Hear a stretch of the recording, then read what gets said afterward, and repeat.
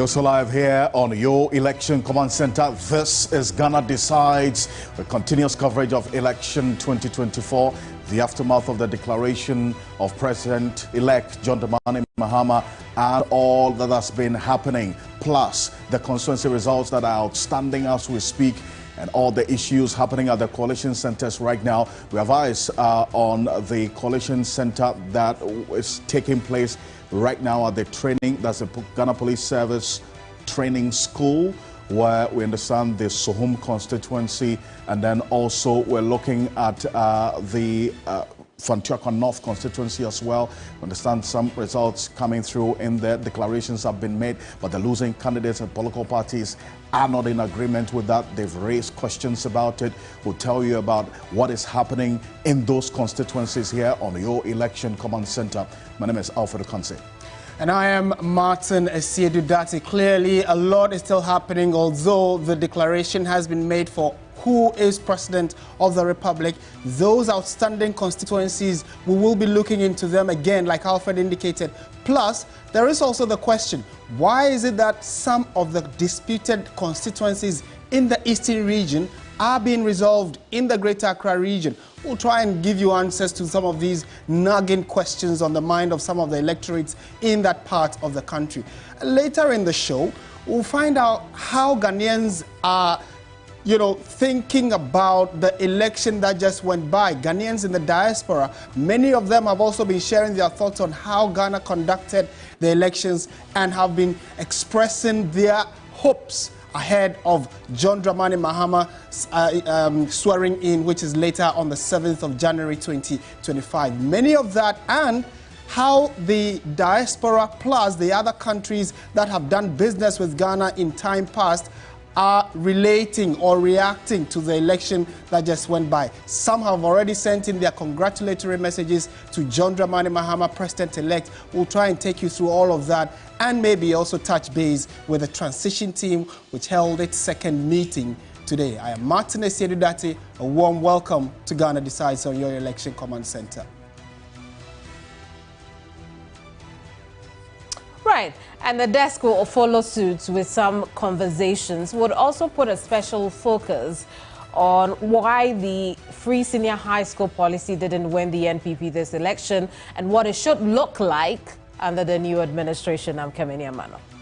As always, remain your election command center. Stay with us. A number of issues at play right now. There's an exclusive interview as well with former Sergeant Katapore. He's going to be sharing his thoughts with us about what happened during the elections, and then also the issues that are playing out right now with respect to the reactions related to some persons who are seeking to protect the state properties, and with the suspicion that the outgoing administration and some elements in there are attempting to, as it were, misuse public resources before they get out of power. We'll tell you about exactly his recommendations of how these matters related to security have to be dealt with here on your election command center.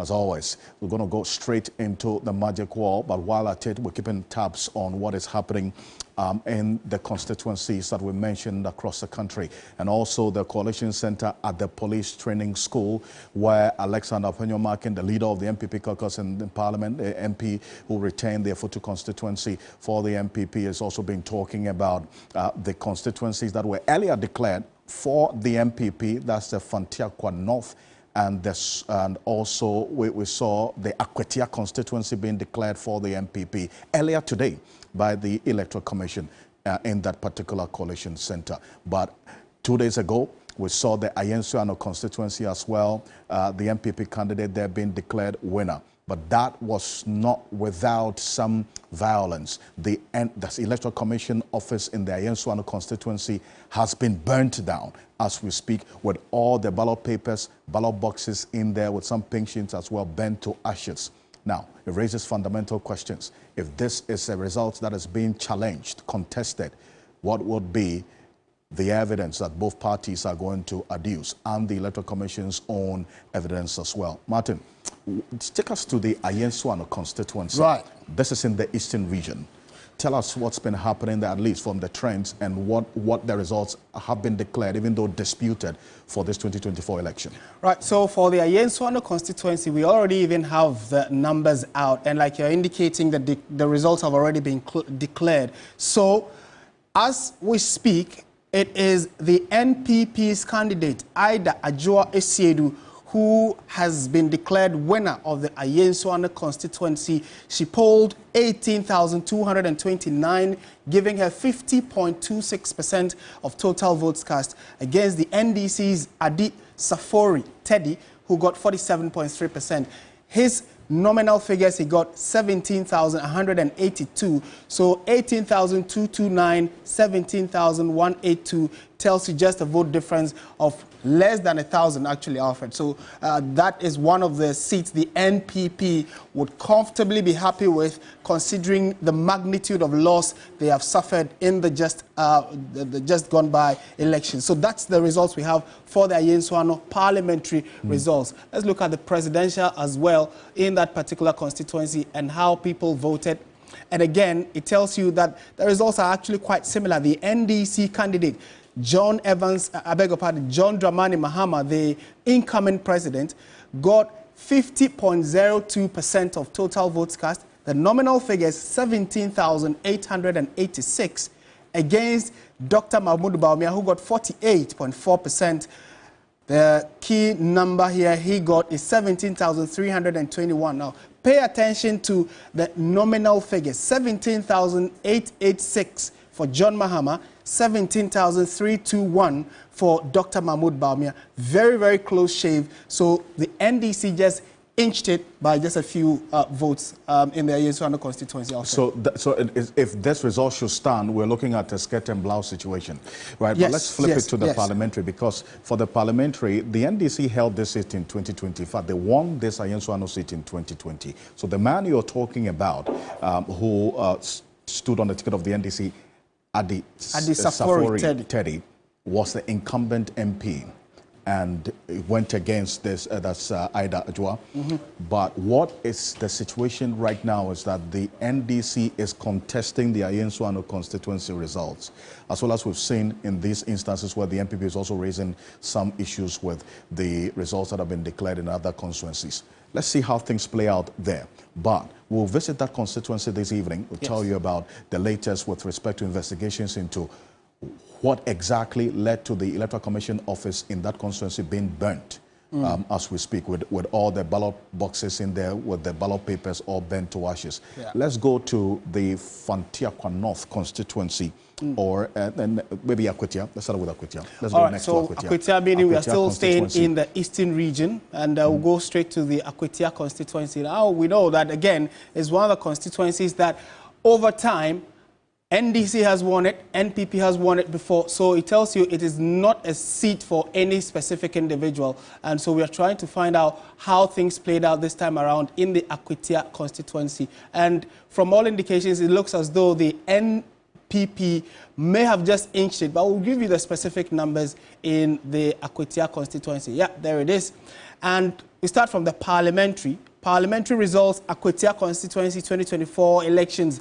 NPP candidate Ernest Kumi got 52.8%, as against the NDC's Henry Yadomboache, who got 47.1%. Again, look at the specific vote count: 19,269 for the NPP candidate against 17,206, roughly around 2,000 vote difference.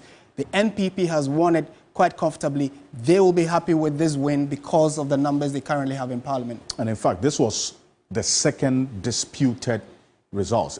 Until this morning, there was no declaration of who the Aquia MP-elect was, because of the issues that were raised during that particular process.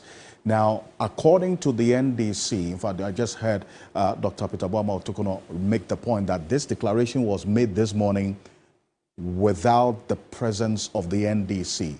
They had indicated that they were on their way to the Collation Center. Before they got there, the Electoral Commission officer had done the collation with the NPP rep there together with Alexander Afenyo-Markin, and had gone ahead to declare the NPP candidate there as the winner for the Aquia constituency. So they are disputing that particular issue. But let's hear from Alexander Afenyo-Markin today, after the Aquia constituency results was declared for and in favor of the MPPs and Escumi. Take a look.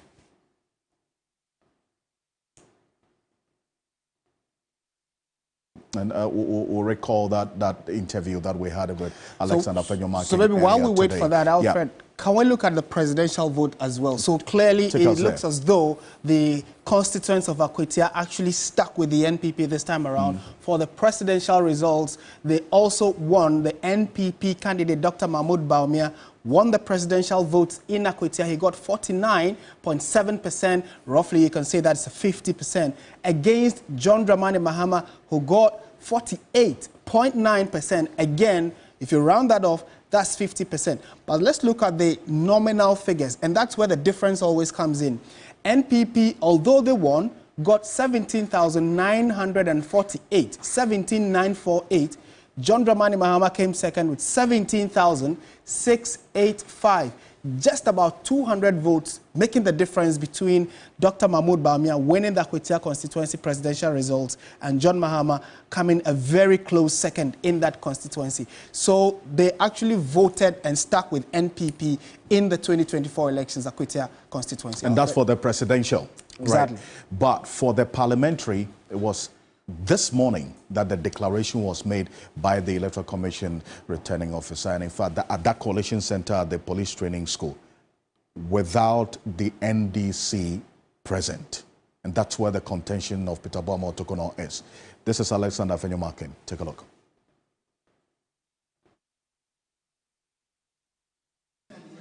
After a peaceful process of collation, we are happy to also inform the public that our Aquia candidates and our Fantia North candidates have been declared as the winners of the 2024 parliamentary elections. You all see that when due process is followed, you get the right answer. Exactly. NPP, once again, we've demonstrated that live in due process, and all can see that the due process that was followed has yielded positive results. Congratulations, my colleagues, and they've added on to our numbers. And Suhum and in Suhum Ajurejiri are also ours. But we'll patiently wait for the collation process to be completed. We are happy, we thank God. We know that we are minority come 2025, but this is not the first time MPP is going into minority. In 2021, NDC had 100, but we still discharge our duties to the people of Ghana, and our people gave us a mandate in 2000 elections. So we know we are going to win 2028. We will look at the process so far at Afenyo North and Tema Central, and we know that these two, which are due for recollation, are also ours, and other places that there were lawlessness. Okaikwe Central is also part. We will follow due process, and Ghanaians will know that although we lost the presidential elections and although we are in minority, we will not allow our colleagues to forcefully take our seat from us. Again, we are calling on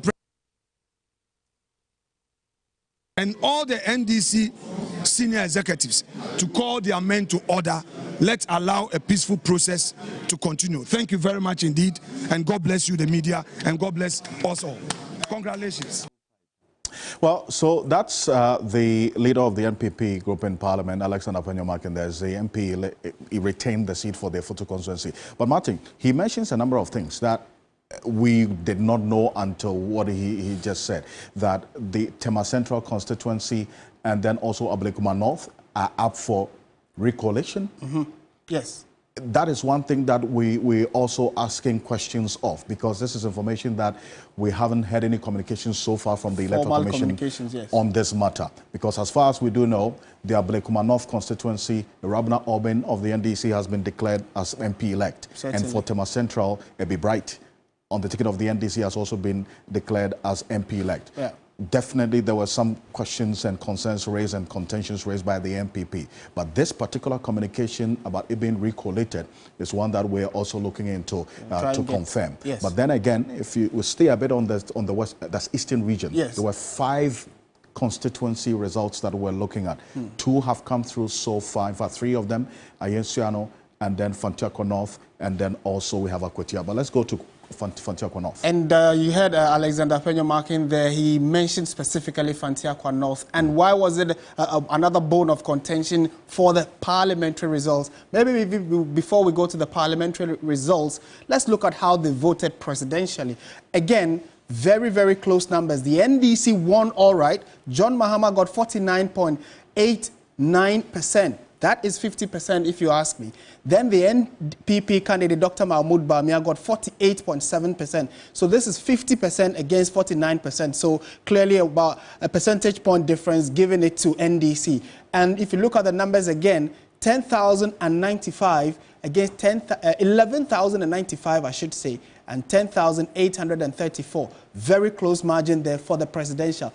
For the parliamentary, however, you had Alexander Afenyo-Markin, the outgoing majority leader, just gave indications that they have won it, and clearly so. These are the figures we've got certified from the Electoral Commission. It says Kwame Appiah-Kodua got 50.9%. That is about 51% if you round it off, against the NDC's candidate, Apauredu Harun, who got 49.0%. However, again, I keep coming back to the nominal figures. 11,751 for the NPP and 11,297 for the NDC candidate. Because our parliamentary system is first past the post, it tells you that if you win by just 1, you're still the winner. So the closeness of 11,751 and 11,297, just about 500, less than 500 votes got the NPP through to become the next parliamentary candidate. In fact, the one that will be representing the constituents of Fantia North in the Eastern region. So yeah, NPP wanted both presidential and parliamentary for Fantia North constituency. And in fact, there's a story behind what you're seeing, because 2 days ago, the Electoral Commission had already declared Haruna Apauredu as the MP-elect for this constituency, Fantia North, yeah, on the ticket of the NDC, just 72 hours ago. Now, it was without some 2 polling station results that were in contention. So it stands to reason that if we're seeing this declaration that has flipped that earlier declaration of Haruna Apau as the MP-elect for Fantia North, then the 2 disputed polling station results pushed Kwame Appiah-Kodua just a little above the 50 that we're seeing right now. There was just that difference of about, in fact, less than 500 votes, yes, right? But it's one thing that we're keeping an eye on, and how things played out in that particular collation center, because according to Dr. Peter Boamotokono, they are contesting the Fantia North declaration as well this morning, because they were not present when that declaration was made. During the coalition, the recollation process with these 2 polling station results, they were not present. So they're contesting this one as well. But the Aquia MP, who was declared by the Electoral Commission officer today as the MP-elect, also spoke to us earlier today, also giving us his own narrative of why the NDC was not present at the coalition center before the declaration was made. Take a look. And right from Saturday, it was obvious from our collation that we had won the results. But then due to the violence that our brothers on the ND side tried to characterize with the collation process, we were patient enough for the entire documents or electoral documents to be taken to the police armory. Yesterday, we were notified by the Electoral Commission that all of us are to meet here for the collation of the results. Humbly, early this dawn, we set out to the Chebi police station to follow the processes for all of us to be here. To our surprise, our friends on the other side decided not to show up. right in the presence of us, the commander found out from the party members. They said their party leadership has called them for a meeting in Accra, and they are not coming, or they are not interested, so they couldn't come. We came here, we waited for a couple of hours, they never showed up. So that's Ayano, who was declared as MP-elect for the Aquia constituency. We understand the NDC is going to contest this. But Kemini, those are the issues there. He did explain his narrative of why the NDC wasn't present before the declaration. Peter Boamah also thinks otherwise, and they're going to contest this result. A lot of contestations we're seeing right now. Indeed, it's a mess. And you know, I'll take the conversation to my guests now. I'll quickly introduce them. To my very far right is... Well, I see. Very well. And Alfred, I was telling you that this whole thing is a mess, especially in the Fantia North situation where before those two pink sheets had come into the picture, the Electoral Commission had declared it in favor of the NDC. Yeah. Those ones were brought in, and now it's been flipped to the NPP, obviously giving room for people to raise a lot of you know, concerns, questions around who may be the true winner in this case. And I'm not surprised that we see the NPP caucus leader, Alexander Afenyo-Markin, Ifutu MP, and you know, Peter Otukono, talk about the situation as though they both are sure and clear that indeed they won some of these contested regions. But, you know, I don't know why the Electoral Commission will put us in this situation. I don't know why these political parties will also put us in this situation. And perhaps that's the you know, where I'd want my guests and I to take these these things we are hearing from the ground for, because it's really disturbing, isn't it, Alfred? It certainly is. I mean, the CI 271 outlines a number of these processes that have to in fact, the CI 127, I beg your pardon, outlines a number of these processes that have to be you know, implemented over the period, and how these challenges have to be also tabled. Now, we are seeing, and Martin made the point earlier about some of these contested results being referred to national. For instance, in the Ayano constituency, now the NDC is looking at national. Then for the Damongo constituency as well, we understand there's been another contestation that's raised about it. And we're hearing that Adam Peter Mutawakilu also raises the point that to the extent that that declaration was made without some of the polling station results present and ready, it cannot be the case that the member of parliament that has been announced as the winner of that contest is the right person to actually represent the constituency, because it talks about over 90 polling station results mounting, and just about a little over 40 of them were ready, and that's according to Adam Mutawakilu. Yeah. And that just on the basis of that a little over 40, then Sabalo Abujenapo was declared as the MP-elect for the Damongo constituency. You'll recall that that constituency had its own fair share of violence that we saw. Yeah. That the burning of the court complex office that was used as a coalition center. We understand 14 people have been remanded into prison custody as a result of that incident happened earlier today in the Ashanti region. So there's a lot to look out for. The development in the Damongo constituency actually, you know, I mean, although you can characterize all of them as a violent conduct on the path of the electorate, I think there are extra concerns. So Adam Mutawakilu, for instance, is saying that he is going to contest it because at the time they were doing the final declaration, those that had signed or appended their signatures to give the EC official the go-ahead, the NDC person who signed was not Mutawakilu's representative over there. So it raises the concern or the question, who then appended on behalf of the NDC? So maybe if we're able to get those internal answers, then he can have enough grounds to want to contest, because clearly what we are talking about is a game of evidence, and if your evidence shows that someone from your camp has signed on your behalf, you really would not have to, I mean, your case might fall flat even before you take it to the court. But we just wait to see. A lot of these is also part of building our democratic process, and so if it does actually ever go to court, we would see how the courts play in helping consolidate our democracy through these contestations and finding proper and final solutions to them. A lot happens in politics, and especially in our elections committee, because we cannot just say, because of what we know happens, that because the party executives may have just signed off something, if there are some anomalies, it should not be raised, is it not? I mean, that's where the fundamental question is for Adam Mutawakilo. He says there's evidence to that effect, which is going to contest. Indeed, Alfred. Let's take the conversation to the panel here on the desk. I'm joined by lawyer Kwame Jantwa. Next to him is Daniel Aloga Akatapori, who is a Ghanaian politician and former soldier. And next to him is Kwesi Pratt Jr. He joined us the last time here on the desk. He is the host of Talk Time on Pan-African Television. Gentlemen, thank you so much for joining our election coverage. I'll start with you, lawyer. This mess we are seeing, what could be fueling it? The inconsistencies. I believe there should be a criteria for voting, isn't there? And it's up to the Electoral Commission to make sure that things go according to CI 127. Right.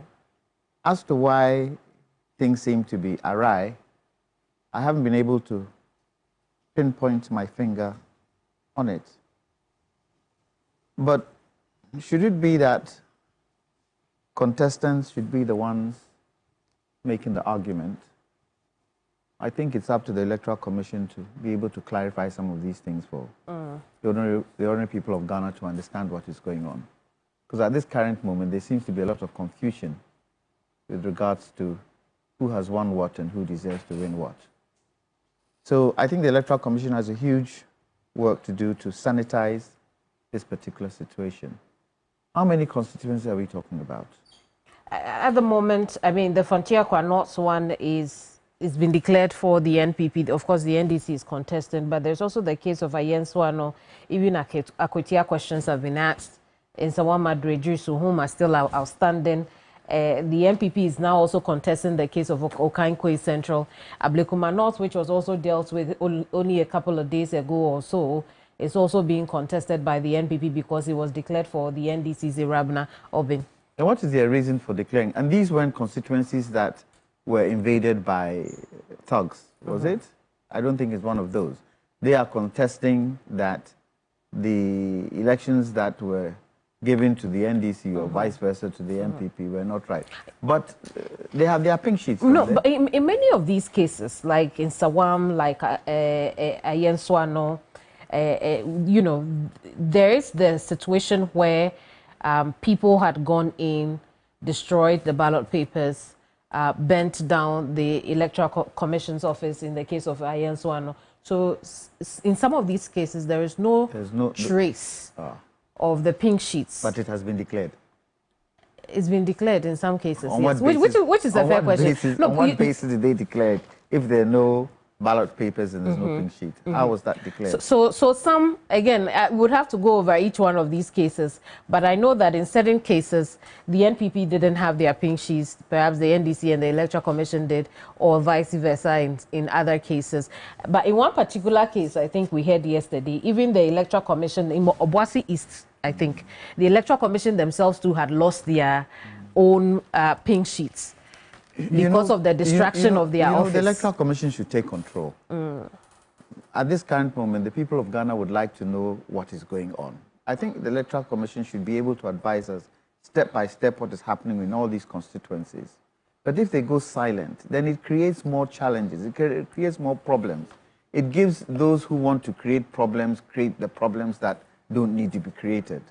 So they should learn from the fact that it took quite some time for them to come back with us, with some of the presidential, and try and advise us step by step so that everybody is in the know. And we don't rely on political parties to give us the information. Because definitely the political party will speak in its favor. It won't speak in the favor of Electoral Commission. It will rather blame Electoral Commission or blame the opposition.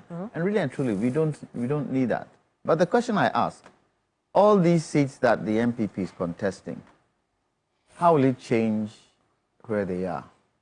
Well, would it matter if it doesn't change anything? If they believe they have won that seat legitimately, shouldn't they contest How many seats do they have now?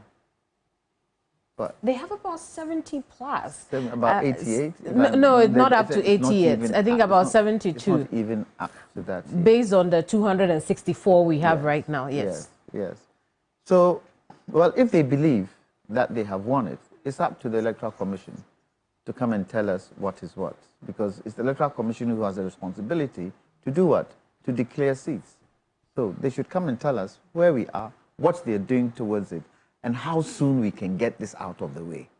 Transition team has already started now. Processes are going on. We can't hold on to this for the next 1 week. As soon as possible, let them sort it out, but in sorting it out, let them communicate to the people of Ghana so the people of Ghana know exactly what is going on. Mr. Pratt, how do you view what's going on? Shouldn't we have gone past this as a people? Well, I'm really surprised about what is going on. It seems to me that the level of incompetence is very, very high. Because we needn't get to this stage. There are rules which have to be followed, and the rules are very clear. And if the rules are followed, these difficulties should not arise at all. One of the things that we all know is that once the declaration is made, it is the declaration. And any challenge to the declaration ought to happen in court. You now have a case where declarations are made by the Electoral Commission of who is the winner. Somebody comes and says, no, I do not agree with the declaration. There's recounting, recalibration, and then another person is announced as the winner, and so on. Is that what is supposed to happen? Certainly not. You understand? So even the rules are not being applied. There have been 2 constituencies or 3 constituencies where the Electoral Commission has declared, 2 different people at different times as the winner. That's crazy. Absolutely crazy. I mean, the rules are not being followed. Okay. There have been instances where the NDC pink sheet has numbers which are different from the NPP pink sheet. Okay? And different from the Electoral Commission's pink sheet. How can that happen? Because the pink sheets are compiled by, same authority. All the parties sign on to the same pink sheet. The Electoral Commission signs on to the same pink sheet. So if things are done properly, according to the rules and so on, according to convention, it should be impossible to have pink sheets from the same constituency which are different. It can only happen if there's an attempt at rigging, if something untoward is happening in the constituency. And I'm completely baffled, by what is happening. You understand? Completely baffled by what is happening.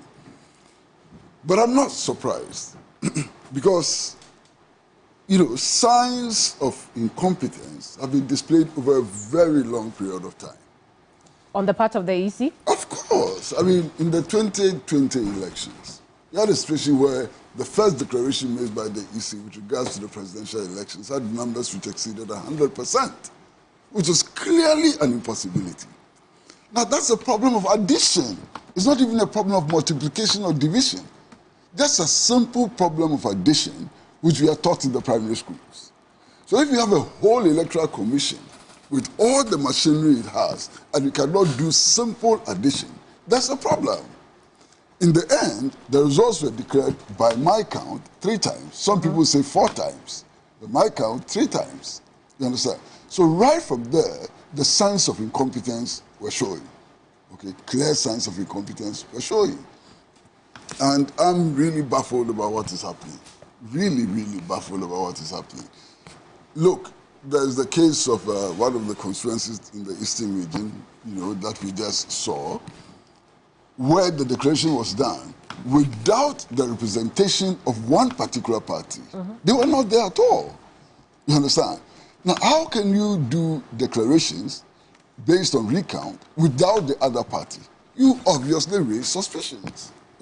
So I'm really worried about the fact that we are not following the rules. The rules. And, Electoral Commission officials are behaving like headless chicken, jumping all over the place and so on, and not applying the rules. One of the things that they have talked about is the fact that the political party agents present at the collation centers, including the special ones that have been organized, are forcing their officers to announce results under duress. And that is why we see a situation where they announce the results and now we come back and it's a different candidate that's winning. How is that possible? Who is holding a gun to any electoral commission official to announce results? I haven't seen that. In fact, in one of the places where we were told that the results were announced under duress, you had armed soldiers actually behind the electoral officer. There was no sign of violence and so on. How could that have been done under duress? How could that have been done under duress?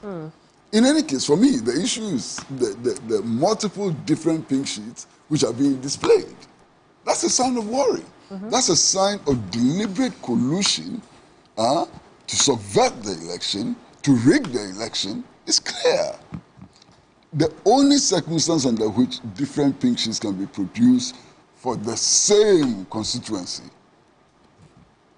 is only when somebody is trying to play games with the results. But you must have seen the case of Okankwe Central.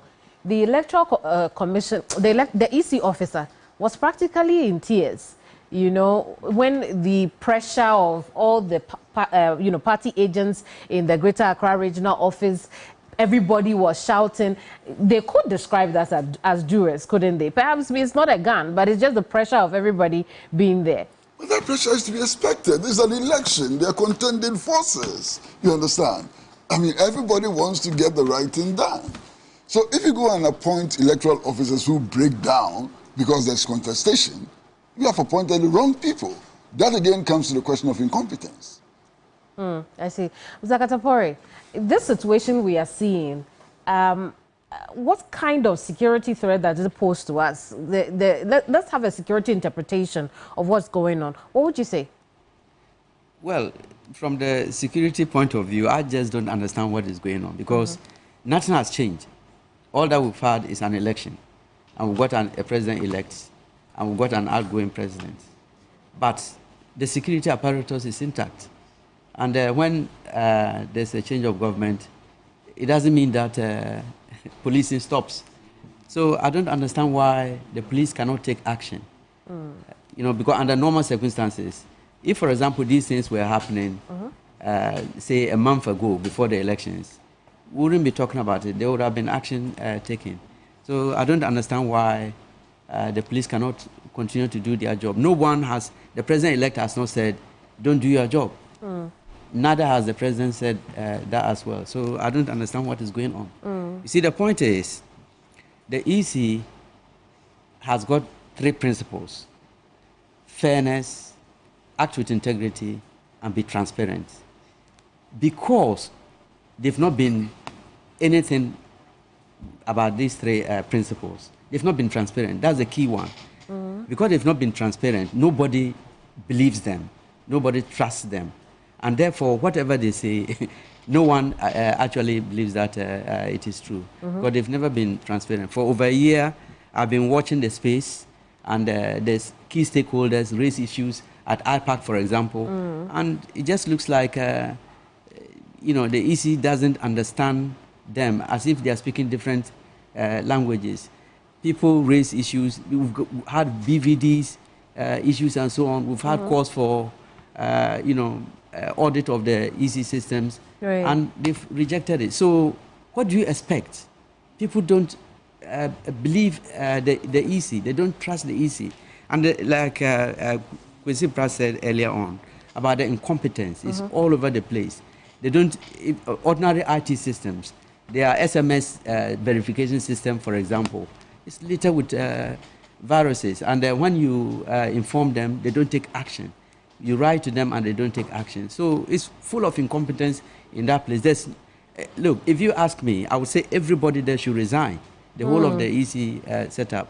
Because they are just not fit for purposes. The FIT, none of them, they are not transparent, they don't act with integrity, and they are not fair.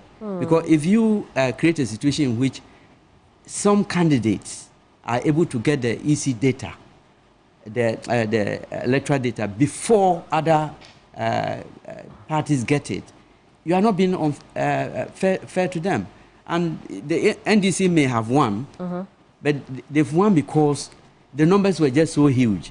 But if investigations are conducted, you will see that maybe if some of these inconsistencies did not occur, the gap could have been wider.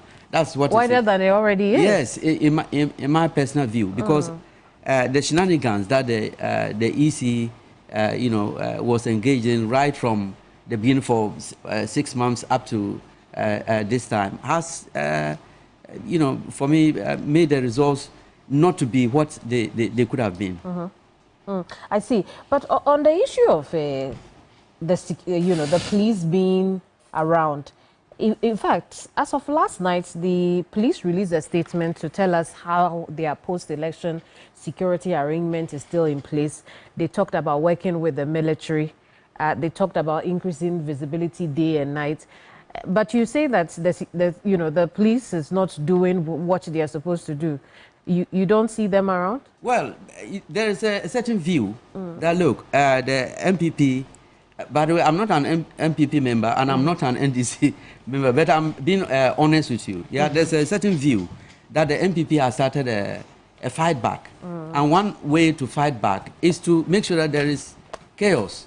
So when there's chaos, what is going to happen? The NDC starts to get all the blame that they are veranda boys, all over the place, misbehaving and so on. No. Yeah, I've heard. But what could be the political gain in that? Well, it means that you put the NDC in a bad light, that they are indisciplined and so on and so forth. You see, and we've got the international community watching us. The president-elect has come out and said categorically that, look, take action. So what else do you want him to say? He said that, look, it's not a party-organized response. People are frustrated, and you should expect that. People have been frustrated for, 8 years, unfulfilled promises, and they now see hope. They see a chance of their lives changing. And, they are impatient. And look at the time it took the EC to announce the results. So what do you expect people to do? They should sit down and allow you to frustrate the result of the election. They are not going to do that. And that is why we see this. And that is why we have to be grateful to Bawumia to some extent for, coming out to, concede much earlier. Otherwise, it would have been more chaotic. But the EC has to look at themselves. They need to sit down and stop the arrogance. There's a lot of their posture. Look, you've got a BVD, and someone, a member of the public, has gotten one with your logo displaying on it. That tells you that the data was not cleared out before you auctioned it or whatever. And there are processes for auctioning these machines. And you don't see that as an issue. They just dismiss it, and say, oh, we handed it over to the police. You don't geotag your devices, so you don't even know where they are. You see, probably right now as we speak, they don't even know where all their BVDs are. And this type of incompetence is, if it had been in any other, public institution, for example, in the army, if you lose one bullet, you are in trouble. If you lose one rifle, that one you are in big trouble. And you lose BVDs, and nothing happens to you. So the commission isn't security aware enough.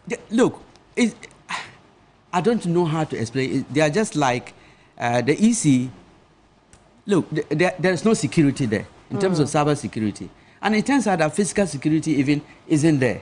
All they've done is to get armored cars to go and guard their offices and their homes, I understand, as well. But in terms of the assets that need protection, they are not protecting them. That's why BVDs can go missing. Look, I'm really angry that we can have a public institution that has been set up to safeguard our democracy. The one institution that will safeguard our democracy is failing us. Very well. I mean, some very strange things are happening. I mean, exceedingly strange things are happening. You have a situation where the government, with a sitting president and vice president, are calling on opposition parties to maintain law and order. Incredible! Incredible. How can that be? The commander-in-chief of the Ghana Armed Forces. Still in power. Still in power. Still in power. The chairman of the police council. Still in power. They are calling upon opposition parties to maintain law and order. What happened? Very strange. I can't understand it. Maybe you can. Well, perhaps because they believe that those perpetrating the act are members of the party of the opposition. Does it matter? Does it matter? If you go and commit crime, and especially in this case, there have been arson attacks, some people have died, and so on. How does their membership of political parties come into the equation? If you commit murder, you're a murderer or suspected murderer. There are laws to deal with you, there are institutions to deal with you. The party you come from doesn't matter. You understand? But we have a situation where the commander-in-chief of the Ghana Armed Forces is calling on the opposition to maintain law and order. I can't understand it. You understand? The chairman of the police council is calling on opposition party which has no mandate, no executive mandate as we speak, which has no control over the police service, which has no control over the armed forces to maintain law and order. Strange. This can only happen in Alice in Wonderland. I didn't see that coming, but let me ask. Right. Have they compromised themselves? Why would you ask that? Was there a foreplan of the government in power with the Electoral Commission? I wouldn't know. In terms of the election? I wouldn't know, but what's making you ask? Because it looks as if they've all checked out.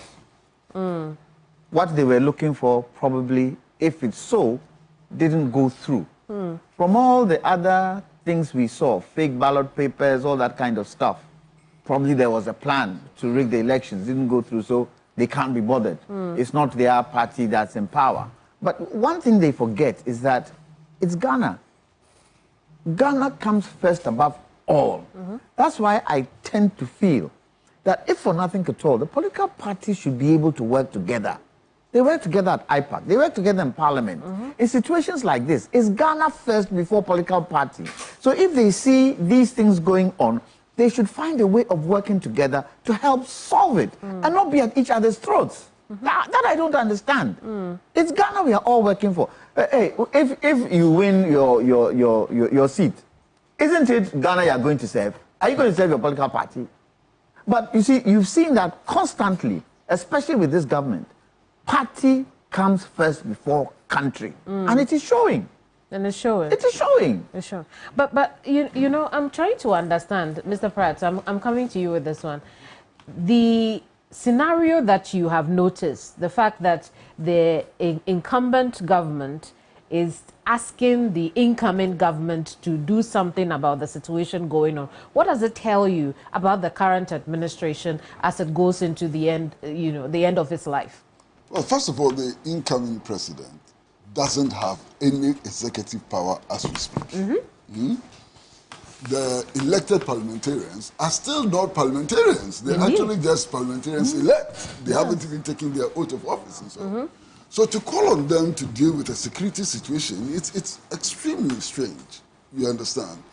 Extremely strange. Now, for me, what is important now is simply the need to apply the law, the need to apply rules and regulations. That's all we need. In order to stabilize the situation, that's all we need in order to ensure some calm on the streets and so on.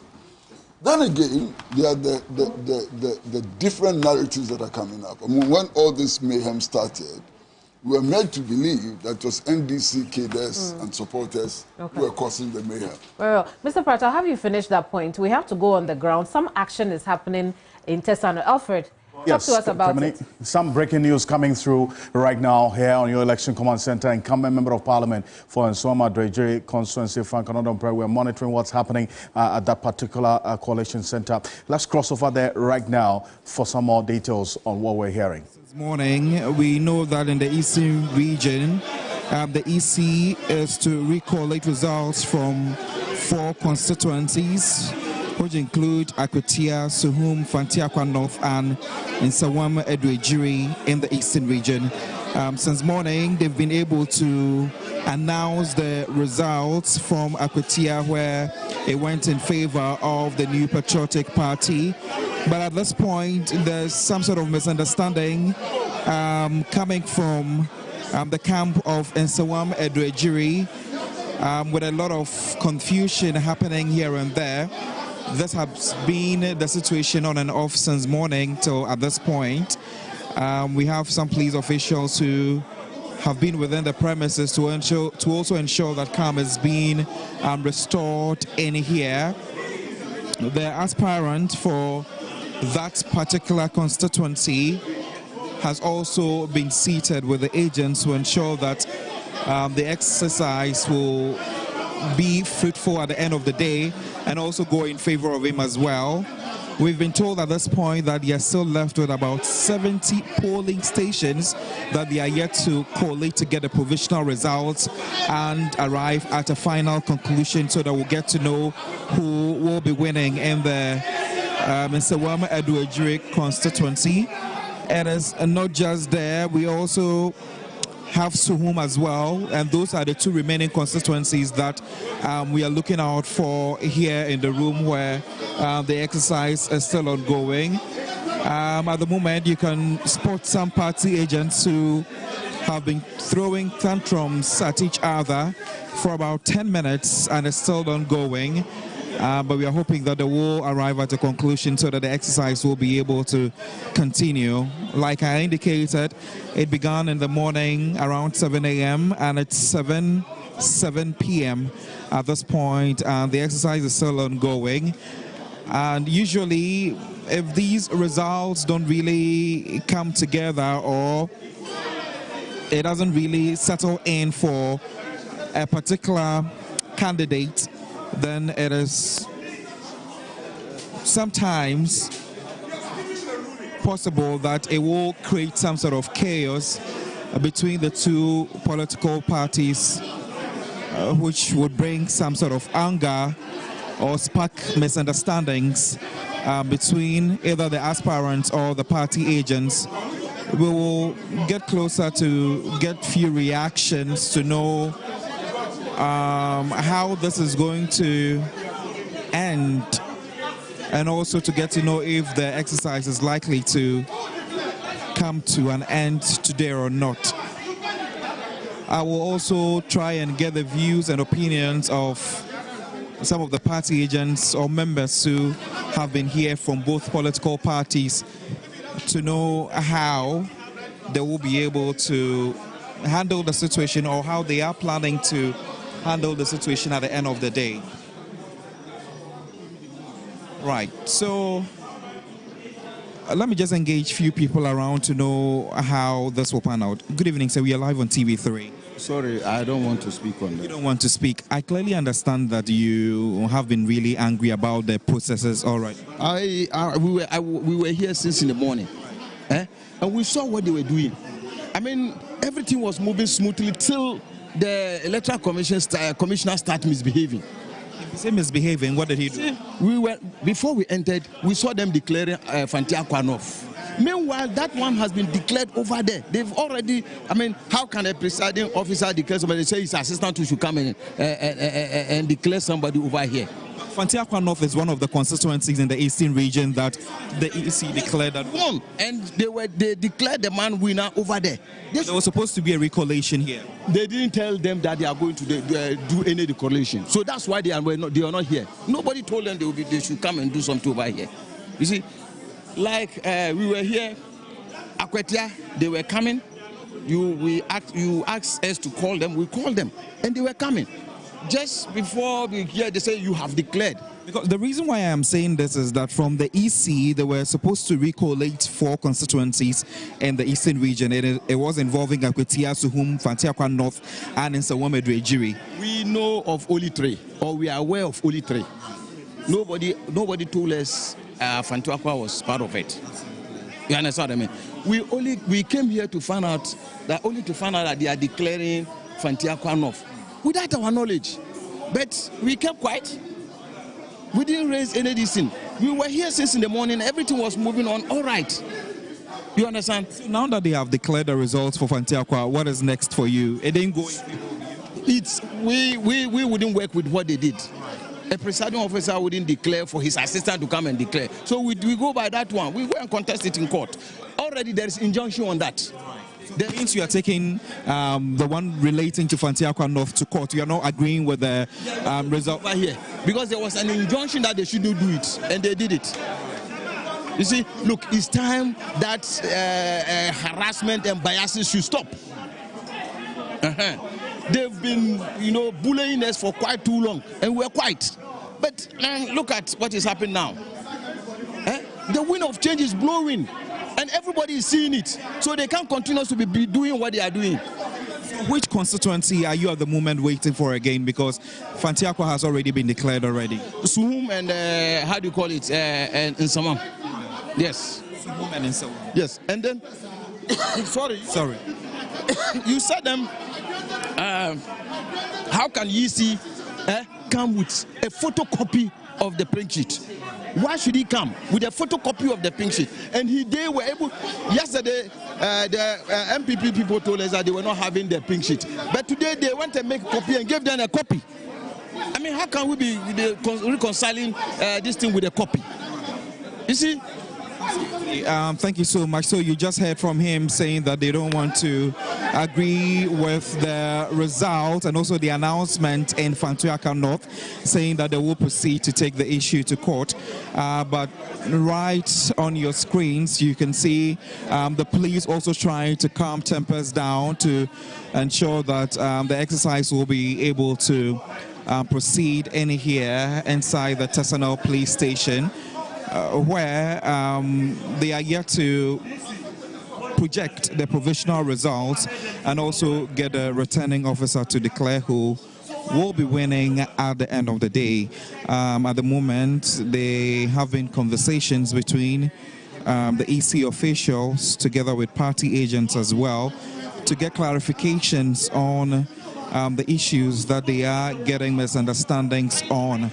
I can hear quite a number of them making mention of not having pink sheets to provide results that will be able to back up in the coalition of the results that they would be putting together to be able to know the results that they will be putting on the screen at the end of the day. So let's just get to hear from some of the party agents as well to know exactly what the problem is. How do you verify if you don't have your pink sheet? Right, so let me try and get his observation as well. Exactly. We are not being biased. We are speaking to everyone here. So you cannot drag us in any way. We are live on TV. We've been speaking to everyone here. So if you are saying that we are being biased, that is unfair. Exactly, sir. The results? We haven't called any results from here. Go and put Suhum out there. Okay, so what is the problem? What is the challenge? What is it going to tell you? What is it going to tell you? It's not going to throw dust into the air. So tell us what the problem is. You guys will be journalists, not biased. So tell us what the problem is, sir. What is the problem? Excuse me. Right, so we'll move on to engage with more people as well to get to know what the problem is, sir. We've had the mentioning of, right, it looks as though most of them wouldn't want to engage us to get to know exactly what is happening. They are just trying. We've never said that, sir. We've never said anyone has won. Right, you're live on TV3. What is the problem? We have a simple issue. Right. We are saying that we've been all trying to audit the pink sheets, right? When it is when the pink sheets are mentioned by the Electoral Commission, there's the MPP side, there's the NDC side. We all check, and then we try to check whether we all have the same numbers, okay? But in isolated cases, there are isolated cases where the other side may have the figures, but we might not have, or we might have, and they might not have. Now, this process, we made a concession and we're doing it, right? But at a point, we realized that every single pink sheet that is mentioned, there happens to be an NDC stronghold. NDC MPP will flag it and say that they don't have it at their end. And the consequence of saying they don't have it at their end means that the records have to be deleted. Now we are saying that if truly what they are doing is authentic, why is there a pattern to all the issues they are raising? Because all the issues they are raising happen to be only in NDC strongholds. That is our process, our problem. And so we are saying, he knows, we have addressed the Electoral Commission. We are not addressing our friends in the MPP. We are saying that the Electoral Commission should put a halt on the process temporarily. Let us come back and look at these flagged pink sheets and ensure that the sanctity of this process is maintained. That's what we are saying. Right. Let me get a reaction from his side as well so that we can... You see, when you are hit to the wall, this is how you react. You came to the table, you were not even here. Since morning. Oh, you were not even here, please. Oh, my brother. You were kindly proceed. Oh, allow him to speak, please. Kindly allow him to speak. We'll come back to you. Kindly, right? I think I should come in. You were not even here. You have monopoly. You have monopoly over Collation. You can proceed. You have monopoly over Collation. Look, when we vote, we vote at polling stations. Let your microphone come down there. We vote at polling stations. When you go to the polling stations, even a child there can give you the result of that particular polling station. After that, the EC will record the results of the elections at the polling station. And that recording is done on a sheet that is pink. When he finished doing that, he sends or he gives duplicates of that pink sheet to other political parties. So every political party would have their result. All of us scanned the original or the duplicate we got. All of us scanned it. So if you destroy my pink sheet, I have a backup. That is why you see them with a laptop checking results. Where were they getting those results from? Where are they checking? That's why you see us with the laptop checking. That's why you see everybody with the laptop. Because the results, we had soft copies of the results. The EC is the master man. He has the original. So we set the tone that this is what we are going to do here. Some of the political parties are saying that they don't have results. When it favors them, they have. When it doesn't favor them, they don't have. So the EC is saying that he is going to use the pink sheet he has. The pink sheet are for the EC, not for the political parties. So we agreed. We've started, okay, when they mention and the margin is favoring MPP, then you flag, we don't have. When they mention and it's favoring MPP, you don't have. When they also told you that they don't have some of your pink sheets, now you are angry. The EC said those that you will flag, they will come back and take a decision on those that you have flagged. Why are you worried? Let us finish the process and then the EC will tell us, okay, those that you have flagged, this is what I want to do. You are saying that you want to verify. We are asking you that, what are you benchmarking? If you don't have a register or if you don't have a pink sheet, what will you verify with? That is all. That is all. And they have been delaying the process unnecessarily. Look, they have a seat, go to them, they have a seat, they have collected all their results, they know what they got. They know. And they know who won these elections. And that's our problem. Since morning, you have been delaying all the process. Why? So what are the numbers looking like? We won. Another Umbre won the elections, and they know. They know. I'm telling you, go here, go. You will see. They have that PC. They have internet. They have collected all the results. They know what they got. They know. So what is the delay? He's saying that we should lock the flag pin sheet. It's a delay tactics. Nobody's locking anything. The EC is here. They will take a decision on it. Nobody's locking. Thank you very much for engaging us, but I also advise that you please speak to your people so they are fair to us as well, whilst we all cover this and also ensure that it will be a peaceful one at the end of the day. There's still some sort of misunderstanding regarding these pink sheets issues. Just like you've heard him speak from the camp of the New Patriotic Party, it looks as though the NDC don't really have a lot of pink sheets to back up with the results that they are having, according to him. So this is creating some sort of tension around here between the party agents and also the agents as well.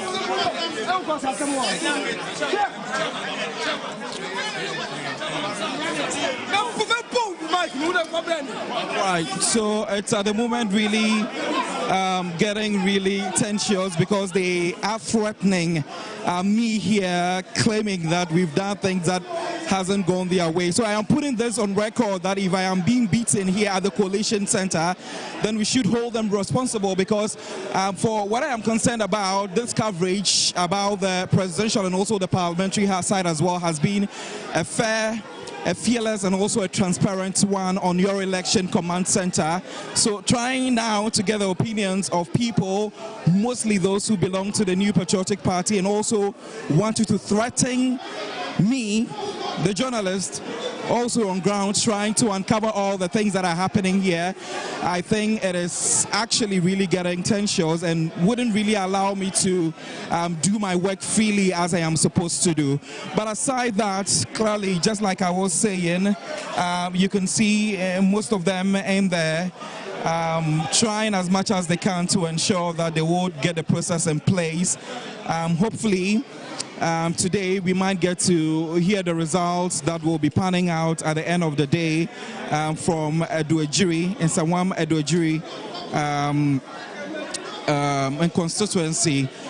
We also know that the incumbent MP whom the NPP have been claiming that has still retained the seat, made calls to President Akufo-Addo not to go ahead and meet with the transition team, saying that they would have to resolve some of the outstanding issues in the constituency before they can be able to go ahead to have the transition meeting. But it looks as though that wasn't heeded too, because we already know that the president-elect John Dramani Mahama, together with President Akufo-Addo, met yesterday with the transition team to also ensure that things can be able to proceed. But yes, just like I was indicating earlier, it looks as though this environment wouldn't be really safe for me, because yes, definitely I've been on TV bringing you the credible and also up to speed on all the happenings from the elections grounds. And usually when you give a free and fair reportage, and most of the time it doesn't really go in favor of a certain political party, and then they get to see you on ground, they would want to attack you. I've gotten few warnings from people that I have been trying to engage who clearly don't really look happy at the coalition grounds here, and also threatening that they would hit me, which I think it's not really professional from both sides. So yes, we definitely will keep an eye, and from a distance I will also be updating you to know exactly what is happening here at the premises, so that at the end of the day everyone will be informed about the exercise that is still ongoing, and also hopefully get to announce to you the projected results here at the Tesano police station.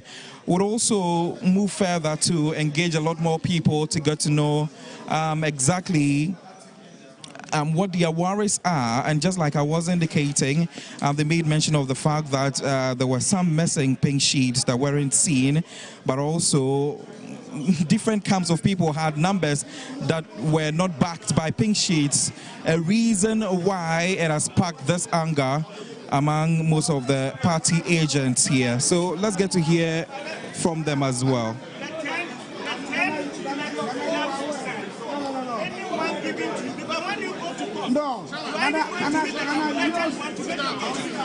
Right, so these are live pictures coming to you from the Tesano Police Depot. Police are ensuring that they would bring most of the agents under control and also to calm them down. On the table, you can clearly see quite a number of pink sheets, papers as well, with people trying to have conversations definitely to bring an understanding to the provisional results here. And we have two constituencies that we are looking out for at the moment. They have resolved to use the EC pink sheets, but it should be original and not duplicate, according to most of the EC officials here. And just like I was saying, we have two constituencies. We have the Ayano and also Suhum. Only left earlier, Aquia was announced and it went in favor of the New Patriotic Party. We were also told that the Electoral Commission was set to recollate results from 4 constituencies in the Eastern region, which was on Wednesday, December 11, and the 4 constituencies included Aquia, Suhum, Fantia North, and Ayano. And the relocation was expected to take place at the Koforidua Sectek at 10 a.m., but unfortunately it had been moved to the Tesano police station where the exercise is currently happening. And we can recall that speaking during the official declaration of the presidential results on Monday, December 9, 2024, Jean Mensa attributed the delay to disruptions caused by political party supporters who had besieged EC offices in the affected areas. We also know that the New Patriotic Party, a member of parliament and parliamentary candidate for the Ayano constituency in the Eastern region, Frank Anodompre, asked President Nana Addo Dankwa Akufo-Addo to suspend the transition process that had already been held. Well, so that's some live visuals you saw there. Breaking news coming through right now from the Tesano Police Station. That's the Tesano Police Training School. That's where this collation, the recollation of a number of constituency results from the Eastern region is ongoing. What you just saw is my colleague Godwin Asiriba interacting with both sides, the MPP and the NDC representatives from the Suhum Adrejui constituency. Now, this is a constituency that we've been keeping an eye on over the period. And let's just put it on record that contrary to the concerns that Frank Anodompre, who's the majority chief whip in this 8th parliament, is a member of parliament, incumbent for the Suhum Adrejui constituency, raised, that we here had announced that somebody had been declared as MP-elect for that constituency. That's not the case. Every step of the way we've been talking about Suhum Adrejui constituency, we have indicated that that result is outstanding. The Electoral Commission was yet to give any clear declaration of who the MP-elect was. And that's why they are there doing the recollation of the results of that particular election. You heard Gordon Asiriba talk about some 70 polling stations yet to be recollated. What we do know is that the Suhum Adrejui constituency has 203 polling stations with almost 98,000 registered voters. It stands to reason why the process is taking this long. They have to go through all 203 polling station results, recollate them. Now, we understand 70 so far to go, and then they would be done with the 203 polling station results. What we do know is that Frank Anodompre and Fredericks, someone all getting in there, have both of them raised concerns about this particular issue and how things are playing out in that particular constituency. We have at no point indicated that the Electoral Commission has declared the NDC candidate a winner. What we have indicated is that the NDC is also raising concerns about how the process has been ongoing in the Suhum Adrejui constituency. We saw the violence there, and then also the youth there who hit the streets and burned car ties. There are 5 constituencies in the Eastern region that we've been talking about. Fantia North, the EC declared the MPP candidate as winner without the NDC being present. And then we also had what was declared earlier today, the Aquia constituency. The MPP candidate was declared winner without the NDC being present. We are now waiting for Suhum Adrejui, Suhum constituency, and then also what we've seen with the Ayano constituency, the NDC is also saying they're going to contest that as well. So we'll see how things play out. But stay with us here on your Election Command Center. We have eyes on what's happening in the Tesano Police Training Institute, where we understand that the recollation of Ayano constituency results is ongoing. Enyonam Haliga is standing by with election brief. Enyonam. Hello, Alfred. It's now time for election brief on your Election Command Center. I am Enyonam Haliga. The 2024 vice presidential candidate for the NPP, Dr. Matthew Poku-Prempeh, says the party did not anticipate the result of the 2024 general elections. Breaking his silence after the NPP lost the presidential race to the opposition National Democratic Congress, he stated that while the outcome was unexpected, the party will respect the verdict of the Ghanaian people. Now let me take you through some graphics.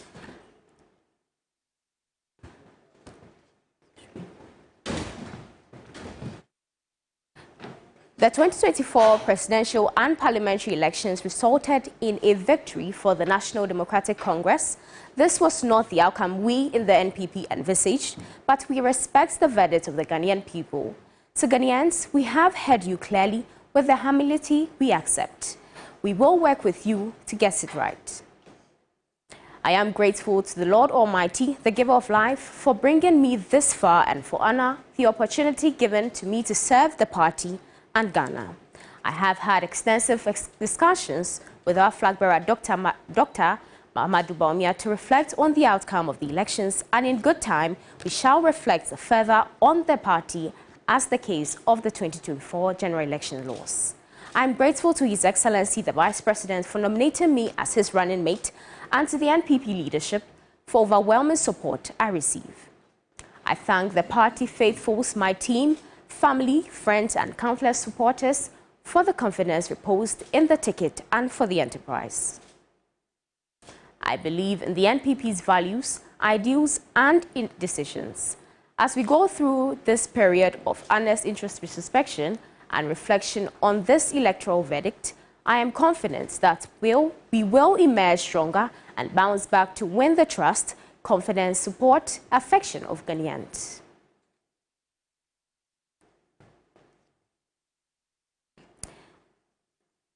That's it for the news brief here on your Election Command Center. I am Enyonam Haliga. Continue to stay with us.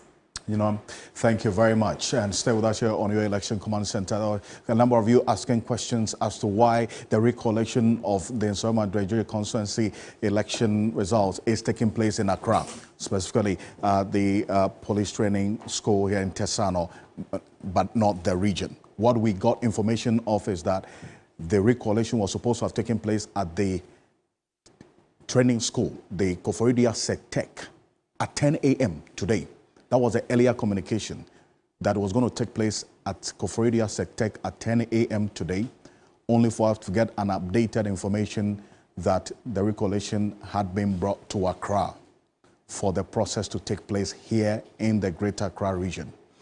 So far, we're still knocking on the doors of the Electoral Commission to now. They've halted the periodic updates on some of the issues, so we don't have direct answers to some of the questions we are asking based on the communication and the considerations as to why they moved the recollation process from Koforidia Sectec to the Greater Accra region. We have eyes on that. We'll be back shortly after this quick break here on your Election Command Center.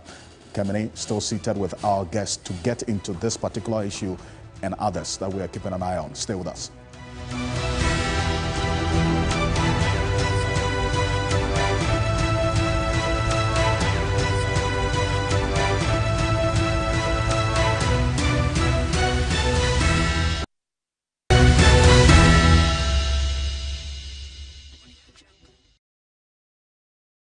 You know, one bucket of Flamingo paint is equal to several buckets of any other paint brand on the market. Flamingo paint, superior durability, superior hiding, superior coverage. Flamingo paint, simply superior. You know, one bucket of Flamingo paint is equal to several buckets of any other paint brand on the market. Flamingo Paint, superior durability, superior hiding, superior coverage. Flamingo Paint, simply Mommy, how did you get our name on the Pepsodent? Sama crew. How did you get your name on the Pepsodent? Auntie Akwele. Okay, oh, we kunya boy in Pepsodent fe. Ye beer no, famous up no here no. Ye disika. Ensa. Any Pepsodent ya trouble busie jiwo. Where do you feel like him? Who kunya uche? Baby wo. What's so bit to me do jinga to Pepsodent busia pack no so. But we busia se ho ban mo ho do. For we need to to a ben wo na ko to Pepsodent busia pack. This advert is FDA approved. There is a business in every woman.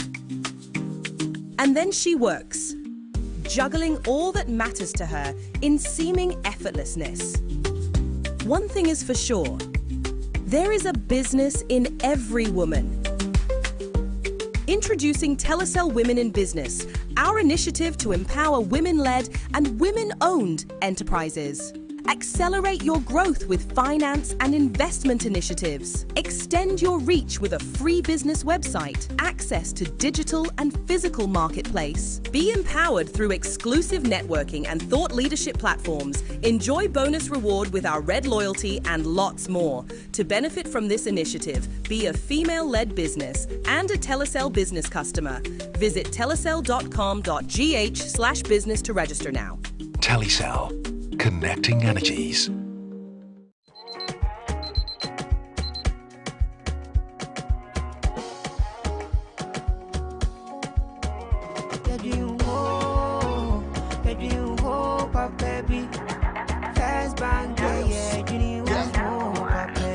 You're looking for a bank to rely on. Let me give you a shoulder to lie on. We do we seek out to bank be pray, no lie. Only one place where I get my eye on. Make I introduce you all to First Bank, the best services in the world, first rank. Customer service, everything is well planned. I make music, I travel, I sell land. They be my reserve 10. Cause every time I know my money's safe. Universal banking ain't me here on the date. I'm a busy person, me no need time to wait. Now I got to Spain, even when I'm in the States. My me blue shirt. The team in office are chilling, but who cares? Cause I bank with the best. I'm lucky, I'm too blessed. When it comes to First Bank, it's too west. Everything is you first. Nobody feed do I'm like us. Do I'm like us. First Bank we treat you first. Treat you first. Think about you first. Think about you first. You first. First Bank. Playing for your country, easy. Scoring, easy. Avoiding injuries, easy. Winning, easy, Charlie. But you know what be easy now? Kibo 4-in-1 Gary mix. Easy. It gets everything inside. Gary, creamer, sugar, roasted groundnut. Just add water, then sharp my soakings make ready. Taste and energy, made easy. As I be street footballer, Gary at the chop. Now we attend Starboy. Still Gary at the chop. I travel go abroad. Kibo Gary at the chop. Kibo Gary, he the bio. I'm a match winner, but the real champion is Kibo 4-in-1 Gary mix. Champion taste. This advert is FDA approved. Explore the nature and create from it. The spirit of inventors leads to the inspiration for new technology. By drawing nature's energy, we create the extraction tech. Small in size, huge in power. Millions of microcapsules condense the essence of nature. Join us, Cleasoft Invent for Life. Again. Hello, thank you for calling MTN. This is Jerry, Jolly J for short. How may I help? I'm not happy with you guys at all. You've been giving Bongo gifts all the time. Who is Bongo? Oh, Bongo, my friend. He purchased in my room. Oh. You've been giving free gifts, but I don't. That's MTN Rewards, sir. Talk, text, browse, and more, and you get to redeem free call time or data by simply dialing *550#. And on Fridays, you can even get extra special rewards like food vouchers, shopping discount, and much more. Didn't tell me anything, no. Would you like to know how I got the name Jolly J? That won't be necessary, Mr. Jolly. Calling customer care service doesn't give you points. I'm gonna call my mom, I'll call my grandma. I'll call my ex. That girl can talk, Papa. Hello, Mama. So what's the topic for today? MTN. I'm a Ghanaian, and I love luxury accredited faith, and I love democracy. December 7th, Ghana is voting. Only peace. Peace, I give it to you all. I love Ghana. Peaceful election before, during, and after. One Ghana. Peace. Peace to everybody. One Ghana. Ghana. This message brought to you from the luxury accredited faith. Here's Kwame and Yao. Bet saver, win, even if your bet misses. Come on. Let's go. Darling natural twists blend with her hair over time. Yeah, that's perfect. She's really more beautiful every week. Darling natural twists get better every day, just like you. Uncle! Aww. This Christmas is giving. It's giving! Are you ready, kids? Sis, is the jollof ready? It must be for kudo! Jollof is ready! This Christmas, it's giving the best in entertainment on DSTV. Grab a DSTV decoder or reconnect to your existing subscription and be entertained. Now this is giving. Thank you! My head really aches, feeling cold and feverish. Sorry. I know the solution to your problem. It is Procode. Procode? I bought some 3 days ago, but I'm not seeing any improvement. You can even have a look. Let me look at it. This is fake. Let's go to the drugstore. Please, we want Procode. No, not this. Oh, but this does the same work, and it's even far cheaper. No, we insist you give us Procode from Kojak. I don't understand why people give this fake Procode. And where they don't give the fake one, then they give you a similar one with a different name and tell you it works the same. But it is not so. The only Procode we know is from Kojak. If it's not Procode from Kojak, then we won't accept it. Wow. So this is the original Procode. It has the logo and Kojak boldly written on it. Yes, for quick and effective relief from headache, flu, nasal congestion and other feverish conditions, insist on Procode from Kojak. Procode, K-O-J-A-C-H. Procode. This advert is FDA approved. This holiday season, let your home be the heart of the celebration. Celebrate the season with furniture that feels like home. Christmas Super Sale. Get up to 50% discount on all products at Danube Home. Create memories in every room. Visit Danube Home to make your holiday home complete.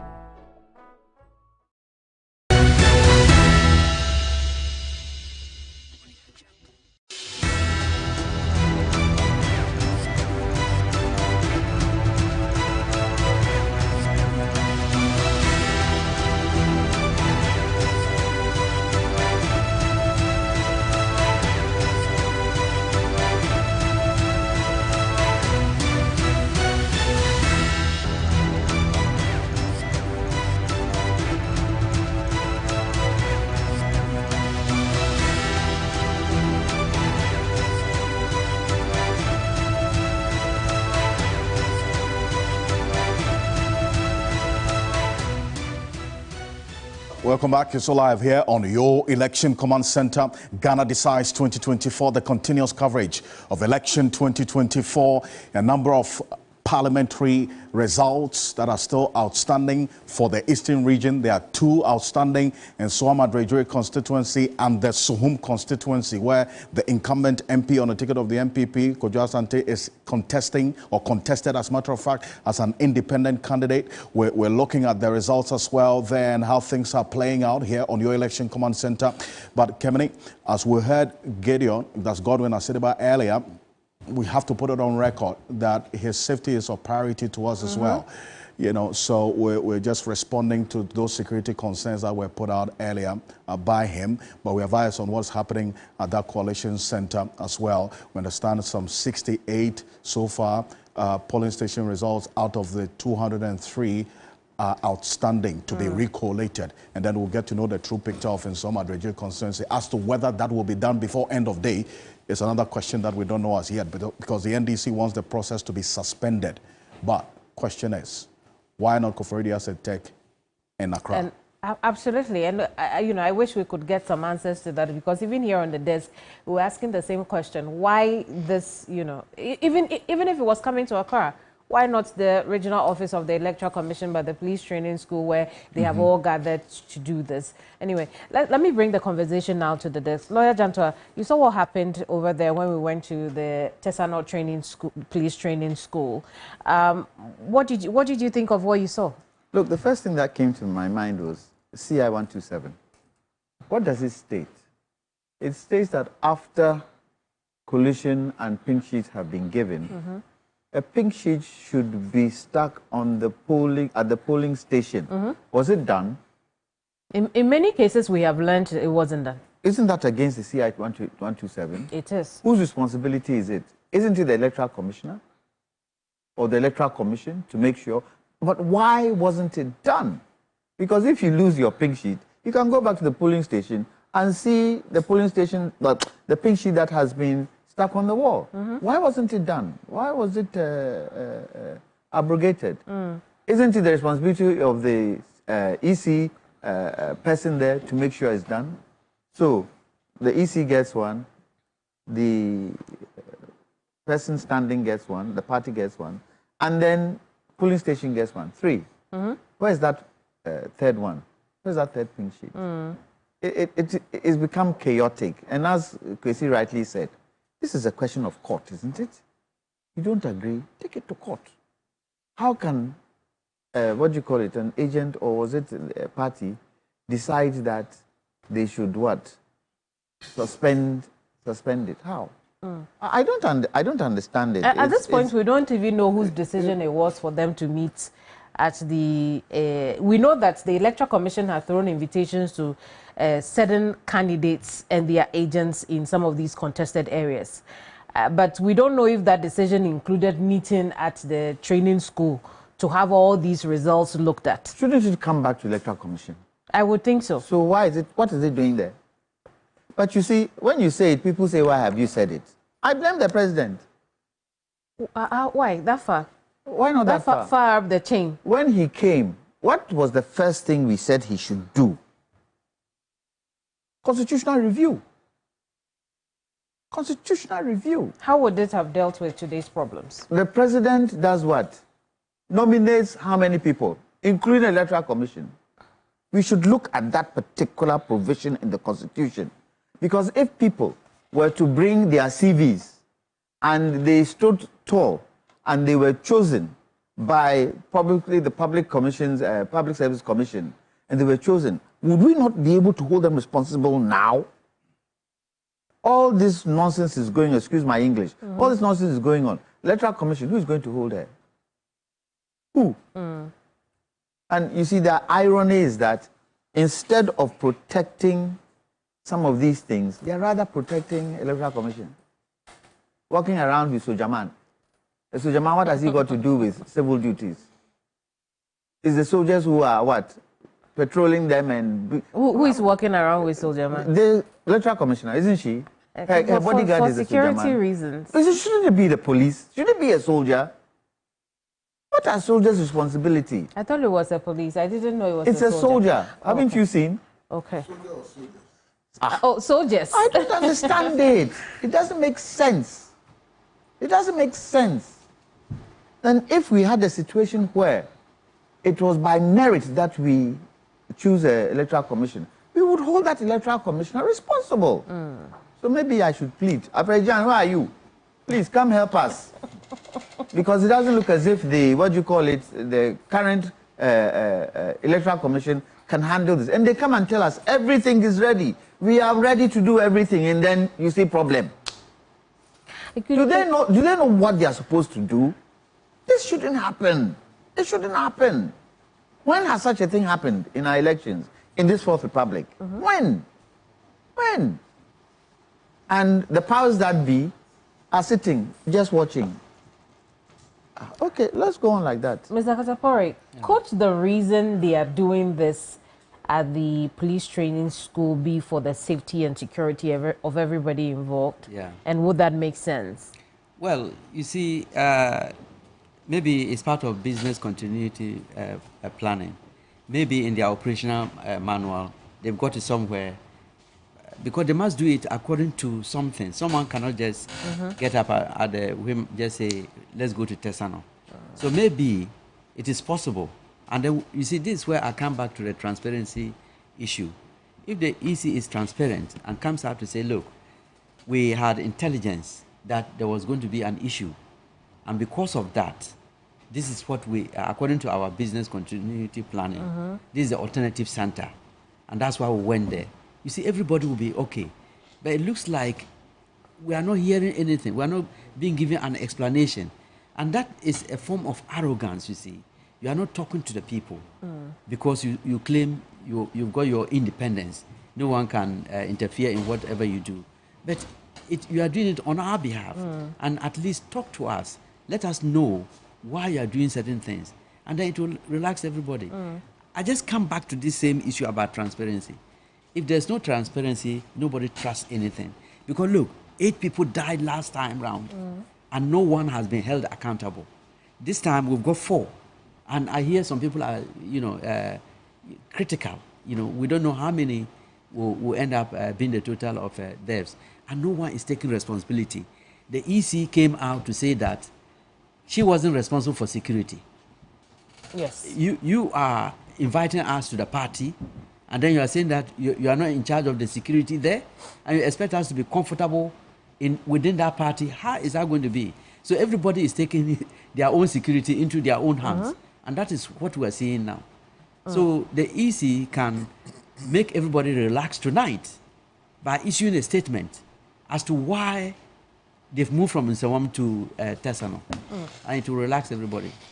Sorry, can you imagine if it went because of technology, where the media can collate their figures, the parties can collate their figures, and whoever is in that technology field can collate their figures through the pink sheets that come. We will still be waiting for elections to get the results. In fact, even I think with the presidential results, the 9 outstanding constituencies, I haven't had an update on that. Maybe there has been an update, but I haven't heard. And here we are.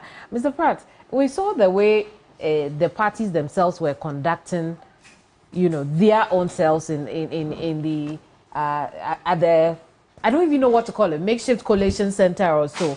What went through your mind when you saw the conduct of affairs at the training school, at the police training school? Well, the first thing that popped up was a question. What is happening at the police training center? What law? Under what law? Under what regulation? I mean, if there's no law, no regulation, which allows what is happening at the police training center to happen, it's a case of lawlessness, absolute lawlessness. Absolute lawlessness. On what basis did the EC decide that pink sheets and so on should be brought to the police training center for recollation? Well, why is that in the CI, which governs the elections? You understand? So this is total lawlessness. And Dan, you said that if the issue were to issue a statement, that will make it easier. How would it? Well, if they issue a statement which shows that what is happening is according to law, that what is happening is a process which has been defined in CI, whatever, and so 127. Yes. Then I read it just now. Then we can become comfortable. Yeah. But if the statement the issues confirms that what they are doing is lawlessness, how does it satisfy anybody? You understand? So I'm very deeply worried. And I'm hearing some calls which are frightening, I mean, my good friend Arnold Dompre makes a statement that the presidential transition process should be stopped because he has not been declared MP. Where is that coming from? Where is that coming from? What is happening is the executive transition. It has nothing to do with who has been declared member of parliament or who has not been declared member of parliament. In any case, even if we were to take parliament into consideration, The contestation is over less than 10 seats. You understand? The NPP has a tiny majority, even if all the seats are counted in their favor. Did you say majority or minority? Minority. Very, very tiny minority. You know, you're talking about 80 seats, maximum 83, maybe 84 seats in a 276-seat parliament. Why should this become a problem? Why should this become a problem? Minimizing the defeat. They are defeated. Nothing you can do about it. Look, if today a decision was made to add 10 seats to the NPP, what difference would it make? Add 20. What difference would it make? What difference? What substantial difference would it make? They want to frustrate the two-thirds. They want to see whether they can. They can push the envelope. But it is obvious that they can't frustrate any two-thirds. It's obvious. But you see, Mr. Katapari, because the NPP has already gone past the 180 seats. Yes. You understand? Yep. They are now. I had a conversation with the MP for Suhum, just this afternoon. And he's saying that now they're targeting 190. If they don't get the 190 and they get 180, they still have to test majority in Parliament. What's all this about? What's all this about? Just wasting our time, creating a sense of insecurity and so on. For what purpose? Mr. The people who 4 years ago were shouting on the rooftop, go to court, go to court. Today they don't want to go to court. The people who only 4 years ago were telling everybody, if you don't agree, go to court. You don't agree, go to court. Why are you misbehaving and worrying all of us? They should take their own pill, eh? But you know, Mr. Akatapari was explaining that perhaps the convergence at the police training school could be as a result of an administrative decision by the Electoral Commission. There's room for them to do that, isn't there? Whatever administrative decision or administrative whatever that they've done ought to conform to the law. They cannot take administrative decisions and administrative measures outside the framework of the law. That's clear, simple. I want us to look at the... And even if you want to go outside the law, you announce it and you tell us way before time. Transparency. Way before time. Before even elections go on, you tell us, if such happens, this is what, if such happens, this is what, if such... So that everybody is aware. But they are quiet. So could there be a reason for that? There's some wuru going on. What gives room for such What can I say? We just watched the clip that you showed. I don't understand it. And we are told that in one instance, a presiding officer actually declared a winner. And then we go and bring the deputy presiding officer to come and declare a different winner. What is that? What is this? What is this? You understand? I'm told that in one constituency, for example, an official of the Electoral Commission from the headquarters, who is not a presiding officer, came and declared the results. What's the validity of that declaration? Indeed. As a matter of fact, even the chairperson of the Electoral Commission cannot go to a constituency and declare parliamentary results. Because she has the responsibility. She has no mandate. Yes. She has no responsibility. She has no legal authority to do that. So what is happening? We see something similar also, or we saw something similar in Tema Central, where the regional or district director had, attempted to declare the results, but the NDC resisted in that area and had the appropriate person declare the results. But in all of these things, before we look at the security situation this is creating, how can we find a solution to these problems that we are seeing now? Is there a way out? Look, just apply the law. Work within the ambit of the law. And there's no problem.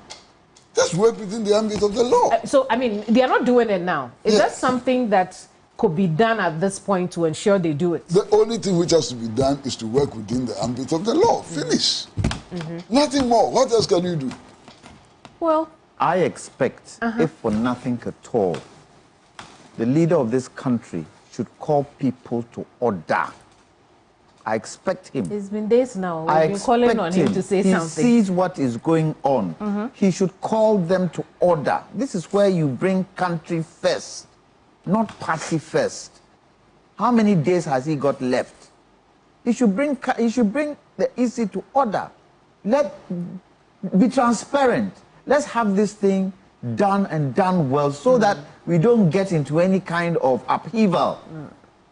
Because, you see, once you take being a parliamentarian as a trophy, then you do anything to get the trophy. It's not a trophy. If you've lost, you've lost. And those EC representatives who are changing, they should be dealt with. Yeah. They should be dealt with because it's wrong. It's against the law. See, Master, this is not Animal Farm. The sitting president has a problem because he is not to be seen to be interfering in the work of the Electoral Commission. Because by and large, he's the leader of a political party, you know, and there are constraints on it. But he's the leader of a country. Agreed. That comes first. Agreed, but the country has decided that the president should not be interfering in the work of the Electoral Commission. Indeed. So I can understand why President Akufo-Addo would not interfere in the work of the Electoral Commission. But I cannot understand why. Because he can call them to order. He's not interfering. Tell them, look, what is going on in the country is wrong. Do your job. How is he interfering in that? Do your job. I think we shouldn't encourage any president to do that. Okay. What the president ought to do is that if there's arson, that's the job of the police. The police comes under his executive powers and so on. Something needs to be done about it. If there's looting, that's the responsibility of the head of state. You know, that's the responsibility of the deputy president, the vice president, who is chairman of the police council. That's the responsibility of the inspector general of police. And we are not seeing anything happening in that direction. As to whether or not it is legal and proper to move pink sheets and whatever to a police training center, that's a matter for the courts to decide. If the elections are being organized in violation of the law, somebody has to go to court and stop it. Indeed. And I want us to quickly look at the flip side of this when it comes to the issue of security. Because, again, not only are concerns around police visibility in town, people are not seeing a lot of work being done by the police, which has led to the massing up of young people at certain state installations, claiming to protect and prevent theft or pilfer of state assets. We've also seen the situations where full-blown criminal activities have taken place. We've gone over, some of these areas that these things have happened. When the president-elect was making his appeal to these people, one of the things that he made, in fact, the first thing he talked about was the current state of what appears to be a power vacuum, even though there is none. I mean, how crucial is it for the Ghana Police Service to be up and doing to ensure that no criminal elements take advantage of the lax security we see now? Because there are those who fear that, this could give room for even topple of government. I'll start with you, Mr. Katafori. You see, I come back to what I said earlier. Nothing has changed. All that we've had is an election, and we've got the results. So I don't understand why anything in terms of policing should change. The IGP is there. Before the elections, he came out and spoke very well. He's the chair of the whole security task force. And it is a project, and we are at different phases of the project. And at each phase, there's security. There should be security. So we are at a phase where we are now counting the results, and there's confusion, and people are taking advantage. So what is the IGP doing? He should get his policemen to maintain law and order. It's as simple as that. The Constitution. But he keeps telling us that they are doing it. Well, as a matter of fact, as of yesterday, if I remember correctly, about 90 people had been arrested for the looting and so on. Yes. Okay. And some people have been placed on the wanted list as well. So the police is acting. Okay. Now, what is happening at the police training center? How can the IGP intervene? Nobody has been slapped. Yes, nobody has been shot.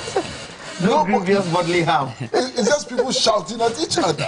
That's not an offense. No, I'm talking about the looting. No, but it has tendency to create mayhem. Yes. Can't we deal with that as well? Yeah. We can have preventative. Rowdiness is a form of Look, we disorder. are engaged in a discussion.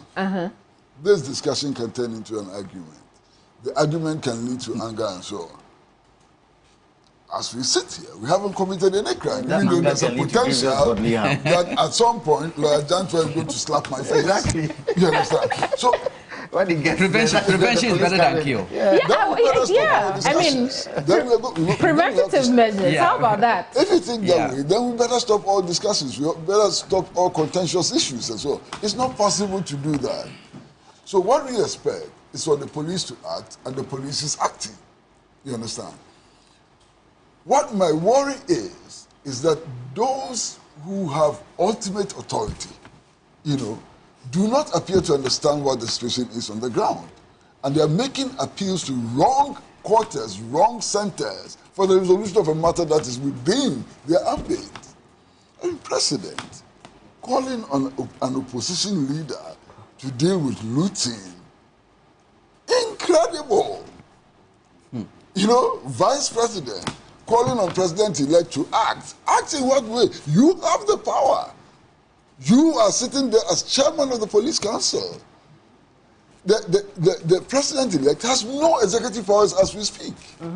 You understand? Whatsoever. Whatsoever, he has no executive powers.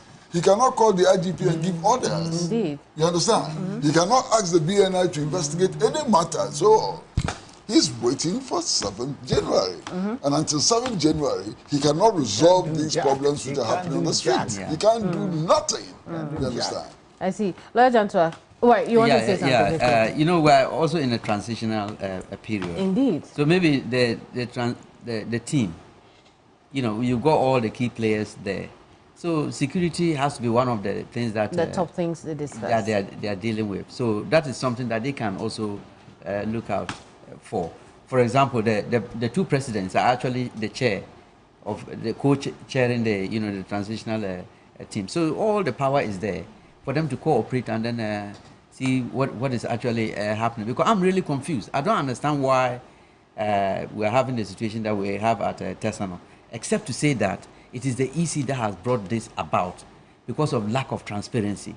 Because look, nobody in the NDC or the MPP is prepared to take the telephone and tell anybody that stop and go home, because they don't trust the EC.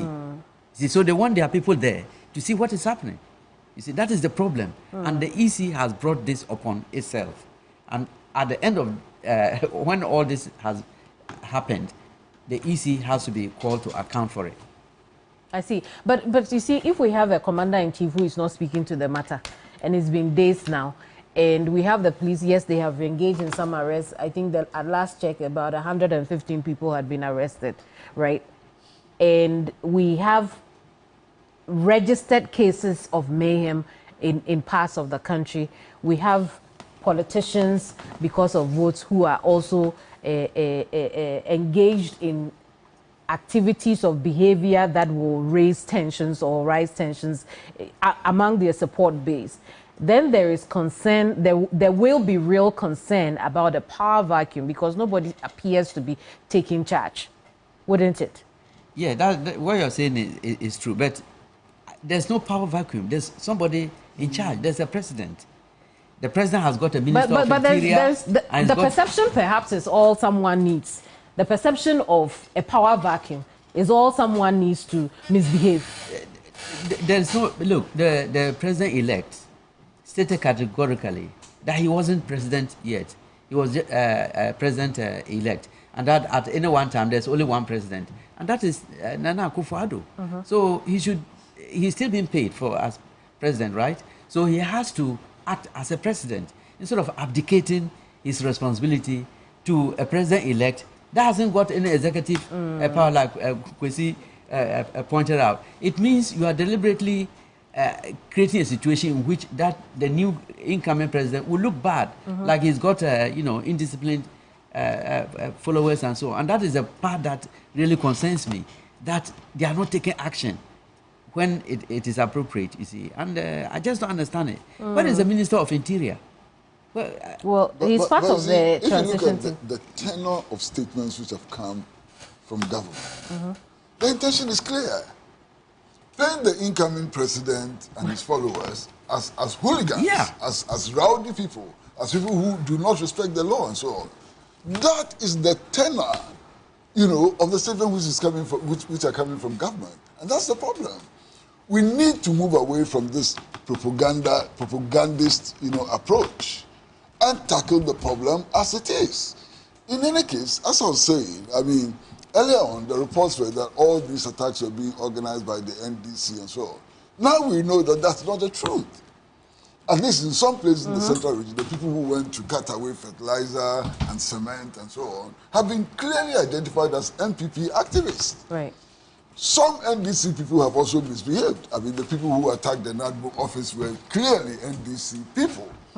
But activist cadres from both parties are misbehaving. They are clearly misbehaving. Some of the people in the NDC claim that they are doing this in order to safeguard state property. I mean, the people who confronted those who were looting fertilizer and iron rods and so on from the central region justified their action as protecting state property. And they said that if the state was not interested in protecting the property, they had an interest in protecting the property because very soon their party will take over power and the country is bankrupt. So they need to safeguard state property in order to ensure that the new president has something to work with. Yeah. Sounds nice, but then the most important thing is that we've got to get properly mandated state institutions to work, to act, in order to avoid this mayhem all over the place. Mayhem everywhere. Indeed. Electoral Commission, trouble. NADMO offices, trouble. Everywhere, trouble. What is this? Yeah, you don't need a gap in power for anybody to misbehave. Just watching this on television alone will let some people have some stupid mind and go and do things that they are not supposed to do. Electoral Commission, do your job, period. Do your job, period. It is the Constitution mandates you to hold elections and make sure that you tell the people who has won in any election that you handle. Do your job. Simple. How many constituencies are we talking about? Can you imagine if this was the whole country? In any case, all the things that we are seeing now, I mean, triple pink sheets, double pink sheets. Where does it come from? Where does it come from? I'm asking myself, is this the first time this is happening? Did it happen in the 2020 elections? Did it happen in the 2016 elections? Has it been happening all the time? And if it's been happening all the time, then what is the validity of the election results you have declared all those years? You understand? Because it's worrying. The pink sheet is just one with duplicates. So how come that sometimes NDC has a different pink sheet, NPP has a different pink sheet, and the presiding officer has a different pink sheet? How is that possible? It only they are conjuring it from the skies. It only points to attempts at rigging. And in the past, it's possible that these things happened and we didn't see. We were not vigilant enough. It's possible. You understand? The standards that I expect are not the standards which are being exhibited today, and I'm worried about that. Especially after all the money we've spent on reforming our electoral process. I'm going to hand over to the gentleman on the other side. Alfred and Martin, what's going on? So we're getting some briefing from the Ghana Police Service since we've been talking about security and other related matters. There's a statement that came through not too long ago from the Ghana Police Service. They titled it Evening Brief on the election-related violence or other disturbances that we have seen on election day and post-election related disturbances. And this is a statement that came through not long ago from the Ghana Police Service. In fact, there are two statements. The latest one that came through, I'm going to put on the screen shortly, but there's a second one as well that came earlier. And Martin, what are the details of that one? Well, clearly the Ghana Police Service, having followed developments in the country, has waded in, and this is exactly what the statement from the Ghana Police Service says, that the Ghana Police Service has enhanced security measures for the collation of 4 outstanding constituencies in the eastern region. The 4 outstanding collations have been relocated to the National Police Training School at Tesano in Accra, which is currently ongoing with a fortified security presence of police and military to ensure the safety and security of the process. One of the constituencies has been successfully completed, leaving 3 which collation processes are still ongoing as of now. A similar arrangement has been made in the Ashanti and Bono East regions for the remaining coalitions, where the police are waiting for the Electoral Commission to confirm the date of these exercises. In conclusion, it says the police wish to assure the public that adequate security has been provided to enable Electoral Commission officials to carry out their duties without obstruction. So those are the words of the Ghana Police Service regarding, first of all, why the collation processes of constituencies in the eastern region have been brought to the Greater Accra region, specifically the police training school at Tesano, for work to be done on it. They have also given the assurance of police and military presence to give some level of security, considering how sensitive some of these matters are. And they are saying they are going to be there. Also, 2 other regions where there are contestations, they are keeping very close eye. They've deployed police officers there to monitor the situation and are awaiting a green light from the Electoral Commission as regards when exactly the collation in those 2 regions will take place. So they are just on standby awaiting that green light from the police service. And Martin, those 2 regions we're talking about, Bono East and the Ashanti region, Techiman South is one that we understand that there's some contest about the results there. The earlier results that our correspondent put out was one that the MPP raised questions about. Martin J. Mensah-Konsa is the MP, incumbent MP for that constituency, is the minister in charge of local government, rural development and decentralization. You remember this constituency has a history. In the 2020 elections, 2 people died in that constituency as a result of the election. That incident has not been accounted for as we speak.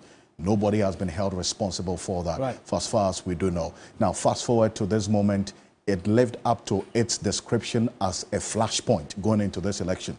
The Electoral Commission itself identified over 9,000 flashpoints going into this election. The Techiman South constituency was one of them.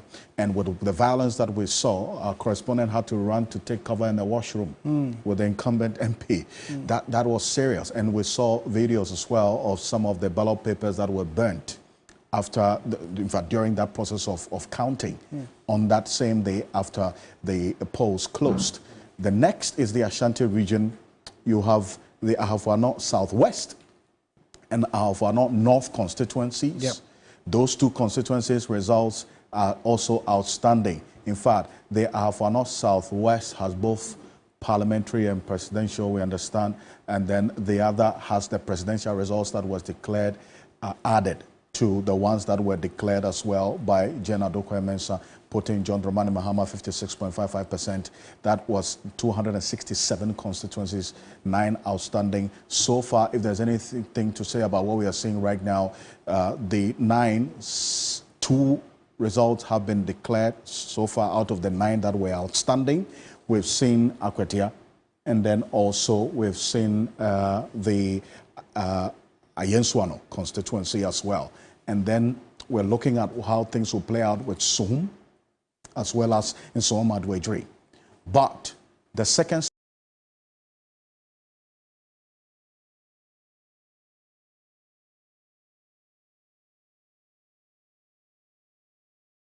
statement that came through from the Ghana Police Service, away from what they have just been explaining to us, because this is also why the movement region in some cases to the Ghana Police Services or either the police station or the Divisional Police Command in that area. We're talking about security. When we crossed over to the Tesano Police Training School, the misunderstanding we saw there, we did not see any police personnel trying to bring law and order or some calm in the area, unless they are stationed outside of the center.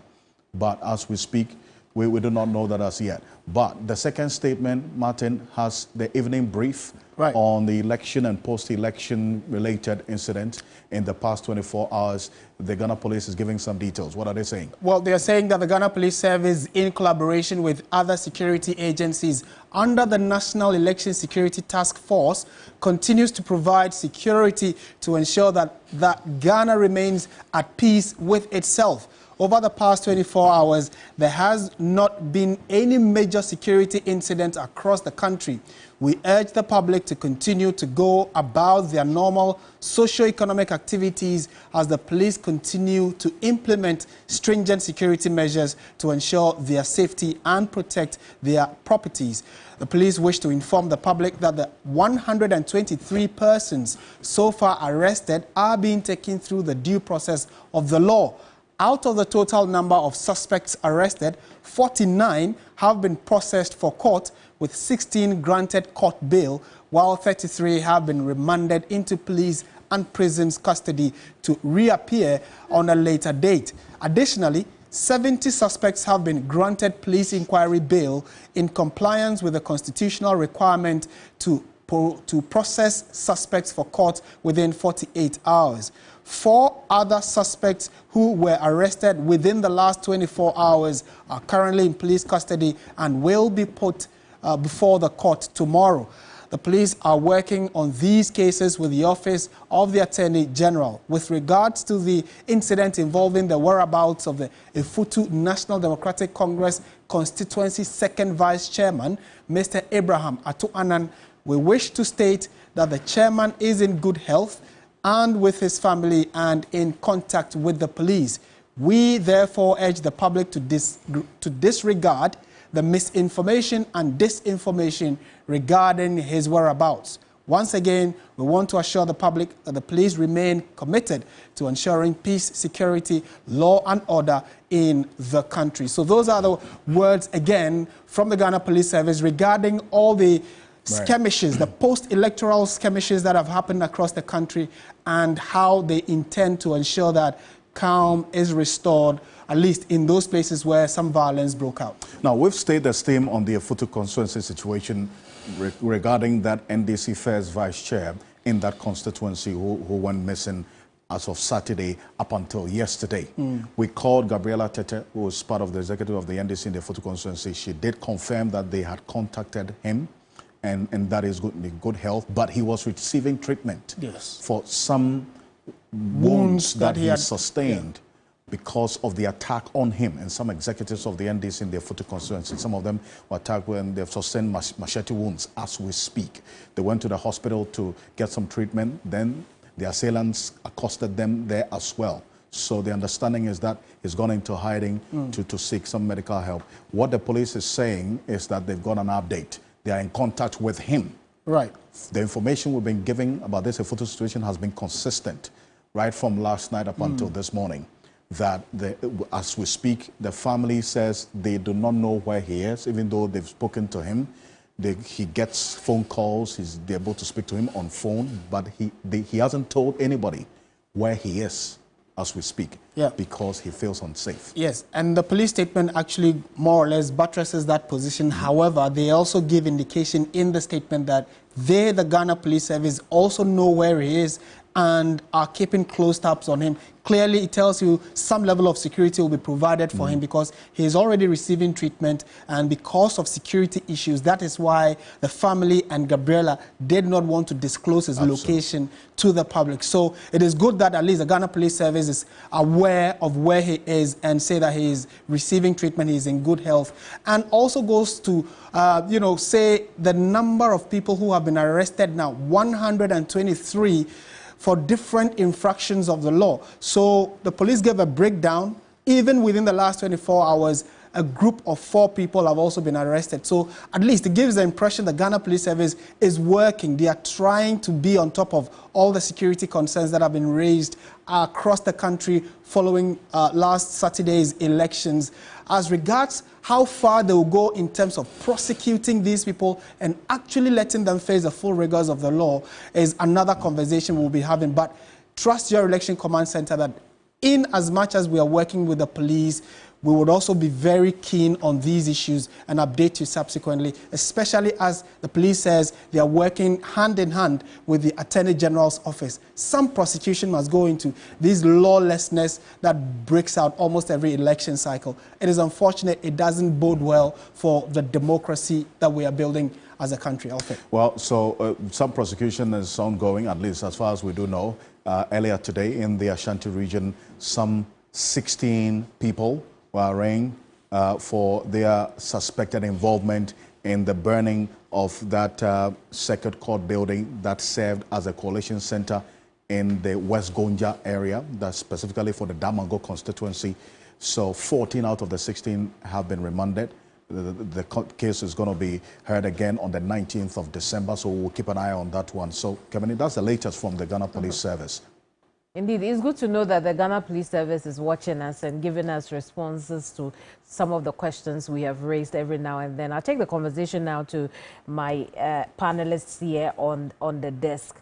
Lawyer, the Ghana Police, they have now given us a response to why the collation of the contested areas is happening at the training center. Did it make sense to you, lawyer? Is that the responsibility of the police or the responsibility of the Electoral Commission? Well, we asked a question and they've given us an answer. The Electoral Commission should have told this ages ago. It's not up to the police. The police are responsible for security. It's election purposes, that's why they've moved it. So the Electoral Commission should be able to tell us. The police is there to keep security in check, isn't it? So why are they the ones telling us? And why have they waited this long to tell us? Did that letter just come in? That was it just came in? I see, a couple of hours ago. Okay. But I don't think it's the responsibility of the police. It's the responsibility of the Electoral Commission. Electoral Commission, do your work. Yours is to inform the people of Ghana as to the processes and what is going on. Do your work. What is it? Is there some intention in there that we don't know? Are we trying to paint somebody a different color? What is it? We can't say right now. So if they are watching, Electoral Commission, if you are watching, please come and tell us something so that at least our minds will be settled. Because we don't understand it. None of us here have said they understand what is going on. Shouldn't it be so? Let me ask Mr. Katapora, maybe he understands. From that police statement, we see that the police they have made more arrests. From 115, we see 123 now. 70 of them have been released on bail. And well, we were saying earlier when we were assessing the police's job or what they have done so far, now we know the extent to which they are going. Good enough? Yeah. Okay, so the arrests act as a deterrent also. Because when you are doing something, you know that you'll be arrested. You tend to, behave yourself. So that is a good thing that they've done. But to come to lawyer's point, it's true. It's not the police's place to move an election process to another location. It has to be at the behest of the EC. So it is the EC that will inform the police that, look, we've got a situation here which we cannot handle. And then with a discussion, based on their operations manual, their business continuity plan, they would have agreed with the police where they will move. They should have thought about this, because this was a possibility. You see, you do risk analysis. The task force would have had a complete set of risks, and each risk will have its manager.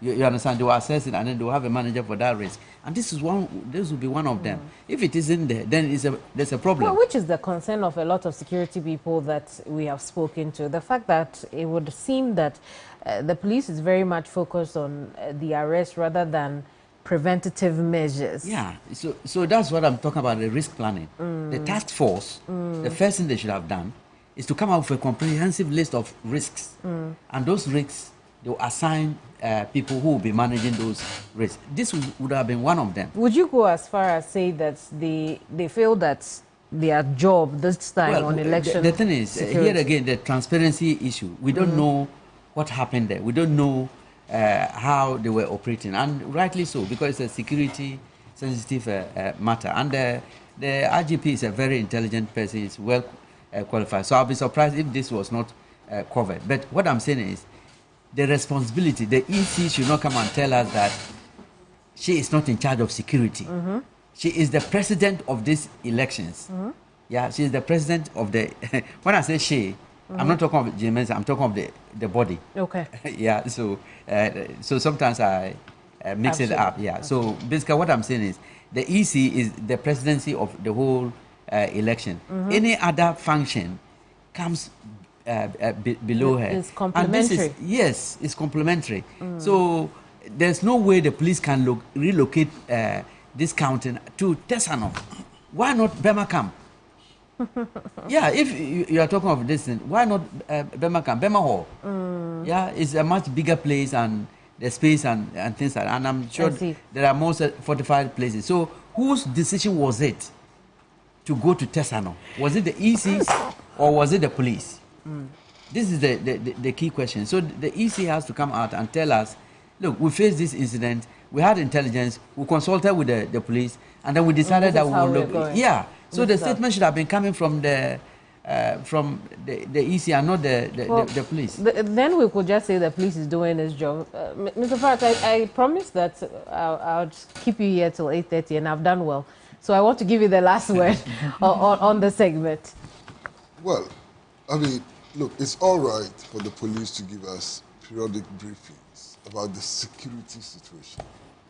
But election updates ought to be given by the Electoral Commission. Now, if you read the statement which the police has issued, they are talking about which constituencies have been settled, which ones have not been settled, which ones will be settled. That's not the business of the police. And the police is only doing it because the Electoral Commission has failed and failed big time. That's the problem. Why has the Electoral Commission been so quiet? No updates, no nothing. Why? You understand? So I have no quarrel with the police. I think the police is doing very, very well. The police has done exceptionally well in this election. We should commend the police.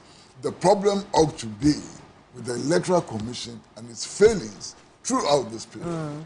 Would you support calls for them to go? Let me ask a question. If the shoe were on the other foot, will the Electoral Commission be quiet? I wouldn't know. They are not here. So I wouldn't know. Well, I mean, this afternoon, I mean, Honorable Kofi Adams, who happens to be the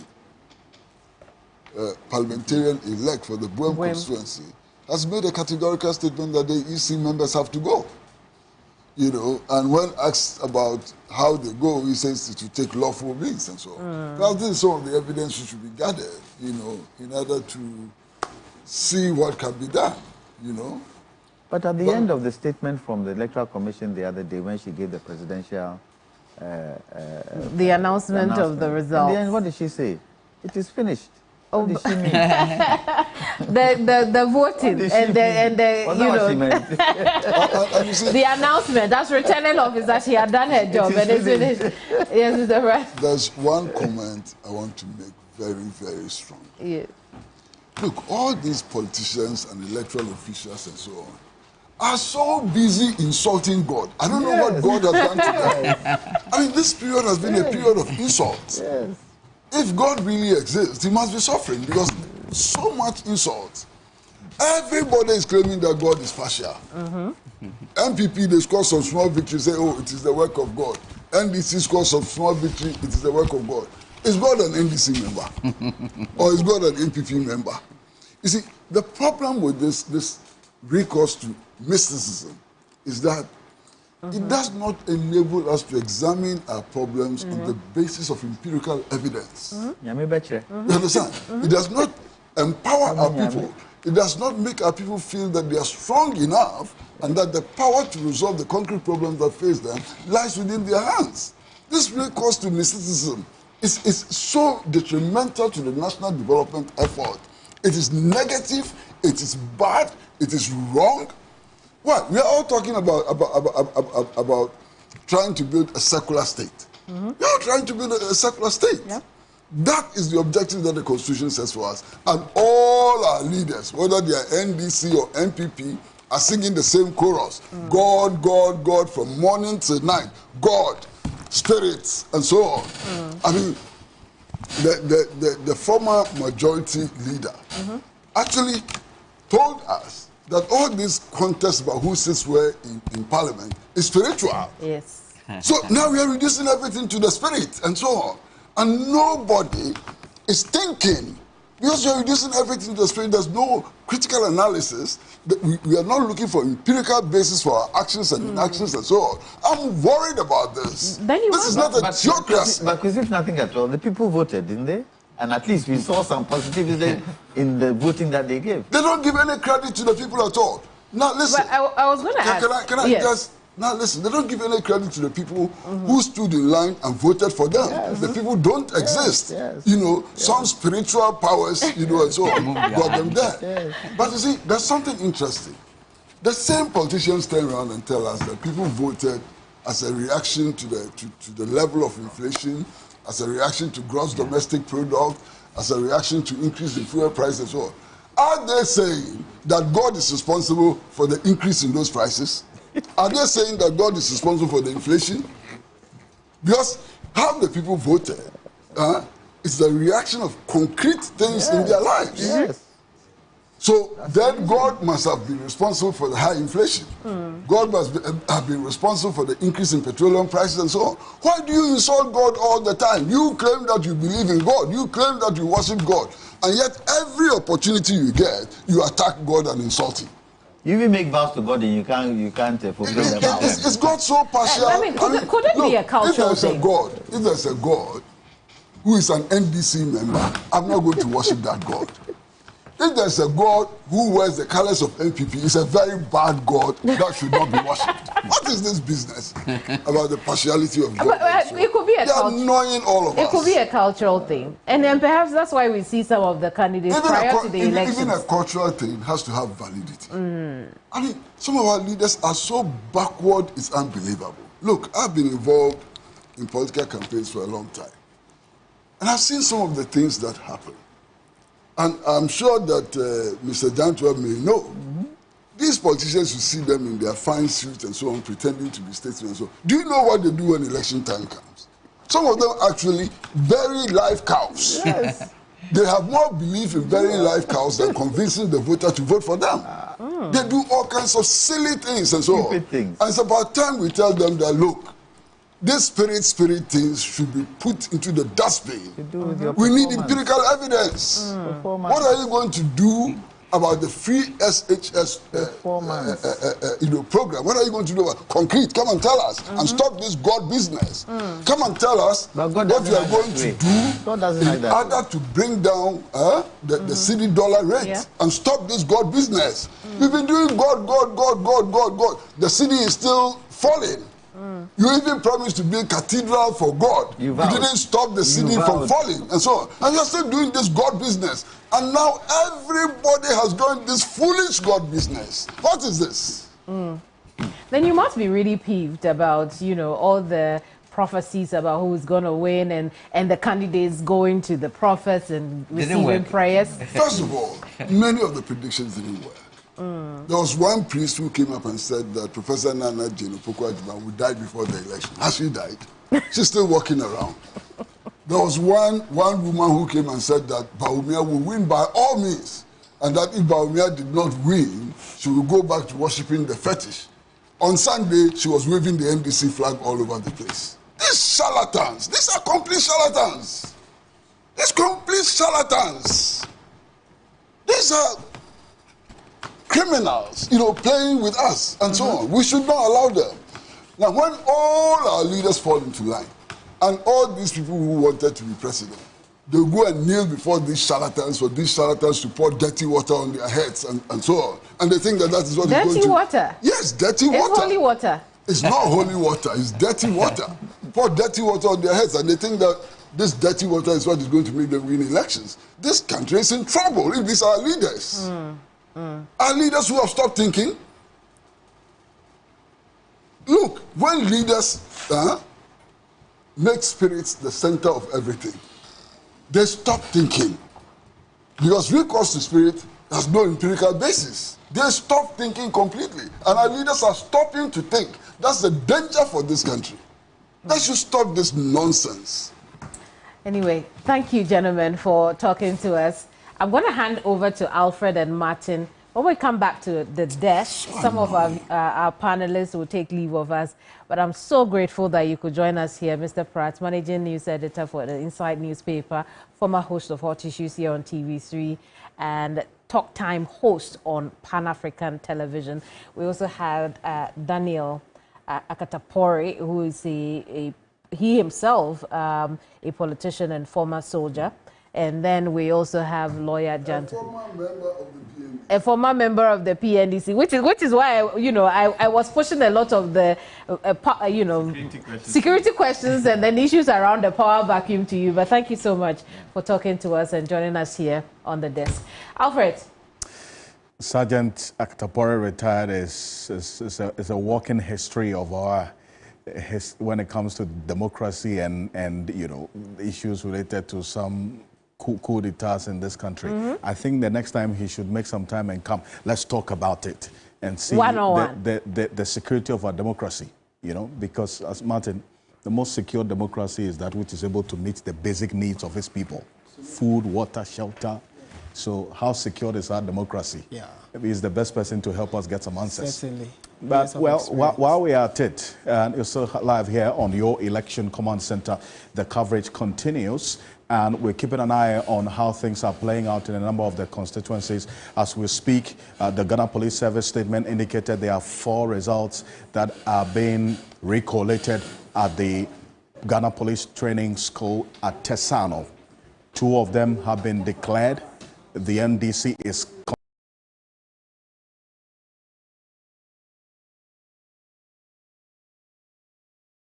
contesting those declarations earlier today because they were not present at the said Collation Center when those declarations were made. That's the Aquia constituency. The Electoral Commission has declared the NPP candidate there as winner. The NDC says they're not taking it, they're going to contest it. And then we've also seen the declaration that came through on the second one as well. That is Fantia North as well. They said that they are not going to have that one as well.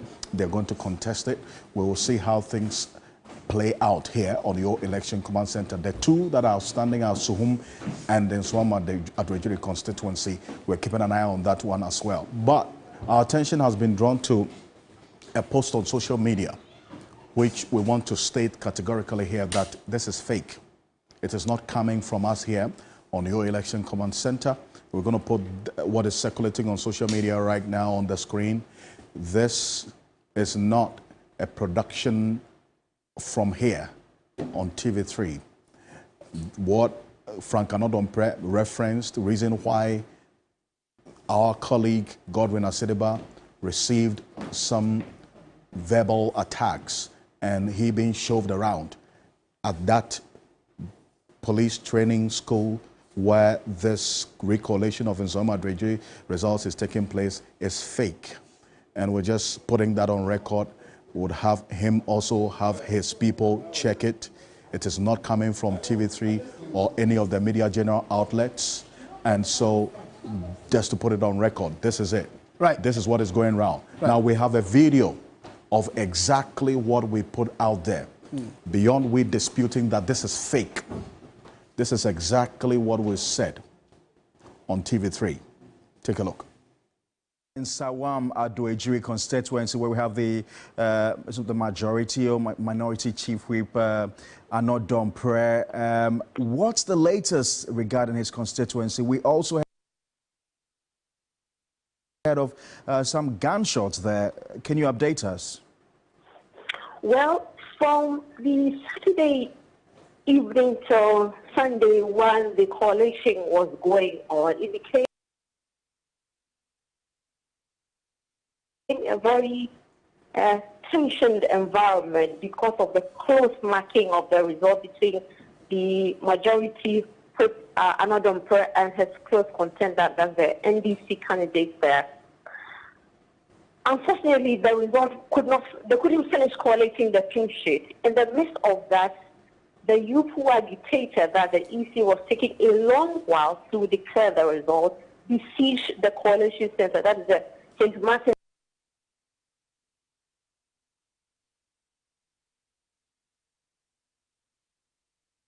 Senior High School to ensure that the EC declares.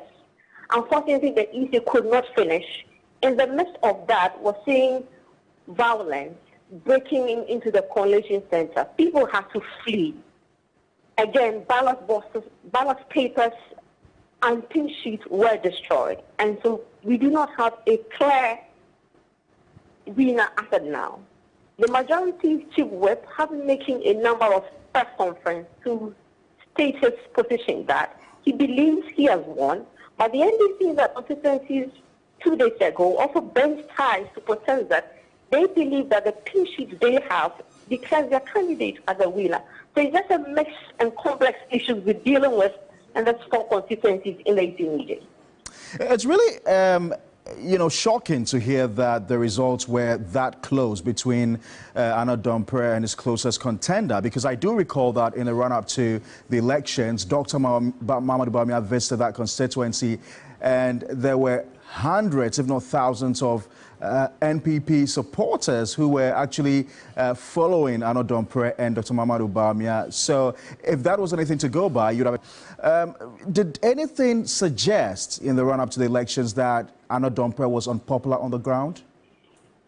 Well, probably if you consider the political books or probably the political analysis, you might think that the chief whip might have that consistency easily because, of course, he has the crowd, he has the resources, and probably he has a personality as well. But when I visited the community and I had unofficial communication with a number of the youth, they strongly dislike him the second time, unfortunately.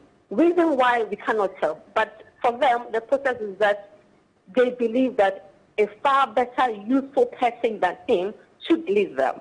And so this is the dynamics of that constituency. That constituency largely have partly agricultural, artisans, market women, a bit of small industries and food production and all of that in that constituency. And so largely, there are a lot of youth to deal with, probably giving them employment and all of that. What about reports of Honorable Ayano Dompreh pulling the trigger on a party supporter? Well, so as we have it right now, what you just saw on the screen is what we put out. So if you see anything on social media, we put it on record right now that that is not coming from us. And you would understand why people who would want to put out fake information would want to, do a fake of what we're doing. We are your reference point. We're giving you extensive coverage of this 2024 presidential and parliamentary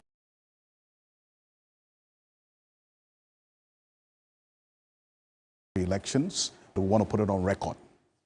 This is not coming from us. So this information has to go directly to Frank Ayano Dompreh and anyone around him, because we understand that there's a lot of happenings at the Collation Center right now, so he may not have heard this. But if somebody is watching and relay this information to him, what he is referencing that TV3 has already gone ahead to indicate that the NDC candidate in that Suhum Adreju constituency has won is not coming from us. So they should halt any attack on our colleague, Godwin Asedeba, who is at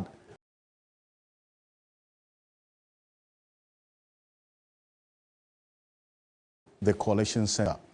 This is one that cannot be countenanced in any way. We have to condemn it in all uncertain terms. And so please, this is information. If you go on our system right now, this is what is there. Martin, there's no results captured there. We put out because people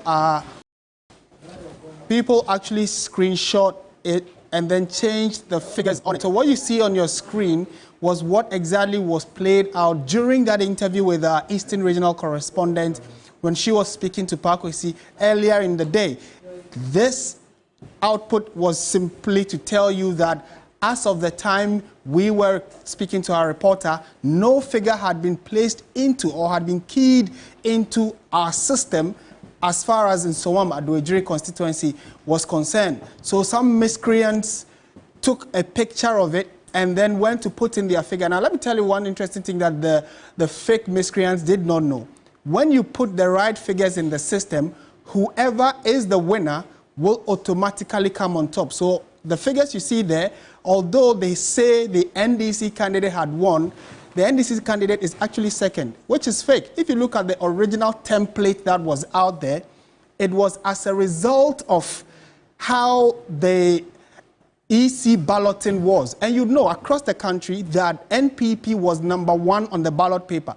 So automatically the NPP candidate will be #1. And when we go to constituencies that the NDC won, the NDC figure, because it was higher, automatically will come up.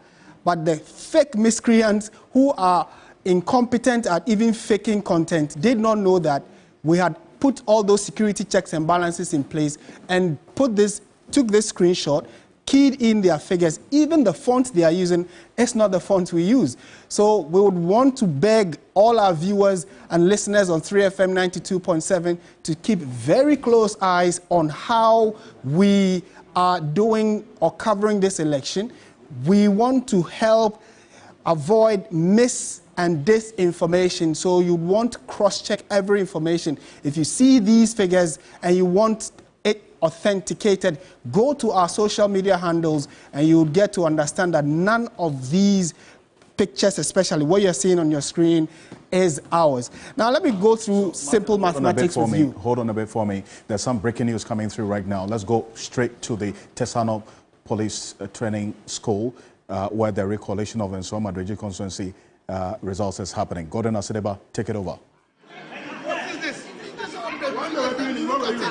Just keep quiet. Shut up.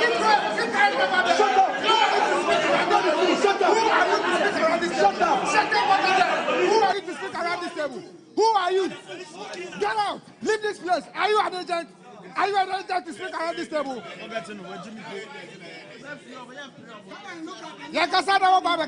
you an agent to speak around this table? Oh, Sheko. What is your problem? What is your problem?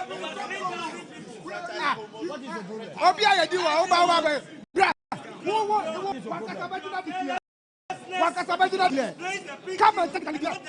Come and take it and declare.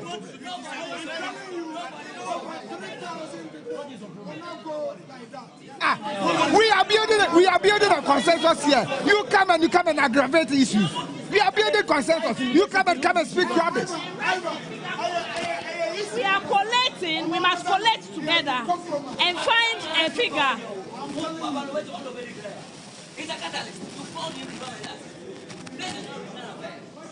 Right, these are live pictures coming to you from the Tesano police station. Again, a while back, this misunderstanding was around the Edo-Ejiri constituency, but it has all of a sudden moved to the Suhum constituency as well. And this is a quarrel, or should I say misunderstanding, between the EC officials and also some agents as well, including members. We'll get to understand why this is happening, but gathering our sources earlier, we were told that the collation of results from the Suhum constituency would be done as soon as possible, and as much as the Edo-Ejiri constituency still has a very long way to go. So what you are seeing is misunderstanding, if I should say, between the EC officials here and also agents of the political parties. Who is going to have meeting with those MPs and then come and tell us what you want? It will never happen. The man should not even come here again. You can declare on your own. You shouldn't come here again. Tell this man to go away. I am already clear. No. The regional officer. Oh, your officer in charge. He has been compromised. He has been compromised. He has been compromised. Right, I would want to engage you briefly live on TV3. What's the problem? They raised an issue of 5 polling stations. And the EC said, since you people are not in agreement, let's annul the 5 and go ahead with the declaration. Even in the national interest, when Madame Jane Mensah was declaring the presidential election, she declared the election without some ridges. So if we have the same principle here, if the parties agree, let's take those things out. You said they should go back to the constituency to go and run the 5 polling stations again. The returning officer don't have that power to decide on that. He has the power to declare what is valid here. If you are saying the polling station there, the numbers are 6,000 600. The other polling station is 700. When you add all, it will be more than 3,000. You ask yourself, did those people come out to vote? They did not. So what is here is what we are going to use. So whether they like it or not, the EC has a mandate to declare the results. And if you don't understand, per the Supreme Court ruling in 2012 election, in 2013, you go to court and challenge the results. That is it. Per the results that we have so far, the provisional ones, who does it go in favor? It goes in favor of the MPP candidate.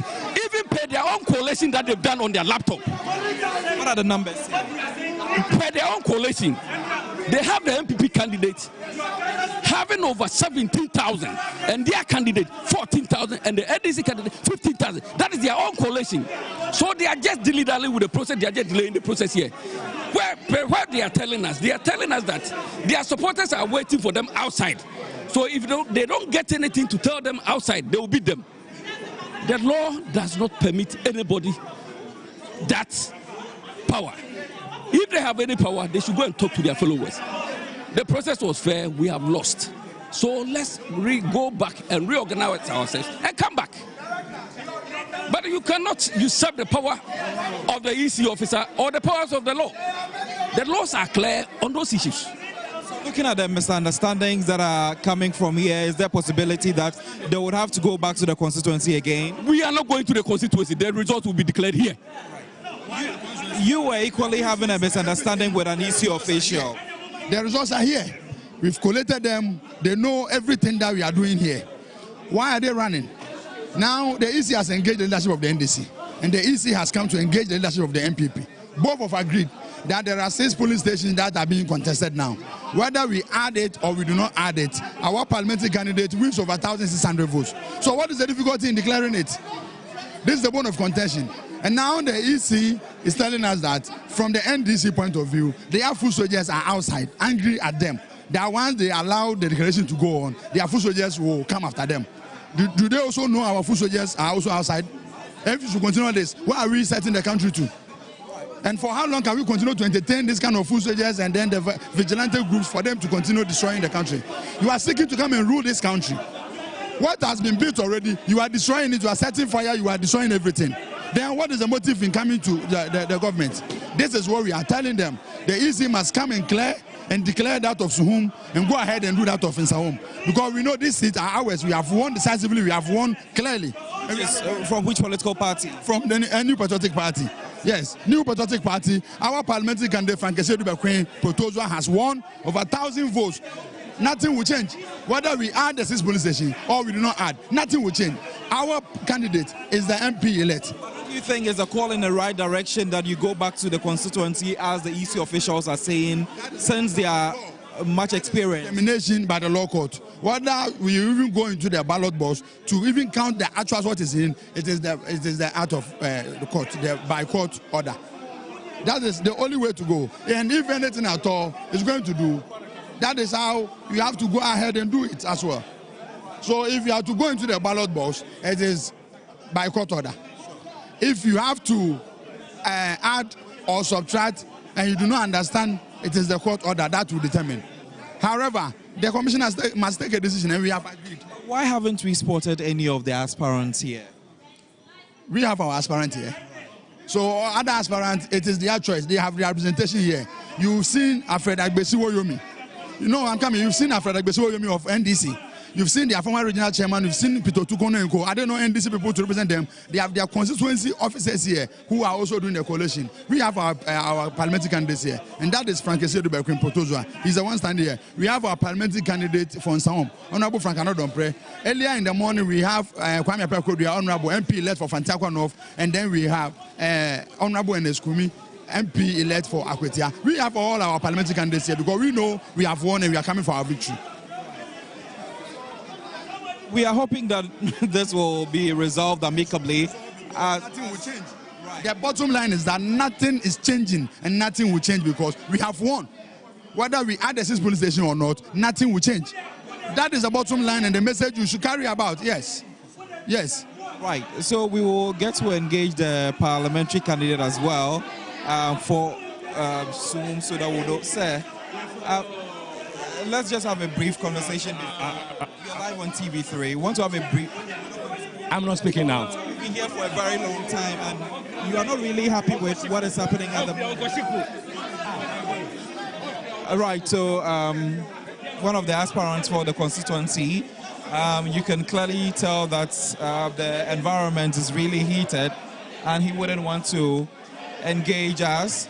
But right away, we've just seen that one of the candidates in the camp of the NDC for Aduajiri has also arrived. Earlier, we were told by one of their supporters that they didn't want him in the environment because they didn't want tensions to spark more. But we've just seen him coming in. We would allow him to settle in and try to see if we can engage him briefly. We are live on TV3. We just want to have a very quick conversation with you before you leave. You're just coming to the... No. It's not PVT, most of the things. We are live on TV3. We just want to know how your day has been.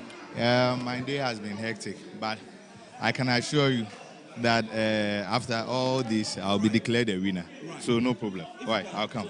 Because a lot of people have actually been asking about you. That we've had your contender who has been here since morning, and they are hoping that this morning, but I went to some place to do something, and I'm back. So no problem. They are saying that the results are not going in favor of you. Of me? No.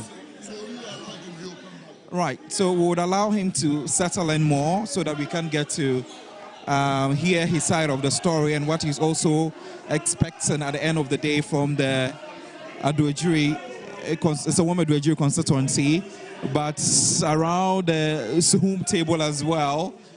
You can see that it has gotten the attention of almost everyone here, and we have a number of people who have gathered, and also the exchanging of words between party agents and EC officials as well.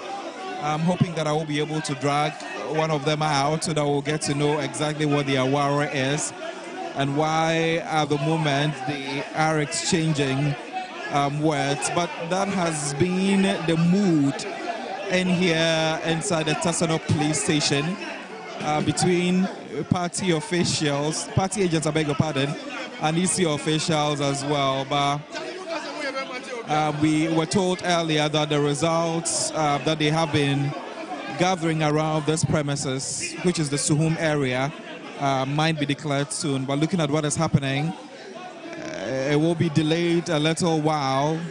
It means that we'll be staying in here a while longer whilst we await for the results to be projected and later on declared, so that we'll get to know who will be representing the Suhum constituency in Parliament. You can see that the CID officer here is also trying to ensure that everything is being put in place so that the exercise can be able to proceed at the moment.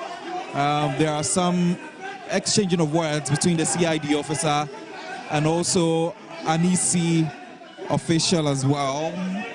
It moves from party agents to EC officials, the police officials also with the EC officials as well. It's just a mixed bag of activities happening in here, and it's quite exhausting, I should say, because some of the agents and also the EC officials will just be seated on their tables or in front of their PCs whilst the monitor the banter that is ongoing between the other individuals. But let me just try and get my microphone closer so that we can also have a piece of exactly what the whole drama is all about here at the premises.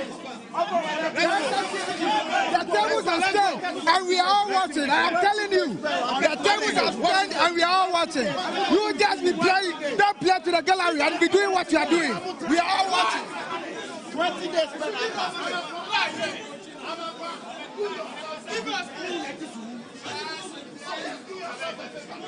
Because they are here, you know. Right, so at the moment the results are about to be declared for the Suhum constituency, so we'll get the microphone closer to know what the results are now. Right, so according to the EC officials, they are claiming that they are done with the collation of the results. We have a projection on the screen, which I'm sure my camera will be able to pan so that you can also get to have a look. But let's hear from the returning officer as well. You are blocking the projector.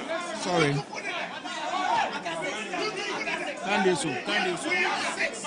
We have six left. We have six left. We have six left. Right, so just like I was indicating, as much as there are some misunderstandings ongoing in here. There are some projected results on the screen. I can't confirm at the moment what these results are all about, but I can see some numbers. Also, a CID officer is trying to prevent some of the party agents who are claiming that they wouldn't sign the provisional results that are yet to be projected and be declared by the returning officer from the EC here. I can see him signing on some pink sheets, which is indicating that the results are ready for them to be declared, so that we'll get to know who will be representing the Suhum constituency in Parliament. That should be happening in about 5 to 10 minutes, I should say.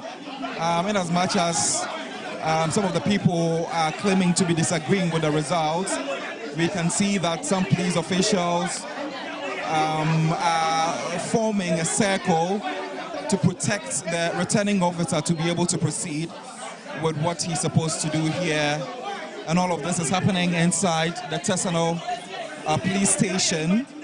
It's been a very long day for them, trying to put together results from all the polling stations in the Suhum constituency. And finally, the time is here for the results to be declared so that we will know who will be the winner and also be the Member of Parliament elect to represent the Suhum constituency. There are still some signings ongoing on the pink sheets by the returning officer, who, like I mentioned, will be mentioning the results so that we'll get to know what the outcome has been like, and also we'll get to know the name, the lucky name that will be mentioned at the end of the day to be able to represent the constituents of Suhum in Parliament.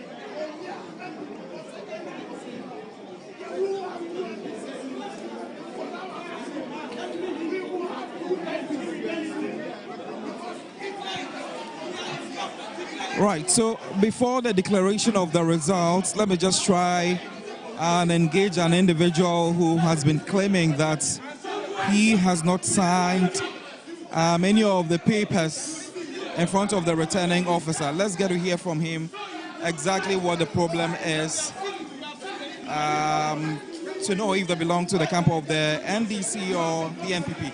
I'm saying you're live on TV3. Can I engage you briefly? What exactly is the problem? Because I'm hearing you haven't signed some papers. We are saying that whatever is going on here is illegal, and illegality is being perpetrated on Ghanaians. Right. This illegality, they did it in 2020 and got away with it. They've started the same modus operandi, and they are using the police service here to try to do an illegality. They are supposed to be... How is it illegal? What is going on there? A number of polling stations cannot be accounted for, and you are declaring results. You want 6 polling stations and 5 polling stations which are made up of over voting. They have accepted it, and this one amounted to almost 2,000 to 3,000 votes. You want to declare results? Are the results that are being collated from the same polling centers? That is why we are saying the same area, but discrepancies in the results. And that is what we are talking about. We agree with the regional director. Stop it. Just to confirm, which party agent are you? I am the Deputy National Director of Election, NDC, Dr. Tanko Rashid Computer. I'm the one speaking to you. I am here on the authority of His Excellency and my boss, Dr. Mane Boama. And I'm telling you that illegality that they are doing, being aided by the Ghana police, they must stop it. They must stop it with immediate effect. So are you saying that you're calling on the EC to revisit the constituencies for a recollation? To gentleman agreement with the regional deputy director who is here, and told him that whatever they are doing must be suspended. That is how the Adojiri one has been suspended. And that is why we told them the illegality they did in the morning by declaring Fantia North again. It's total illegality, and we are going to cause the arrest of that officer. I am telling you, we will cause the arrest and prosecute everybody who aided them in that. That's right. Mark it. If we don't start arresting people, those who are condoning and are abetting this crime, the Ghana will not get peace. You've also made mention of the fact that you haven't signed your pink sheets that should give the EC the opportunity to be able to declare the results professionally. Why hasn't that been done? Why would that be done? When the Electoral Commission themselves cannot even authenticate their own pink sheets. They cannot even authenticate their own pink sheets. And they are being aided by a CID officer here. We are watching them. There's life after today. So when the results are being mentioned anyway, what will be next we are not going to accept any illegality coming out here. If they declare anybody here, the person will stay in his house. He shouldn't dare come near Parliament. Mark my words. If they declare anybody here, that person shouldn't dare near Parliament. What happened to the person? Let them come. Let them come. Ghanaians gave us the mandate. The mandate was given to us to control Parliament and control the presidency. No illegality will help them. We know what they are doing here. To help them and illegal people and impose it on Ghanaians. It won't happen. It won't happen today. Try it. Let them use, they can go and bring all their armories and come and help them declare it. It won't happen. We won't accept it. This illegality must stop. What kind of thing is that? CI 127 is very clear as how declaration of results is done. Look at what they did this morning. And then the nose of the security officers here, a deputy returning officer was here declaring results. Instead of them to arrest him and handcuff him and go and lock him up, they aided him. They aided him to do that. Tell me on the law, CI 127, that a deputy returning officer can declare a parliamentary election, and they allow it to go.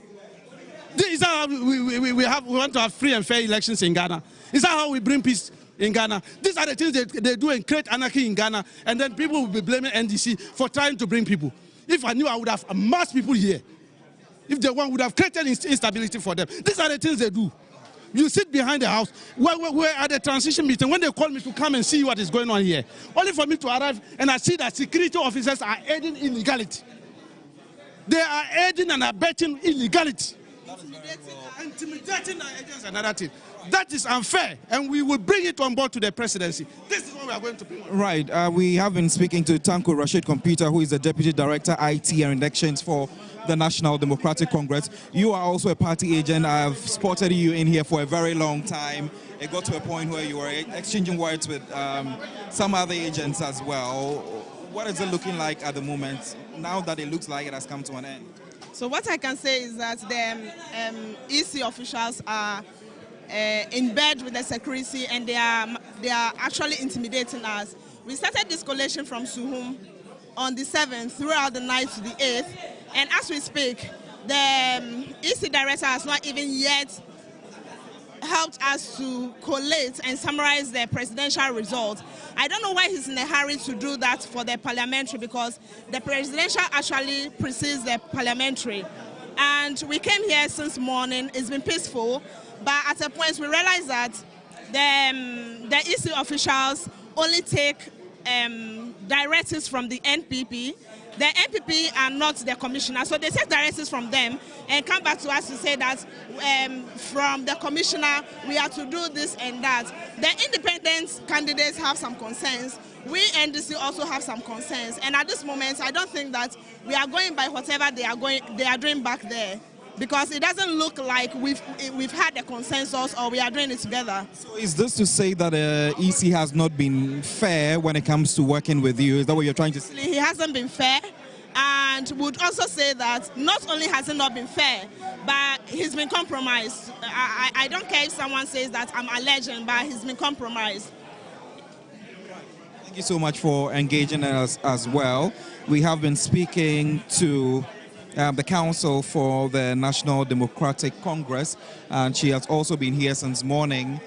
trying to ensure that the results that they have been able to gather from the various polling stations will be put together so that the declaration will be made. But it looks as though at this point where they are all expecting that everything will be done and also concluded, there are misunderstandings coming largely from the camp of the National Democratic Congress, where they are claiming that there are other 6 constituencies that 6 polling stations, I beg your pardon, that should have been added in the constituency results, the Suhum constituency, so that they will be able to have a complete one that will be declared by the EC. They also made mention of the fact that they don't have a returning officer here who would be able to declare the results to make it official and also professional as per the EC law. But it looks as though they are also paying a deaf ear to most of the concerns coming from the NDC. Results are being calculated and being put together. When you also get to have a view of the screen that I am seeing in here, some results have been projected and they are still doing their own calculation. I wouldn't want to be in a rush to mention the results that have been projected until the officer from the Electoral Commission gets to announce and also makes it official. Then I would be able to proceed to declare or mention them to you viewers who are watching us either from your home, from work, online, or wherever you're watching us from. This is your Election Command Center, live on TV3, also on Facebook at TV3 Ghana, and on DSTV channel 279. You should also know that this coverage is streamed across all our social media platforms, including X, Twitter, and on YouTube as well. So if you're having any challenge with any of the social media apps, just hop on these apps that I've mentioned and you will get to have a feel and also get to know what is happening here in Tesano regarding the 4 constituencies in the eastern region. So yes, the declaration is about to be made and we'll get to hear what the results are now.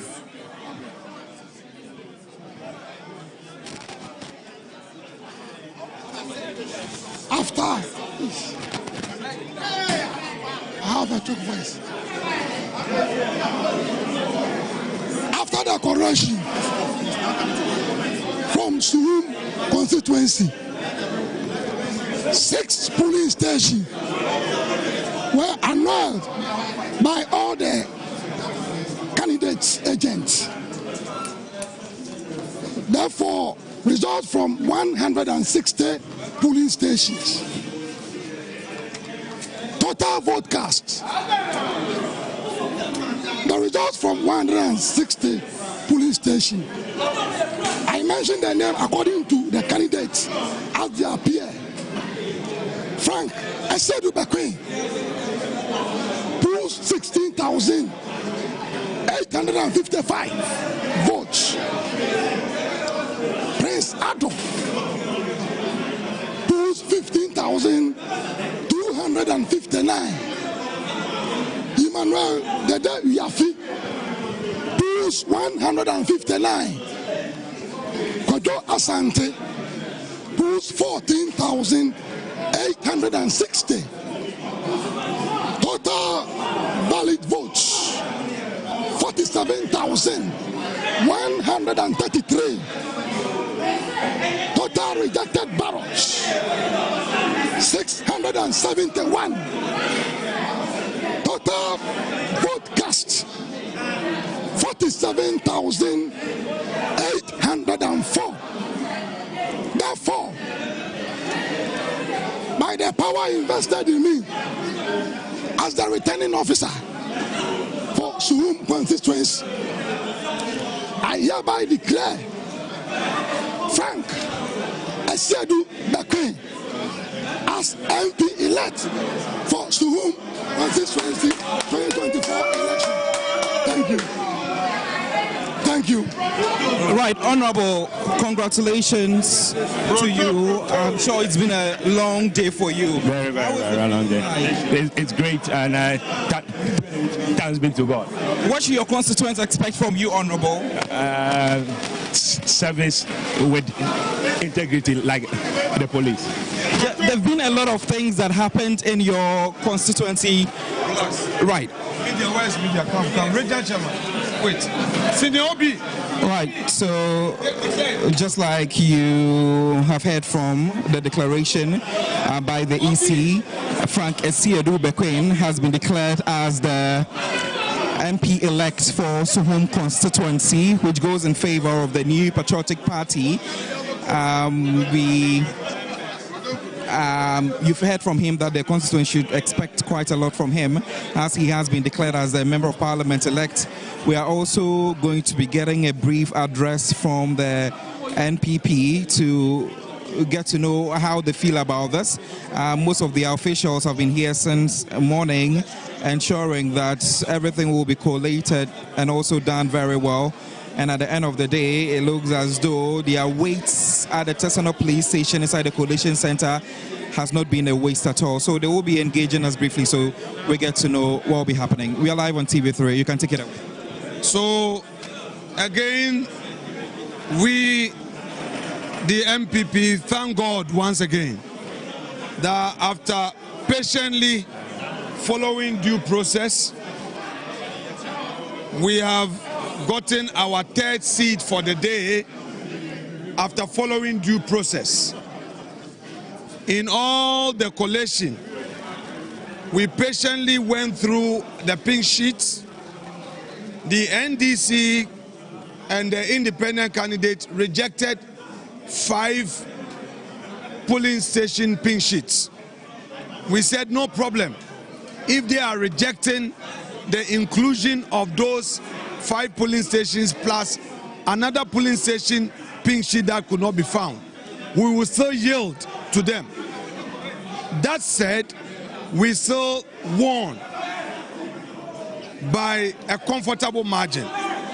We thank God that when security was properly provided and the EC was firm, we've all seen transparently what we have achieved. We believe in democracy as MPP. We believe in the rule of law, and we don't believe in violence. We don't believe in the rule of the brow. We do not believe in unnecessary chaos. Therefore, we will continue to encourage our friends that let us all be law-abiding. There are further collations to be done tomorrow. Let us all demonstrate to the world that we are Ghanaians who believe in the rule of law. I shall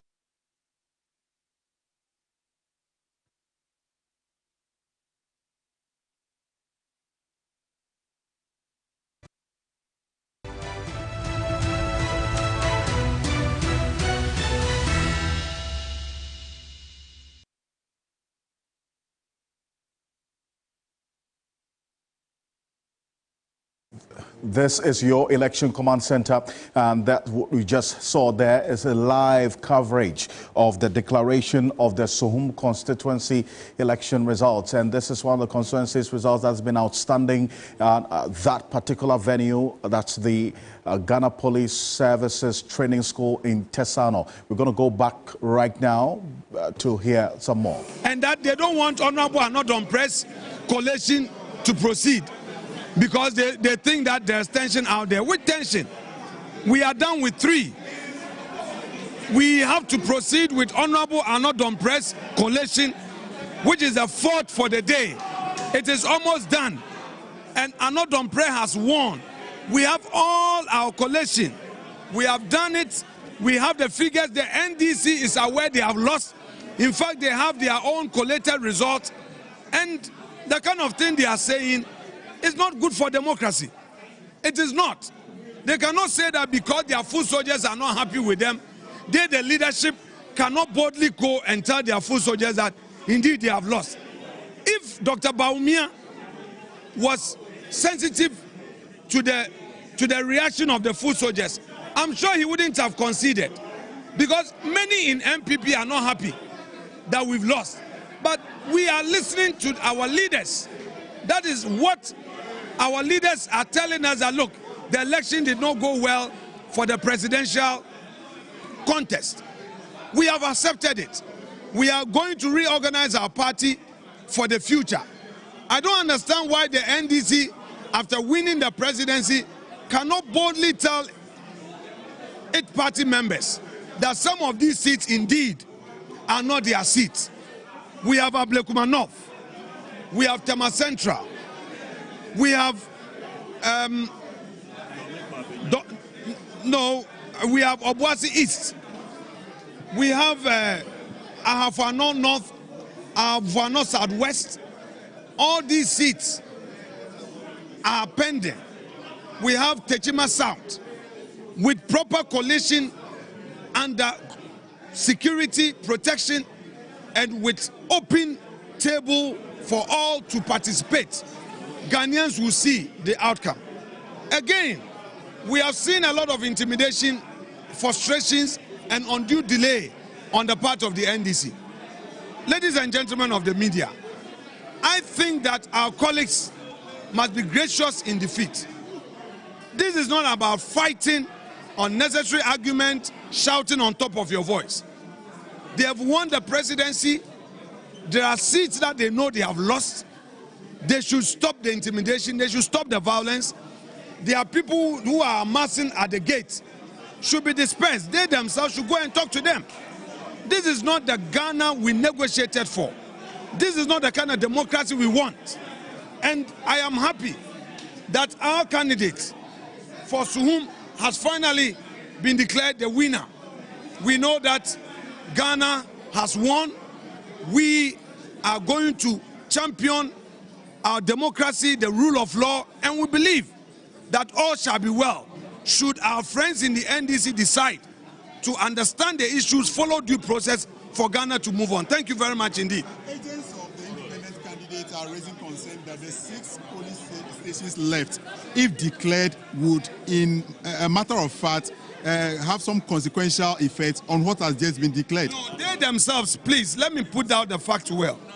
The independent candidates' agent and that of the NDC candidates' agent were those who rejected the 6 polling stations. They rejected the inclusion of those results.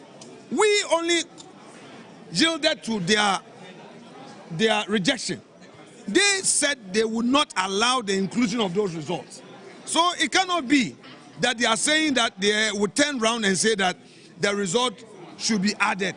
They said that they don't want the result should be added. I want. Says they don't have the result for those polling stations. No, please. Wait, please. There are 6 polling stations. One they cannot trace because of the confusion that ensued. For the 5 other polling stations, the results were there for us to collate. But the NDC and the independent candidate rejected. So they rejected it. What's your response to the EC who say that you have used the police to intimidate them and compel the EC to declare the result? No, please. We are law-abiding, and they have never said that. I've not heard them say that. I mean, that is the allegation they make in the course of the confusion when the police were building the wall around the EC. We are all here. You know the peaceful atmosphere with which the collation was done. You see, my good friend, our friends are only acting in bad faith. They should stop it. When we were seated here, their seniors who came in knew that they had lost. And they came to tell us that we should compromise for the declaration to be done tomorrow because their foot soldiers are up in arms against them. Let's be honest. Let's be honest. They should be they should be honest. We want the process to continue peacefully. They shouldn't try to throw dust into the eyes of people. It's not fair. Are we going to wait for Suhum to be declared before we leave here? Well, it's in the hands of the EC and the security. We are here for collation, peaceful collation. Let's go by it. We are all here. Nobody is intimidating anybody. Look at the table. They delayed us for 2 hours. They came again, they left, and they've come again. We have our pin sheet. Your cameras are here. What is stopping the collation? If you've won, you've won. If you've lost, you've lost. Exactly. And again, Dr. Bawumia considered even before declaration. Why are they not allowing due process to be followed? Thank you very much. Right, so that's Majority Leader Alexander Afenyo-Markin briefing the media on their win. Let me just run you through the results that were able to come out at the end of the day. Frank Esiedu-Bequin, who is with the camp of the New Patriotic Party, was able to garner 16,855 votes, and also Prince Ado of the National Democratic Congress was able to garner 15,259. I'll run over it again. Frank Esiedu-Bequin of the New Patriotic Party was able to garner 16,855 votes, whilst Prince Ado of the National Democratic Congress was able to garner 15,259 votes, making Frank Esiedu-Bequin the Member of Parliament elect for the Suhum constituency. Right, so I will just run you through the other votes as well, to get to know that Emmanuel Dede Wiafi was able to garner 159 votes, and yes, we'll get to confirm which political party he belongs to. But let's also get to hear from the MP-elect as well. He has been smiling now ever since he has been declared. Earlier, we engaged him where he mentioned that he's going to stick to his promises for the constituents, and also going to make sure that he will be able to meet up with their expectations as well. So Frank Esiedu-Bequin, the New Patriotic Party parliamentary candidate and also the Member of Parliament elect. Let's hear from Computer as well. One region to another region, another jurisdiction, to decide to collect their own resource, because they feel that this is a place where the security is enough, so that they can play out the same 2020 strategy. That's what they have done here. We are not going to accept it.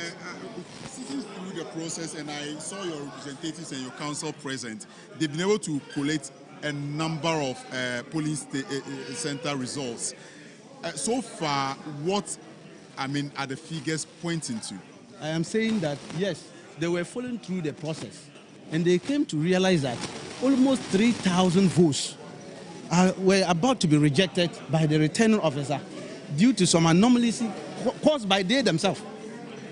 And clearly, they didn't even have pink sheets, original pink sheets for those areas. Just like what is going on at Dodgery, in Suhum at Dodgery. 82 pink sheets, they cannot account for it. They don't even have it. And they're sitting there and say they want to collect results. Who does that? Is that how we do elections? This same thing happened for the Afenyo North, the Aquia Central, and they say they will make sure all those ones are collated and declared. What would you? We won't accept it. No, look, what they did is completely illegal. Look, CI 127 is very clear about collation and recollation. When a returning officer declares results, it is only a court of competent jurisdiction that can call for recollation. Nobody has that power. Jim Mesa doesn't have that power. At the National Collation, I told Bossman and Tete that they are involved in illegality by asking that they should recollect. There's nothing like that in the law. The law is very clear that when you declare, a returning officer declares a result. If you are not satisfied with the declaration, you head to the court. What are they doing here? You saw Fantia North, a returning officer who is clothed with the law power by CI 127 to do declaration, declared our candidate winner for Fantia North. At the time he was doing the declaration, the deputy was standing by him when he declared it. Today, what did you see? The deputy... That was done under duress. What are you seeing here? A whole of police.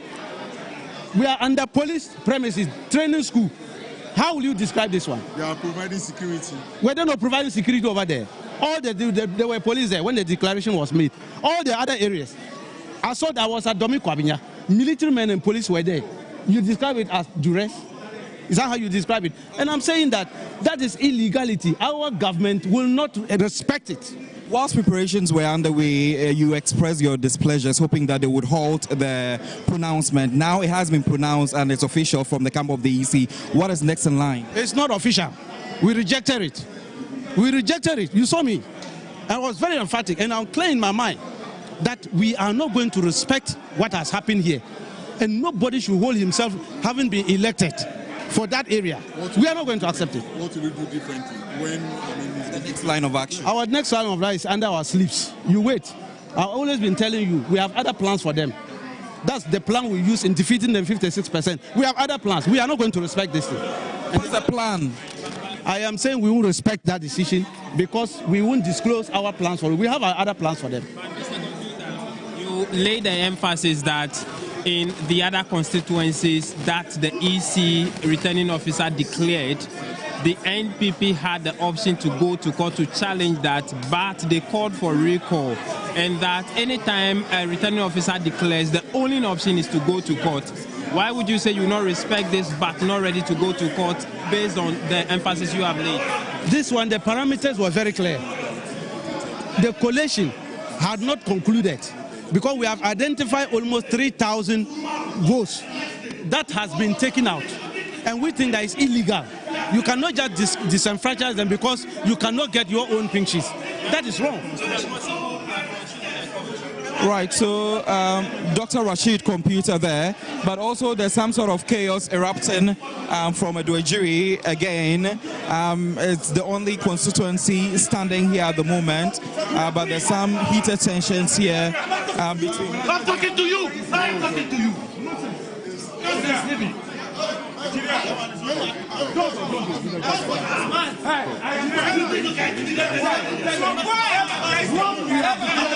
You cannot do anything, Massa. What is it? Massa, you cannot do anything. What's your local thing?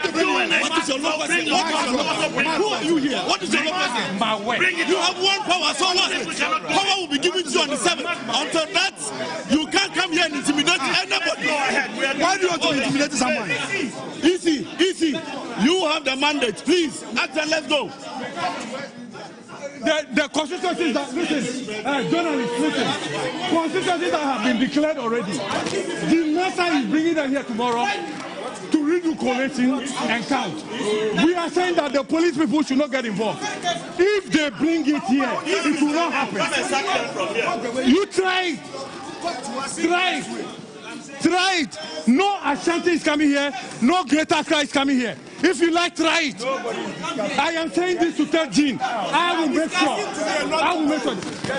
It is illegal.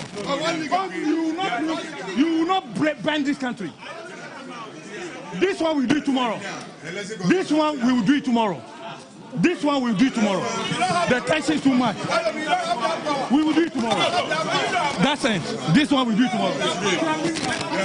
Right.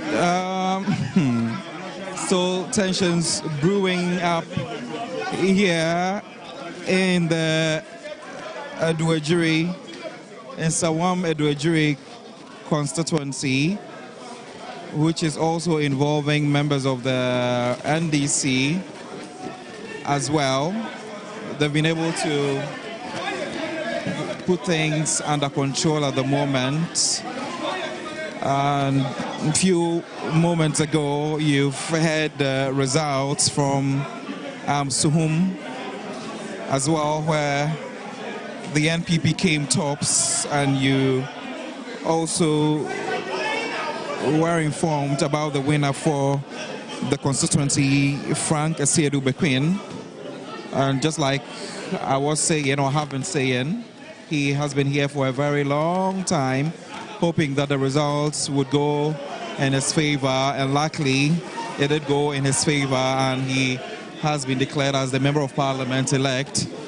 But the only table left at this juncture is the Suhum Aduajiri, which I have been informing you earlier that they have about 70 polling stations, according to sources, left for them to be able to conclude with the exercise. But we are also keeping an eye here as well on your election command center to make sure that we are leaving no stone unturned in this coverage.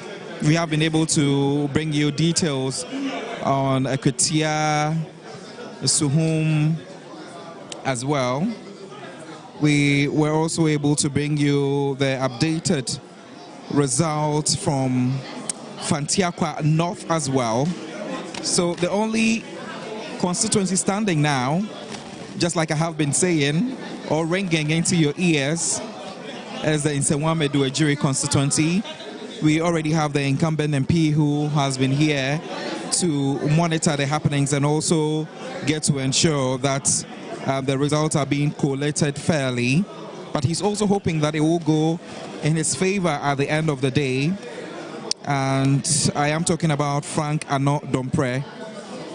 We've also gotten the opportunity to engage with the aspirants from the National Democratic Congress as well, who stepped in briefly, and we have been told by the party agents that they don't really want him to be in the premises so that it would spark more tension in here, and that's the reason why they've made him stay somewhere outside the premises where the coalition is happening. And I'm talking about Philibert Salom Fume from the camp of the National Democratic Congress, who is also aspiring to be a member of parliament for the Afenyo-Markin constituency. So yes, tensions are quite calm now, and conversations are also happening, conversations are ongoing, so that they will be able to arrive at a conclusion. There's still a long way to go when it comes to collating the results, but all these misunderstandings has brought the entire process to a standstill, and maybe, just maybe, things will be able to proceed as soon as possible. We would want to engage you briefly to know what is happening now. Okay, so we are done with virtually all the 3 out of the 4. We're done with the Fantia, we're done with Aquia, and then finally Suhum. Now we are coming to Suhum. Now the NDC wants to defer it to tomorrow. And we said, no, why do we defer it to tomorrow? The things are here, the documents are here. Why do you defer them to tomorrow?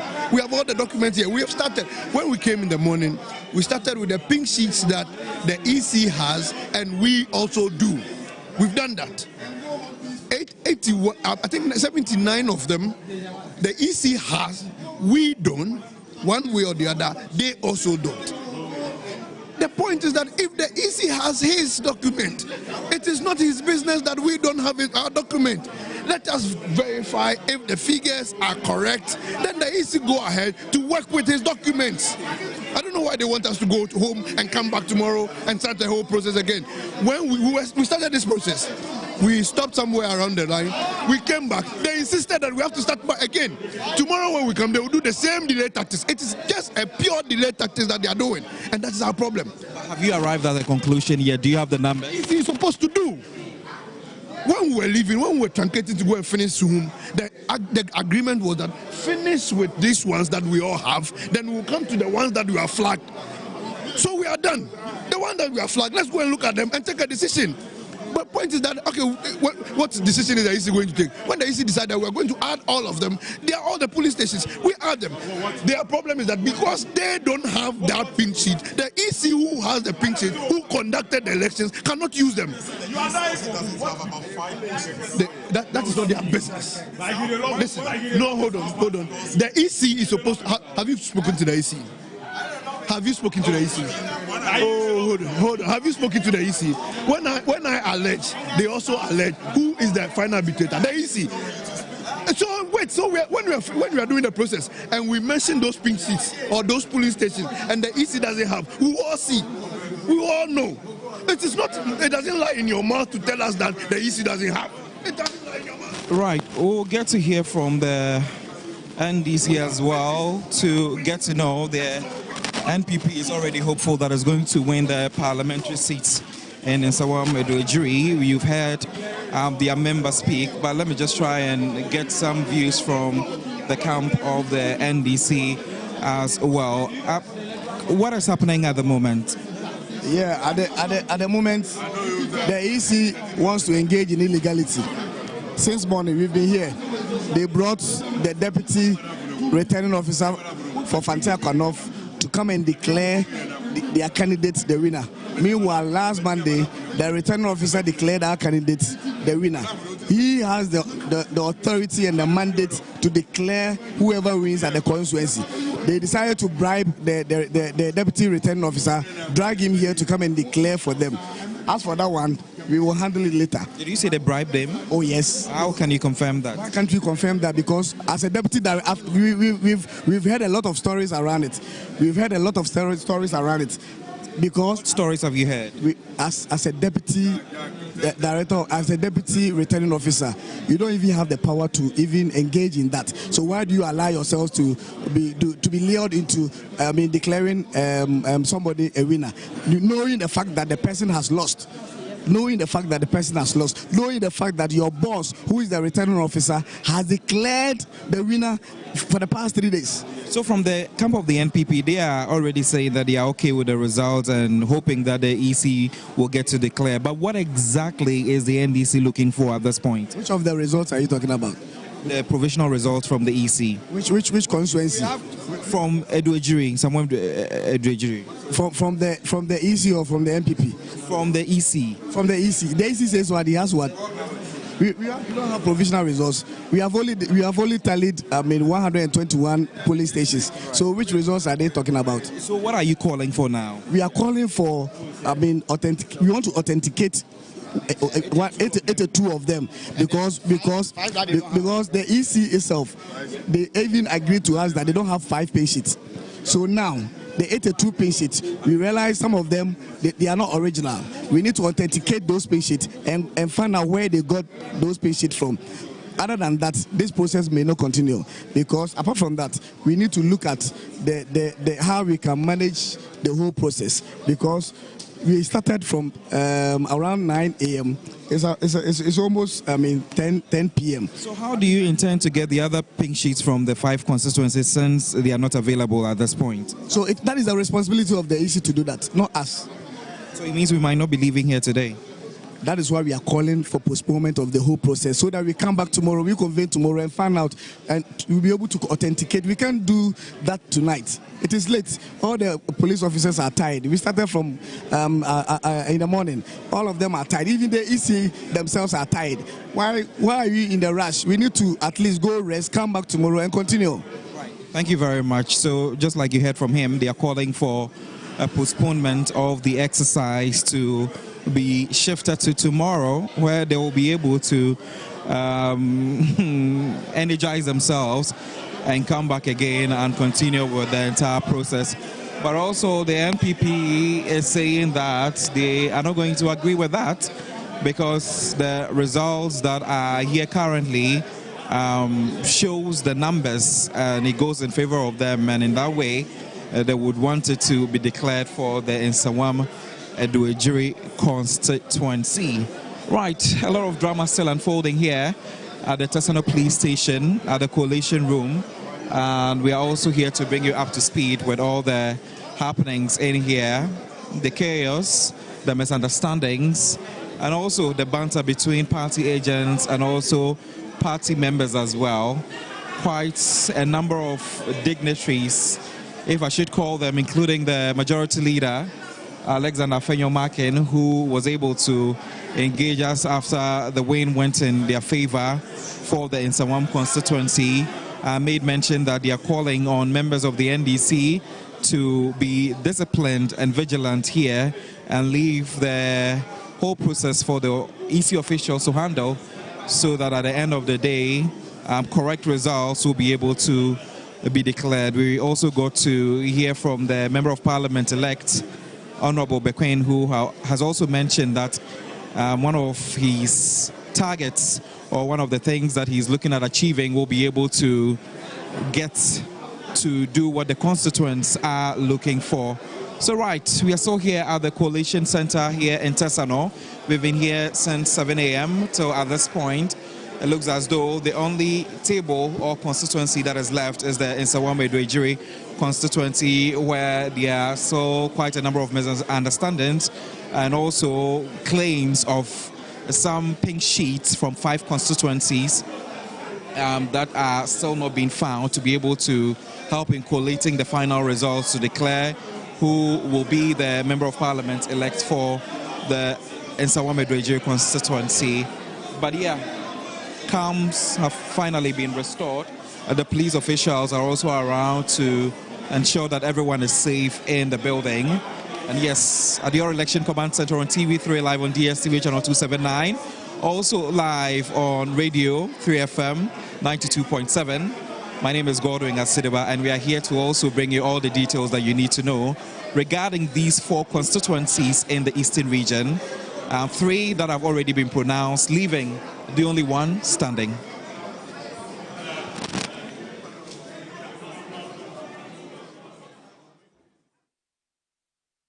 Well, so that's information right now. Some breaking news coming through. We're following a bit of the way here on your Election Command Center. Godwin Asideba there at the Ghana Police Services Training School in Tesano.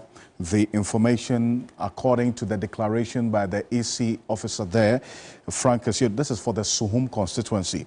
And he preceded that declaration with a number of things. One, the Suhum constituency has 166 polling stations. Now, this results that they have declared is minus 6 polling station results, which, according to the EC officer, was disputed by both the MPP and also the independent candidate. The independent candidate in Suhum is the incumbent MP, Kojo Asante, who contested on the ticket of the MPP in 2020, won the Suhum constituency, but in 2024, because of some issues he had with the party after he lost the primaries to the now eventual winners declared by the Electoral Commission, Frank Kessie, he decided to go independent.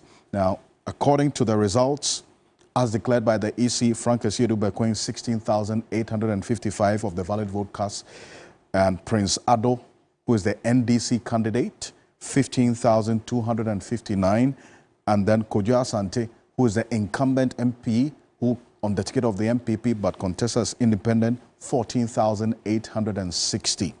So it appears even based on these results, which is without the results from 6 polling stations, that is the information right now. You heard Dr. Rashid Tanko Computer indicating that the NDC is not going to accept it. They're going to dispute this particular results because of the reasons that he gave. And we're looking at what's happening in this in Suhum-Edwejie constituency as well. So we'll keep an eye on this one. We earlier got information coming in that one pink sheet had gone missing, and we understand that had been addressed. That's in the Suhum situation. That is quite apart from the 6 other pink sheet results that were disputed as well by the NDC and the independent candidates' representatives who are there. So that is the latest coming through from the Electoral Commission, the Collation Center at the Police Training School in Tesano. We'll talk about Nsawam-Edwejie in a bit, but this is Tesano, the Suhum constituency right now. Indeed, Alfred, and you know, declarations are being made, but the contestations won't stop.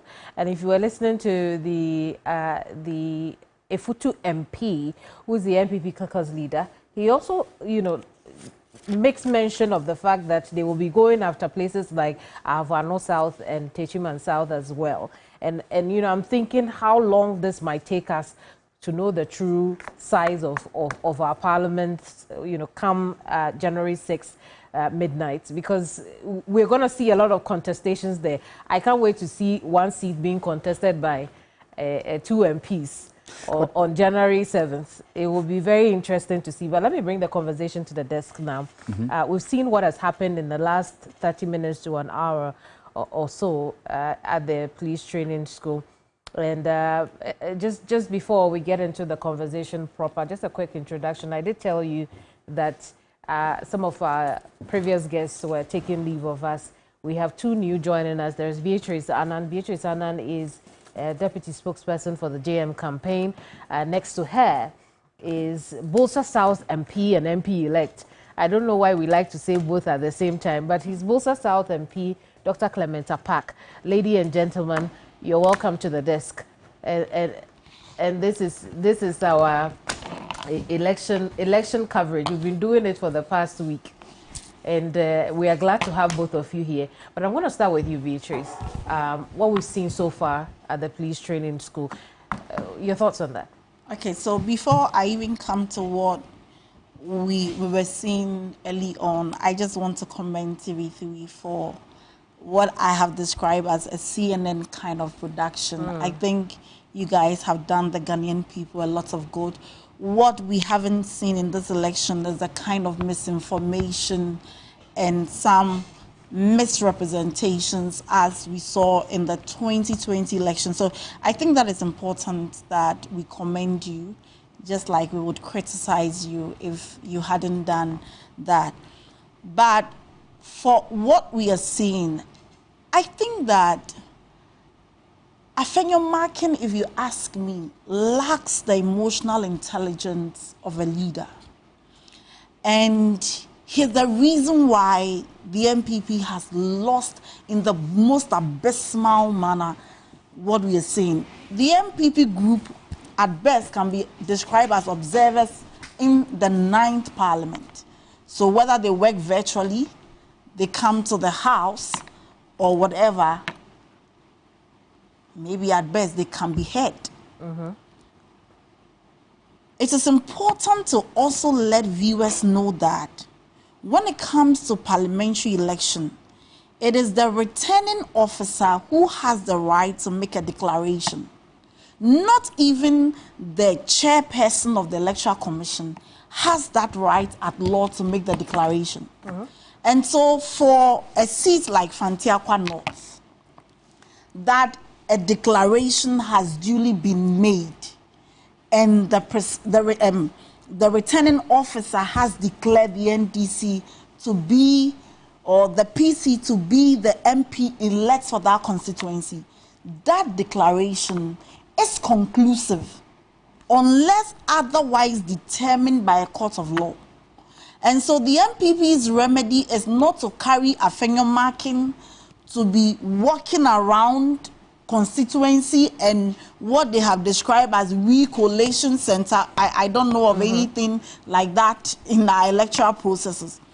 And so what would happen if he doesn't desist is that on the 6th of January or any other day to be determined, when the newly elected members of parliament have to be in parliament, the NDC PC who was declared as MP elect will present himself on the basis of the declaration. If the MPP that's what's going to happen. Yes, that's what is going to happen, because we cannot sit in the country where our democratic credentials and all the democratic gains we have made would be reduced in the manner in which we are experiencing. You see, the MPP, you can best describe them as bad losers. Look at the gap between President Mahama and Bawumia. Unprecedented. Yeah, but that's not consequential for the parliamentary. I'm making a point. They practically have been humiliated. No presidential candidate has been rejected in the manner that the MPP party and Dr. Bawumia have been rejected. It is a humiliating defeat. And what it tells you is that Ghanaians were not happy with your posturing prior to the 2024 elections. Ghanaians were not happy with this buga kind of way that you used to do things prior to this. And not just the presidential. We are talking about, at the last count, we had over 188 seats. With you now struggling to see whether you can even do 90. And so this is not something that you will need, is unlike 2020 where it was 136, 137, and maybe you needed one, and so you needed to do some of these shenanigans. So this is a wide gap. And so one will be asking, what really is the motivation of the MPP? That an election has been declared, and then you bring police officers led by a certain minority leader, and then say that now you heard him, we are going to Okainkwe Central, we are going to Ablekuma North, we are going to Tama Central, they should come. You see, lawlessness must end at a certain point. We in the NDC have called on our members to exercise restraint. We have called on our members not to vandalize and to engage in anything that would have the potential to disturb the peace of the country. But if they want to proceed this way, self-defense, there is nothing wrong with self-defense at all. And we will have no option than to stand on our grounds and call people to defend what they have voted for. What is happening amounts to a subversion of the will of the people.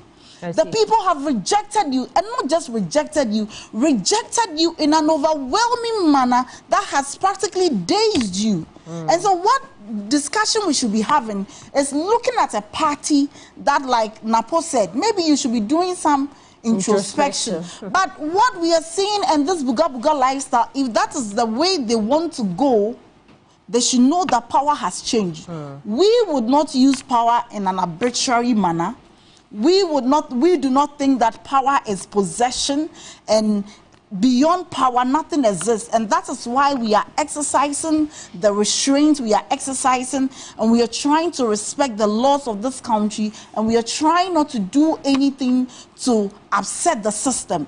But if Afenyo-Markin would not stop and will behave like a child, will behave like there is no tomorrow, will behave like it matters not what the consequences are, I think that he should not compel us to do something we don't want to do. Why would you say he's behaving like a child? No, what he's doing... That's a full-grown man. No, but what who is fighting to ensure that... Well, maybe that may not be... His candidate wins. No, maybe not. That may not be a fair description of him, but I'm trying to reconcile why he would do that.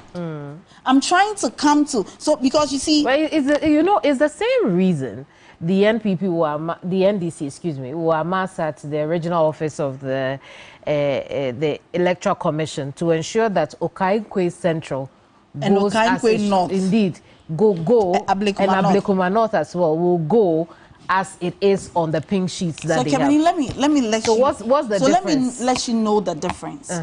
In the case of Ablekuma North and Okaikwe, results had been collated, and the returning officer had refused to make a declaration where the two parties know who the winner is and who the loser is. And so the NDC believed that we had no basis, or the returning officer had no basis to keep holding on to some results that both parties have agreed to. What we are experiencing in some cases is where a declaration has already been made. And Kemeni, let me say that when a declaration is made by a returning officer, it is conclusive at law. And so even if you had a problem with it, your best bet is to go to the High Court. Which means the recollation request should have come before the request should have come before the declaration. So at that point, their agents had the responsibility to say that we don't agree with the collated results. What we saw in Ablekuma North, for instance, were EC officials who had attempted to change the results on the pink sheets. And you could see very clearly that, you know, the pink sheets, they put that thing on it so that you have a duplicate. So nobody can use pen to change it. And then it's reflective of what all the parties have. What we saw was a deliberate attempt to change results. That was resolved. If they had a challenge, they ought to have said that we do not agree at this point. But where both parties sign and a declaration is made, you can then subsequently not take, and in this case, what they describe as a deputy returning officer to come to Accra and then seated somewhere, say that, okay, I'm overriding, because the law does not give a deputy returning officer the right to declare it. You know why? Because a delegated duty cannot be delegated. The returning officer's duty is already a delegated duty to declare that. So you cannot re-delegate. More so, especially when that duty has even been performed. It is not the case that the duty has not been performed. So the MPP should know that they have lost miserably. This is not a lose of some simple majority and minority. People are even saying that what we have is minority or a mini minority. Oh. That is the level at which we find ourselves, and they must be gracious that they have lost. If I were them, this is the time the party should be asking why an economist would be rejected in the manner in which Dr. Bawumia was rejected. I'm going to come back to the desk. And why a major political party such as NPP cannot even get 100 seats. That is the discussion they should be having in the boardroom by this time. This gangster lifestyle of, look at Afenyo-Markin. This is a man that we are told in his own constituency. Our constituency vice chairperson has practically been kidnapped. So he even lacks the moral authority to be leading some of these things. And you see, we cherish the peace of this country, but there can be no peace without justice, and that point has to be made. But why will he lack the moral authority? He didn't do that. So where is the consequence of moral authority? We have information that his boys did that, and we established that. And having said that, let me make the point that to all the families of the NDC members and even Ghanaians who have lost their lives in this election, justice is coming your way. If nothing at all, I will personally lead that advocacy for justice, because never in our history have we seen such levels of negligence and gross disregard for human life. In fact, this is a wanton disregard for human life, that merely because someone wants to have power, like what happened in Tolon. Beatrice, we're going to hang on now. Let's go and get some on-the-ground action. Alfred, why are you taking us? Well, going straight to the constituency that the results were declared right now. But then again, just to put it on record, on this matter of the Afutu constituency, we read a statement from the Ghana Police Service today, giving us updates of what's happening there. They had indicated they are in touch with the NDC's vice chair, who went missing as of Saturday, say he's in good health. This is an issue we've been really following right from Saturday till this moment that the police gave us an update. So we are on top of it.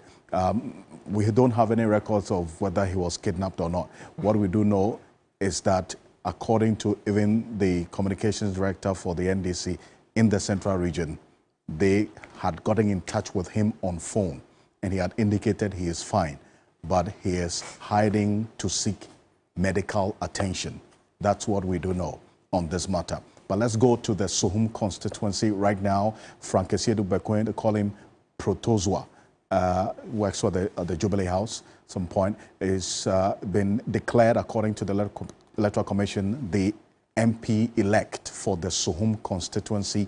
He defeated the incumbent who contested as an independent candidate and the NDC candidate as well. Yvonne Nikwe is our Eastern Regional correspondent. She's connecting with us live right now. Yvonne, we are seeing the jubilation amongst the NPP supporters there. Some of them have their good night powder on their faces. Tell us what's going on where you are.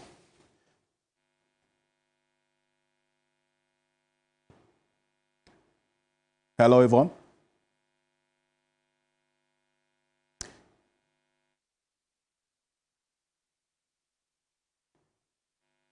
Hello, Yvonne. Okay, so well, what the mood is one of jubilation amongst the MPP supporters in the Suhum constituency, as we're saying.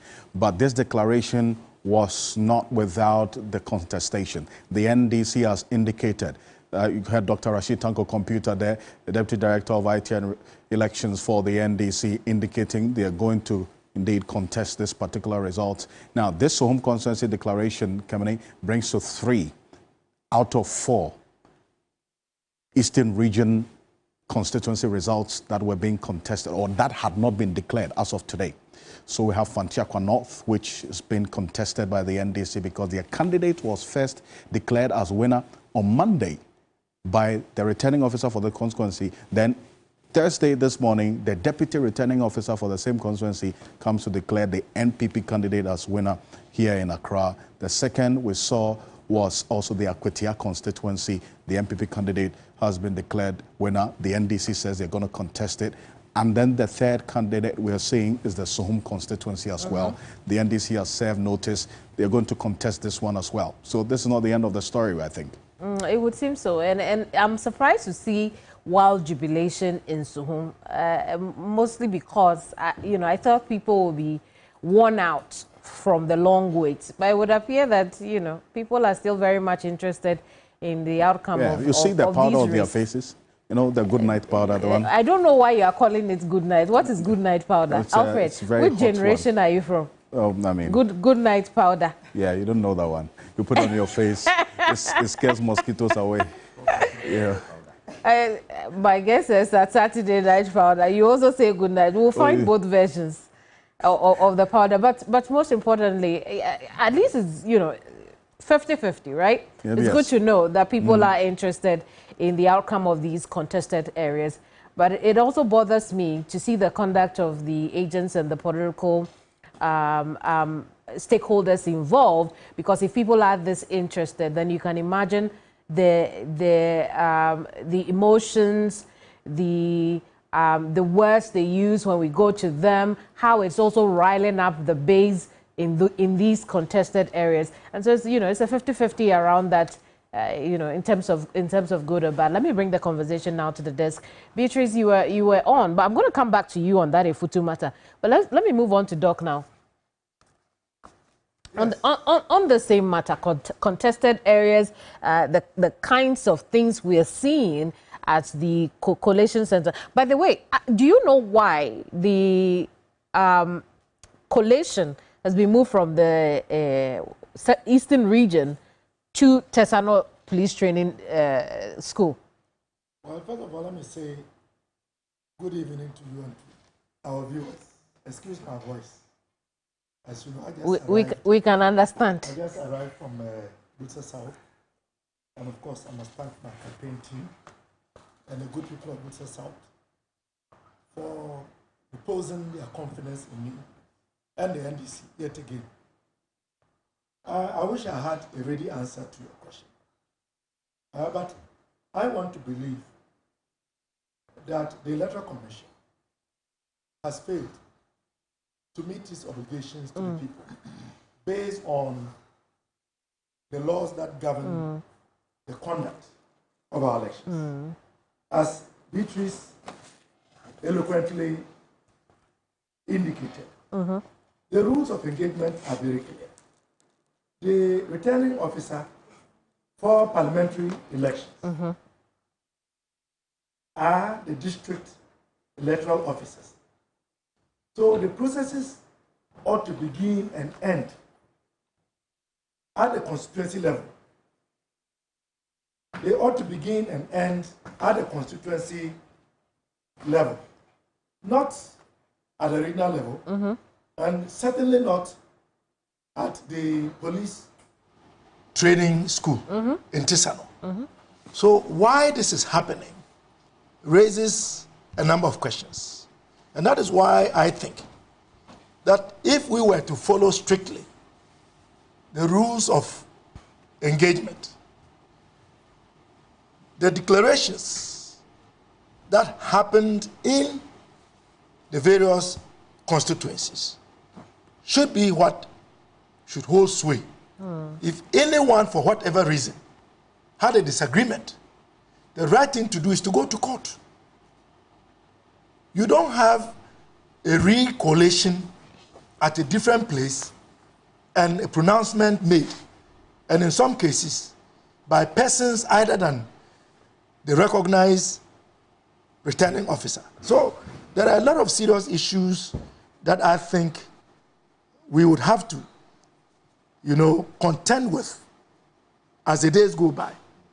So how do you tell the candidate who was pronounced a victor at the constituency level that he or she has now lost based on a secondary collation and a pronouncement by another officer at another location?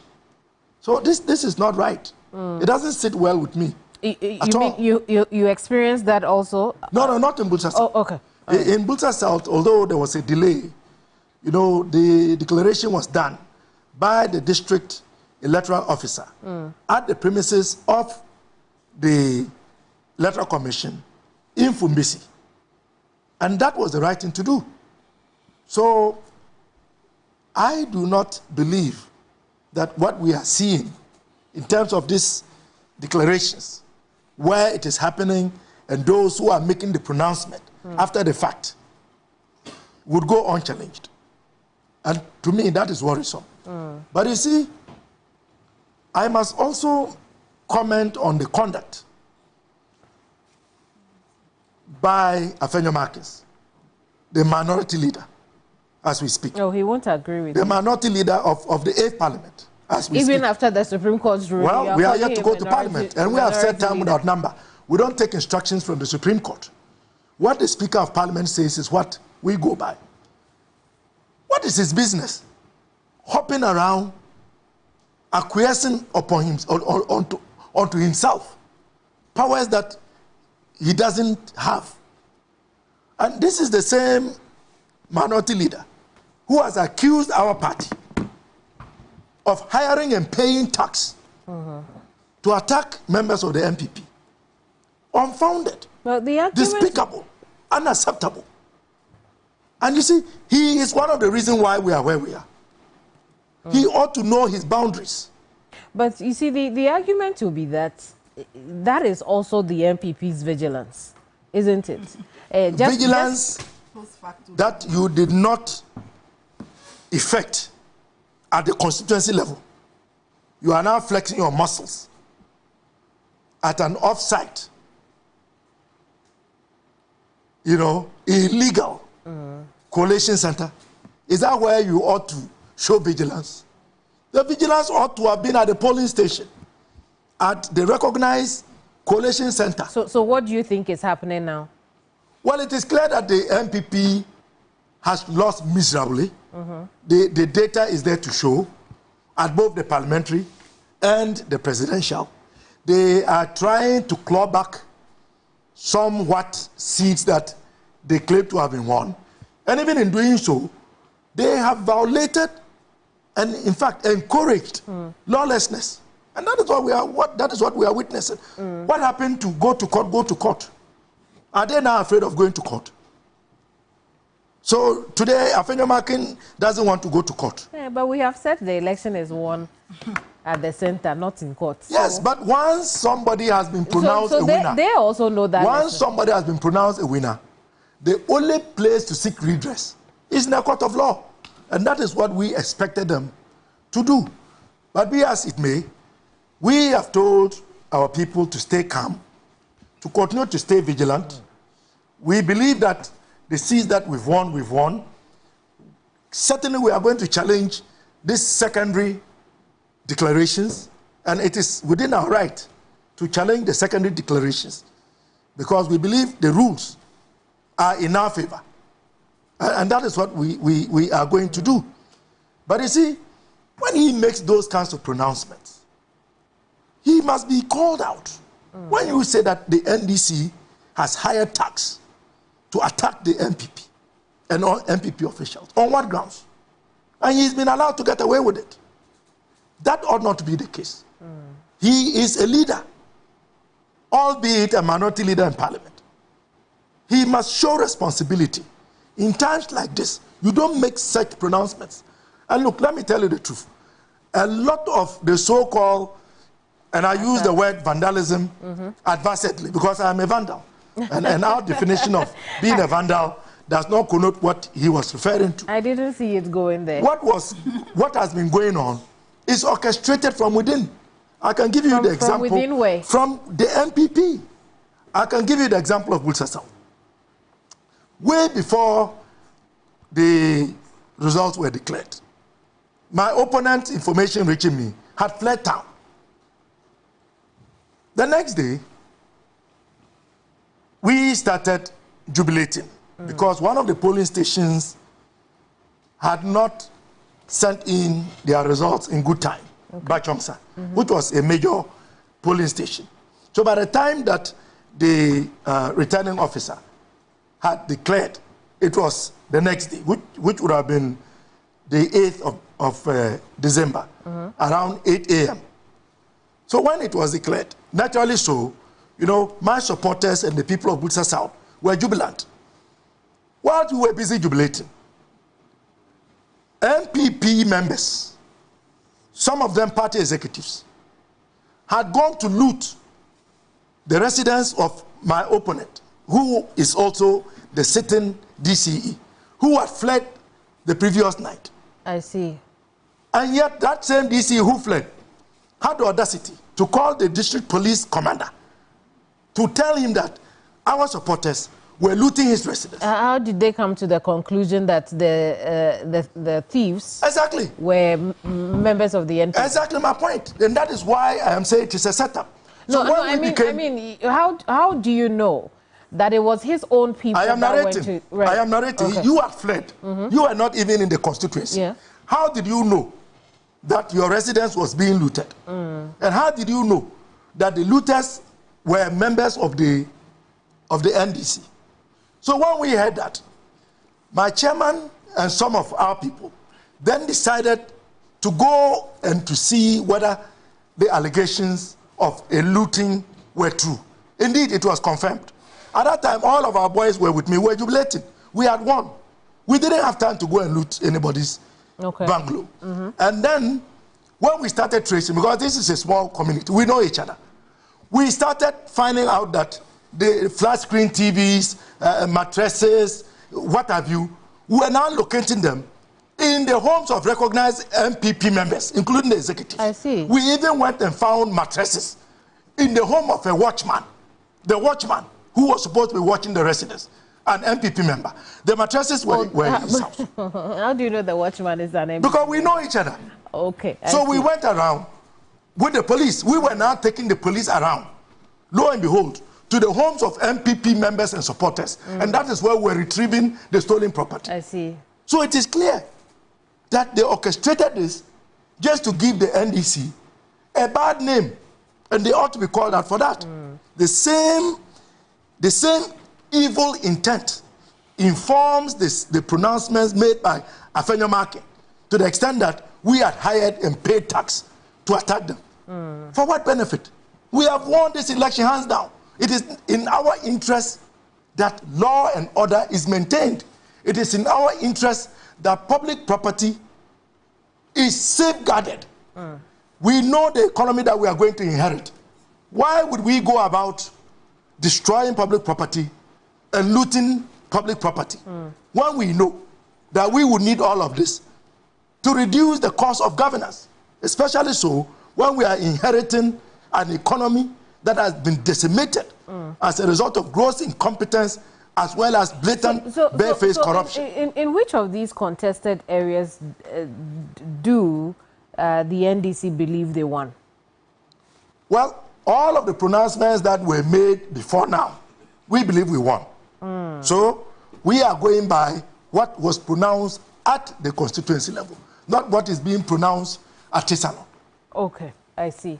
I see. Lawyer, we've been seeing this for the last 3 or 4 hours. Our correspondent on the ground had mentioned that the exercise at the Tesano police depot had been going on for at least 12 hours already. So we are talking 15, 16 hours since this exercise began. We've made very little headway. For how long? Kamini, are we all Ghanaians? I would think so. No. Not think so. Are we all Ghanaians? Be specific. We are. Are we enemies? No, not at all. So what is all this about? To get a seat. I don't understand it. That we cannot talk to each other in a civil way. Look at the shouting that was going on there. What for? It's only an election. It's only an election, period. But along with the election will come passions like this. Please. You tend to find that most people who stand an election, because unfortunately, they don't tend to have probably something to go back to. So whatever the case is, they've got to fight to the last minute whether it is true or false. I don't understand it. Will it make any difference to the to the figures in terms of numbers in parliament and influence. But then it means you are asking the NPP to just give up. As I said earlier, let them add 20 seats to the MPPs. What difference will it make? So the MPP should just give up? I'm not saying they should give up, but they should handle this thing in a civil manner. I ask you, do you think Oseche Mensabunsu will go and stand there and do this as majority leader in parliament? That will go and stand there and be talking da. For what? For what? Look, if this election was on a knife's edge, no problem. Huh? Say it was 276 seats, right? So it was. Say it was 137, 135. Because the number of constituencies that are being constituted is more than one. Then yes. But even that, nobody has to quarrel and be shouting and be talking on top of their voices. Both MPP, NDC. Why do I say both MPP, NDC? Who was standing there on the NDC side talking on the top of his head? Who did we see? There were a few people. Who did we see? The Deputy Director of Elections was there. Who did we see? We saw Wayome, didn't we? Yeah, we did see him, and then we also saw the Deputy Director of Elections. What was the shouting for? If for nothing at all. And you see, if Electoral Commission had behaved themselves, they should be shown utmost respect. If they themselves had conducted themselves well, they should be shown utmost respect. Unfortunately, they haven't. And if it is found that Electoral Commission is part and parcel of what is going on, they have to be held responsible. The executives of the Electoral Commission should be able to pull them out and hand them to the police for them to be taken to a court of law. But the police are there. Didn't you see them standing? They are there. You remember even the NDC agents there were making the accusation the police are aiding the NPP agents and the Electoral Commission to declare results in favor of the MPP. So they are there. So, who instructed that these ballots should be taken to Tesano police station? We still haven't found an answer to that question. But what we know is that the Electoral Commission, based on what some of our panelists have said in the past, has been sending invitations to candidates in the contested areas for events such as this. And that's why we saw the situation with Okankwe Central and Ablekuma North and all the others in the Greater Accra. So I'd like to believe the same thing happened with this one. Sending invitations. When you say sending invitations, sending invitations to do what? Oh, to look at the contested areas, to resolve the matter. Yes. Yes. So the political parties, both of them, are trying to resolve it on their own. Is that what you're saying? Resolve it together with the Electoral Commission, which is what we are saying here. It won't be the first one, but I want to come back to you so that we unpack this matter. But we'll also look at situations where even the Electoral Commission will say that I don't have my pink sheets because they were lost in one way or the other. But let's move on to Alfred now. Alfred, what's happening on your end? Kemini, well, so as we're monitoring what's happening in the Suhum constituency as well, and the jubilation, that we're going to go back to that place shortly. But thankfully, we've been joined by Dr. Abdul Hassan Pelpo, who is a member of parliament for the Wa Central constituency. In fact, he retained this seat on the ticket of the NDC. He has held this seat. This is the 6th time, right? He's been a member of the 4th, 5th, 6th, 7th, 8th, and is now going to be a member of the 9th parliament as well. So congratulations, is in order. Thank you. Dr. Rashid Pelpo, and thank you for making the time to join us. Thank you. Now, hold on a bit for me. We're going to go to the eastern region, specifically the Suhum constituency. You were here when we heard that declaration of the results, which the NDC says they're going to contest In the Suhum constituency, Fantia North has been declared the MP-elect by the Electoral Commission after the recollation of the results there, minus 6 polling station results, which was disputed. Yvonne Nico is connecting with us. Yvonne, I can see the jubilation behind you and with all of them having powder all over their faces. Tell me what's going on where you are. Well, Alfred, when I got here about 2 hours ago, silent. But 2 minutes when they said the results have been announced, they're coming onto the street to determine where they are party officers. We know that there are 150 executives are not responsible for the change of but then for the which I find fighting among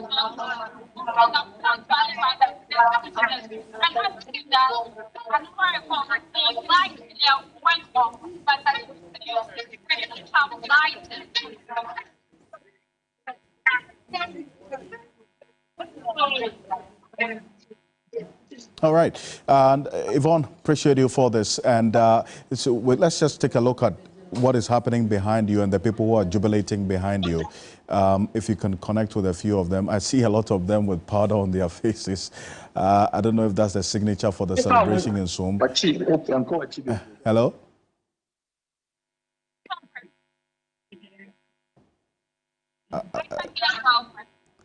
Yes, if you can try speaking to some of them, just a couple of them for us.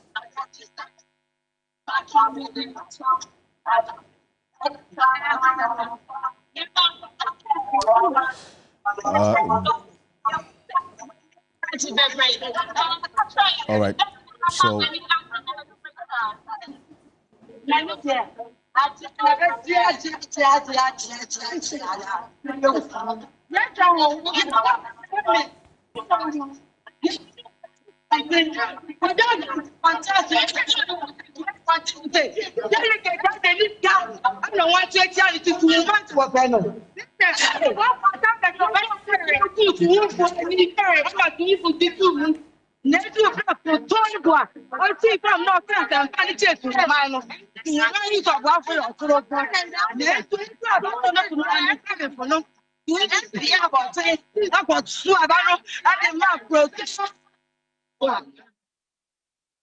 So that's Yvonne Nico. Yvonne Nico is our Eastern Regional correspondent in the Suhum constituency right now.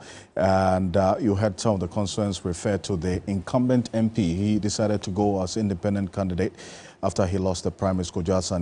He pulled over 14,000 votes as against Protozwa Fantia North, who won. According to the Electoral Commission's declaration, over 16,000 votes as against the NDC's candidate, 15,000 and over votes. The NDC says they're going to contest it. So we'll see how the coming days will look like in the Suhum constituency and matters arising. But Dr. Rashid Hassan Pelpo is the Member of Parliament for the Wa Central constituency. He retained this seat. He's won it again 6 times. In this country, you're going to be part of the 9th Parliament. Yes. Now, I mean, after congratulating you, I'm looking at the margin of victory because it was closer a bit than what we saw in 2020, is it not? No, it's wider than what it was in 2020. What could have contributed to that? Well, it is my commitment to serve the people. It is the anger accumulated in the people, vested, which was, brought out in the election results. The people are tired of all the bad news about corruption, bad governance, sale of government lands, destruction of rivers, and everything that you can think about that has angered the people, has contributed very largely to the results that you saw. And especially because the failure of governments to do anything substantial in the region, the Upper West region. If some minor development projects were done, but not substantial enough compared to what the NDC did. In that comparison, people came out to say, look, this is not the kind of government we want. after hearing that so much money had been borrowed, so much money had been spent, and yet so little had been done. So they just were looking out for the NDC again. I see, but what were the specific expectations in terms of development that you say fell short of the expectations of the people? Well, because you indicate something had been done, yes, but not to the expectation of the people. Right? Yeah, you know, there was a declaration about jobs that were going to be made available to the young people. The 15% job, you know, the 15% that was declared statistically as what do you call it? That's the number of jobs. That's the percentage in the increase of the jobs created. You know, we expected, the young people expected jobs to be given to them. Right. The government had declared that there were going to be jobs, and people expected that those jobs will come for this considerable length of time, 8 years. Right. That didn't happen. Okay. And so eventually they got disappointed. Okay. Young people got disappointed. People finished the university, jobs were being sold for 20,000, 15,000 Ghana cedis. They couldn't pay for them. I see. Except that, yes, I mean, all over the country, but it also came through to my constituency as well. I see. I've been approached, I was approached by several people who said they needed 20,000 to go and pay for a job in the security services. They needed 10,000, 15,000 to go and pay for jobs. Pay who? To pay to officials. I see. Who were selling the jobs. I mean, this Right. is very common knowledge everywhere else. And so it became a problem. So people got frustrated. In the NDC time, no such things were done. And once in a while, you will find the candidates who contested me coming out to give a job to communities. They'll call a community or a whole group and say, look, there's a job for you in the police service. They give it to a whole town.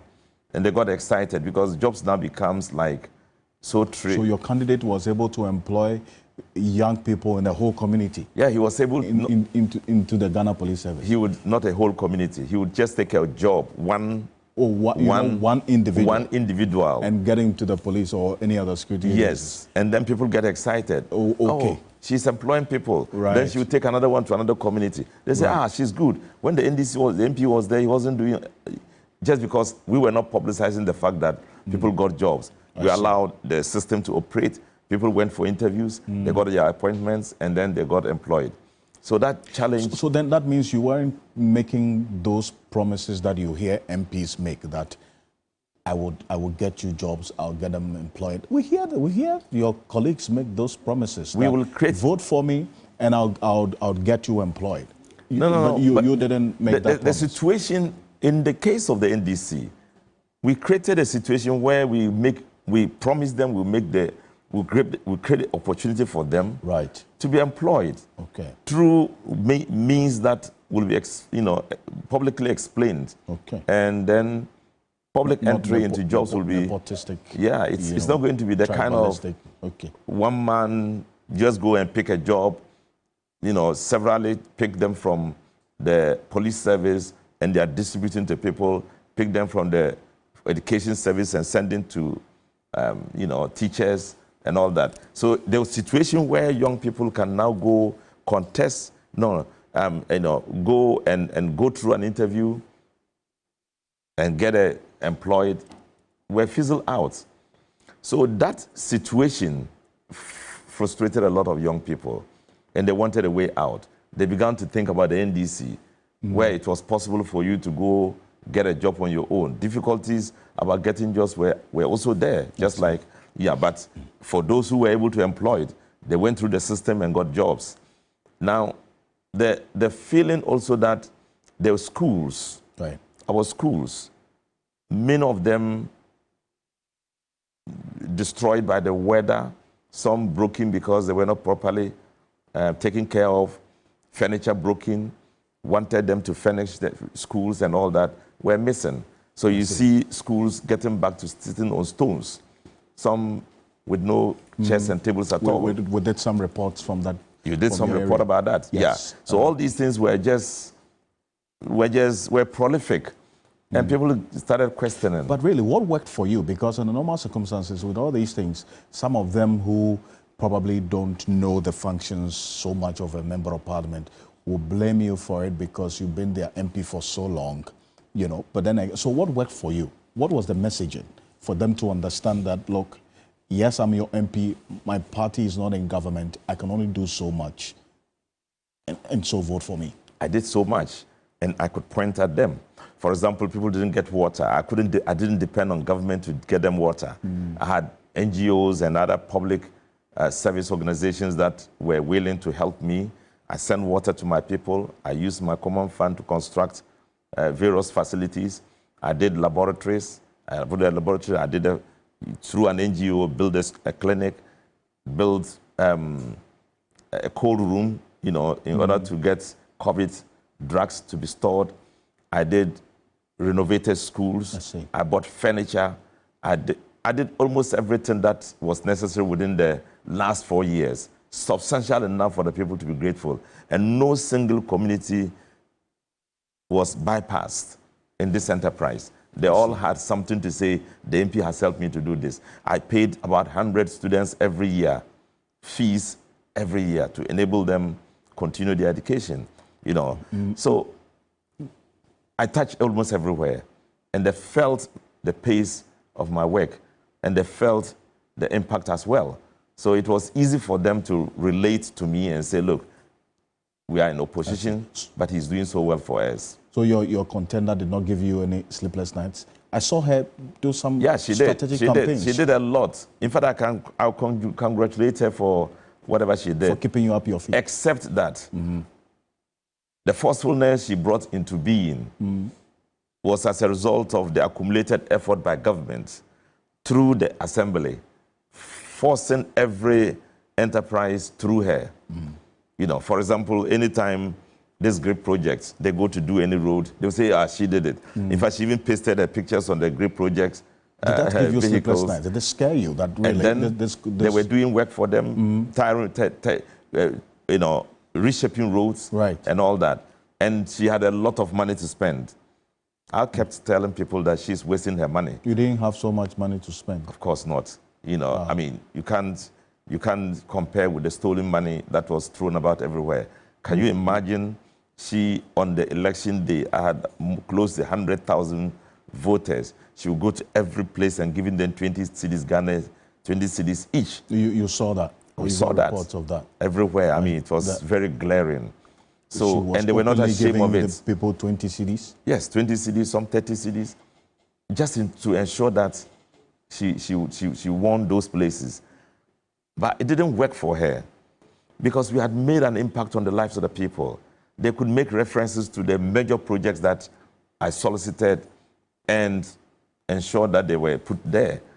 They would look at the regional hospital, they say NDC project. They look at the tar roads, and then the asphalted road, they say NDC. They look at the regional lab, they say NDC. They look at the 4 secondary schools we built, brand new secondary school John Mahama did. And they said, look, this is NDC. They look at the schools we did, the school blocks we did. They look at almost the water project, drawn 20 kilometers away from the Black Volta into Wa. They look at all this and say, look, this is not a government we can turn against. And this is not an MP we can turn against. Because he facilitated it, he lobbied for them, he followed to the logical conclusion that we got these things happen.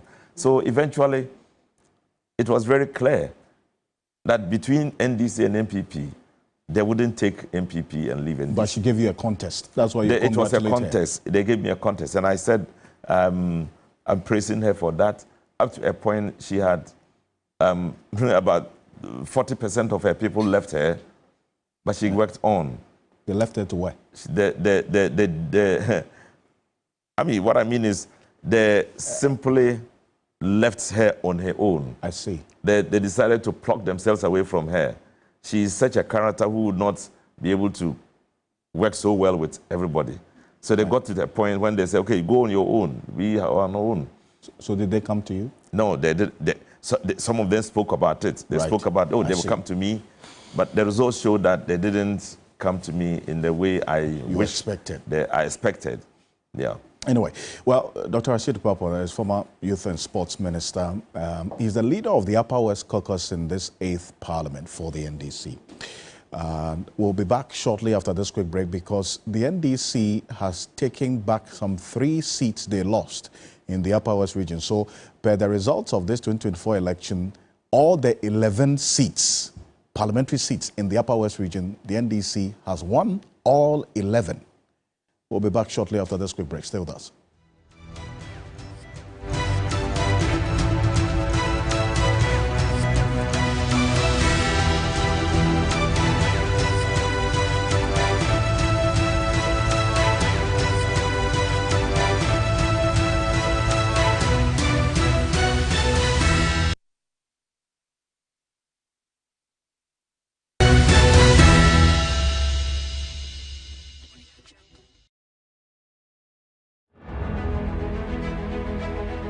I'm a Ghanaian and I love luxury accredited faith and I love democracy. December 7th, Ghana is voting. Only peace. Peace, I give it to you all. I love Ghana. Peaceful election before, during, and after. One Ghana. Peace. Peace to everybody. One Ghana. Ghana. This message brought to you from the luxury accredited faith. Champion! Holiday season, let your home be the heart of the celebration. Celebrate the season with furniture that feels like home. Christmas Super Sale. Get up to 50% discount on all products at Danube Home. Create memories in every room. Visit Danube Home to make your holiday home complete. If whiskey could talk, Johnny Walker Black Label would sing. With notes that only come with 12 years in a barrel. Sweet, smooth toffee, rich fruit, and a touch of smoke. Tastes as good as it sounds. Drink responsibly. Not for sale to persons under 18 years of age. Not recommended for pregnant women. This advert is FDA approved. This October to December, King's Furniture says, thank you, Ghana. Enjoy a whopping 25% off on all our domestic kitchen, wardrobes, and sofas. Upgrade your home with the finest furniture, crafted right here in Ghana. And for your office, we're offering 20% discount on all office furniture because your workspace deserves the best. Whether it's for home or office, now's the time to make your space truly yours and give the gift of comfort and style to your loved ones. Hooray! Promo is from October 1st and ends December 31st, 2024. Visit King's Furniture Showroom today and enjoy these incredible discounts. Locate us in Accra, Kisema, adjacent Melco, and Takrade, Tanokrum, Pipeline, right opposite Connect FM, or call us on 050-150-5507 Accra and 050-133-2327. King's Furniture sets a standard. And a big thank you to Ghana. One bucket of Flamingo paint is equal to several buckets of any other paint brand on the market. Flamingo paint, superior durability, superior hiding, superior coverage. Flamingo paint, simply superior. You know, one bucket of Flamingo paint is equal to several buckets of any other paint brand on the market. Flamingo paint, superior durability, superior hiding, superior coverage. Flamingo paint, simply superior.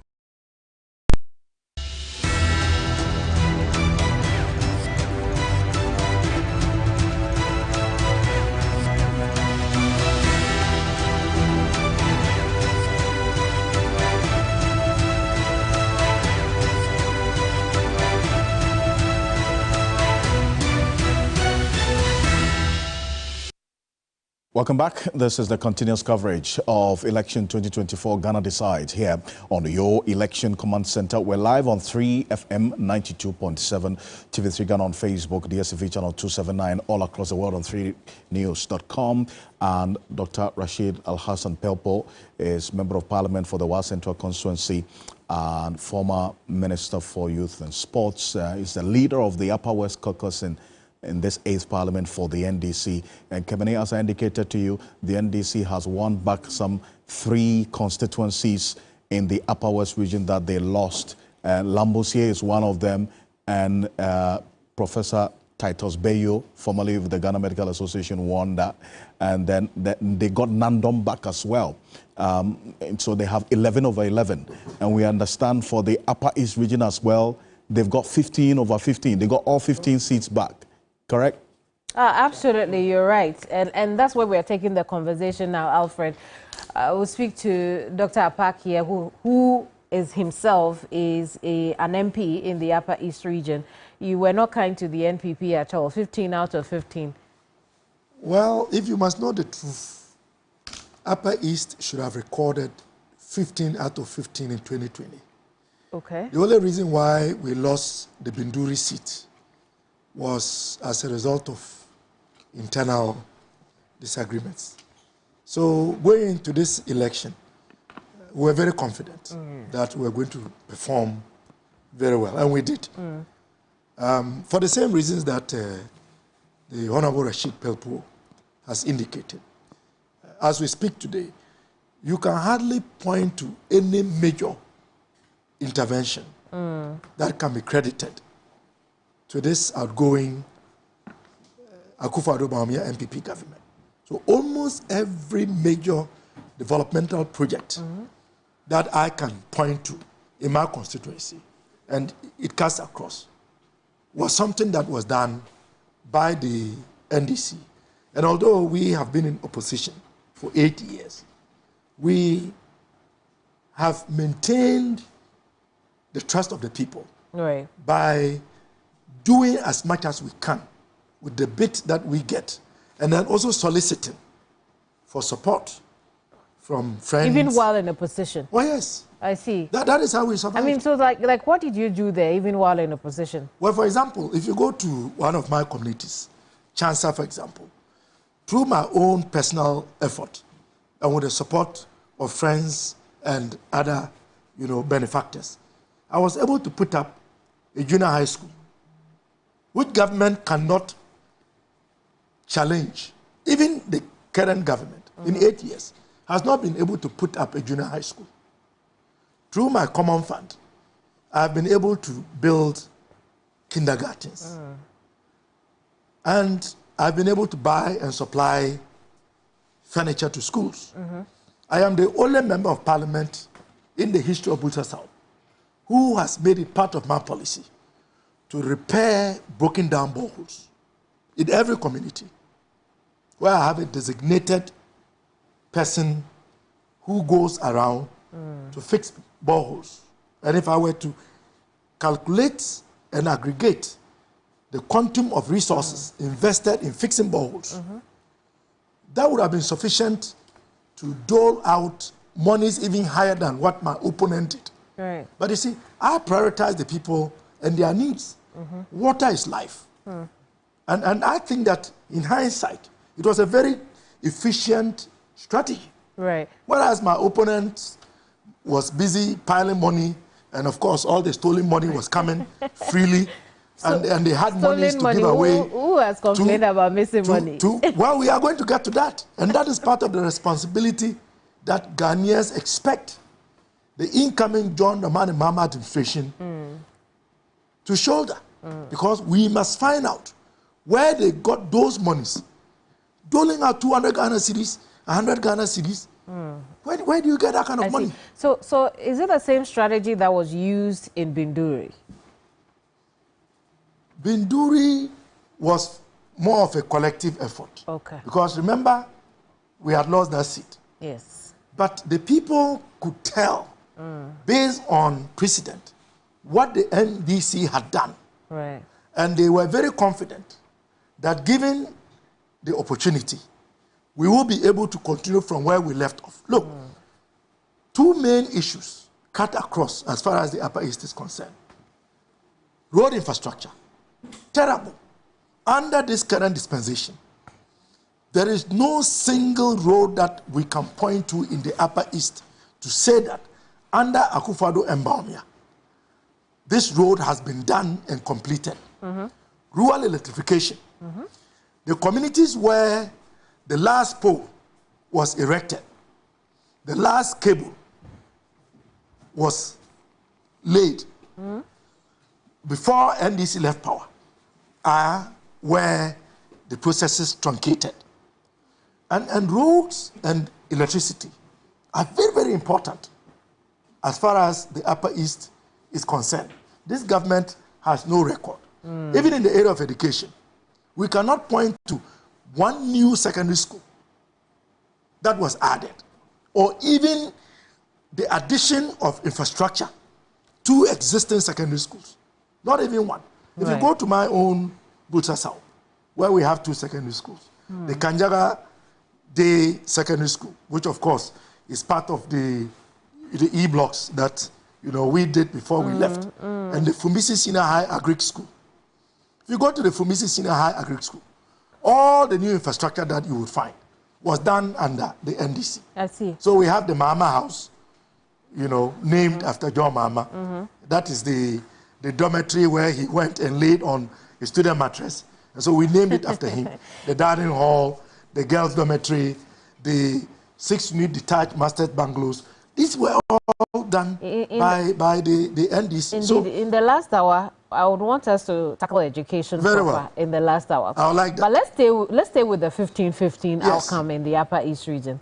And indeed, we had mentioned something earlier about some people being picked up for the looting of the DC's office. That is correct. Our correspondent, corroborates the story you share with us. Rightly so. What he does not corroborate is he said he cannot say for sure if the people are members of the NPP, like you had said. We know they are. Yes, I know you said they are. I just needed to put that across. Including the watchman. Indeed. So you see, we'll go back to that. in government has been so discriminatory, so vindictive, that they only give opportunities to people who belong to a certain cabal. So these are no secrets. Let's come back. And we know their houses. We went there and we found these items in their homes. Right. And look, let me be quick to add. We had to even go to the extent of letting it be known that the warehouse, which contained maize, fertilizer, and other supplies, we will lock it up if the authorities at the assembly. Why wouldn't you just report to the police? Why would you go Well, the police were there when they were taking all these things away from the deceased residents. We had to actually go and tell the police commander. We had to take him round to retrieve the items. Okay. And that is how we know it was orchestrated. Okay. The DC had fled town even before the announcement of the results. He then calls the police commander to make a complaint to the effect that our guys were looting his residence. How did he know? So, this 15-15 outcome in the Upper East region, what will that mean, or what does that mean for the people of the Upper East region in or under the new governments, the new John Mahama administration? Well, I think the expectation of the people of the Upper East is no different from the expectation of all Ghanaians. Clearly, the issues that infuriated the Ghanaian people, the issues of blatant corruption, the issue of hardship, the issue of lack of development, the lack of extension of rural electrification, the lack of the construction of roads in the face of the colossal resources that have come into the public kitty under this government are the same matters that have informed everyone. The youth unemployment, the blatant disregard for, opposing opinions, the capricious use of political authority. And it was manifested even at the local level. I mean, you find government appointees throwing their weight about, as if there is no tomorrow. And these matters really infuriated Ghanaians. So, in many ways, the people of the Upper East have also done what they have done, with the expectation that we would see an improvement generally in the conditions of living. We will have a political system where people would earn their due based on merit and based on their competence. I mean, why should people have to pay 10,000 Ghana cedis, 15,000 Ghana cedis to get appointed as teachers? to get in the Upper East Yes, region? yes, it is national. As Rashid international. Felpo, Okay. yes, it is not a secret. But right, so what I want us to look at is, we'll leave the national issues. I want us to look specifically at the Upper East region, because there are specific and peculiar problems of the Upper East region, abject poverty. Yes. You remember also in the lead up to the 2016 election, how the NPP had capitalized on rural-urban migration, ensuring that the young women of the northern part of the country do not end up in the south. So to speak. Absolutely. By 2020, they were starting to show us supposed interventions that they had made for these young people.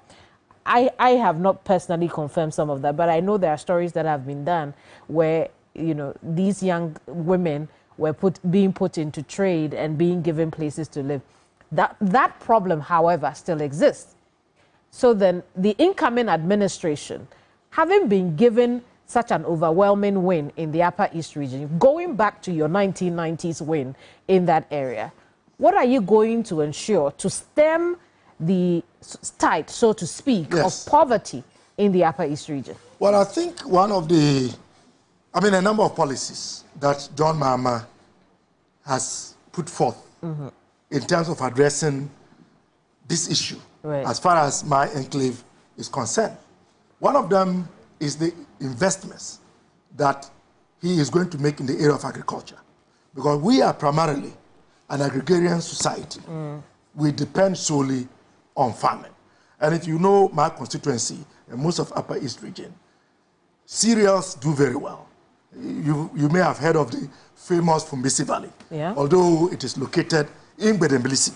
But because Fumbisi is the capital, we tend to refer to it as the Fumbisi Valley.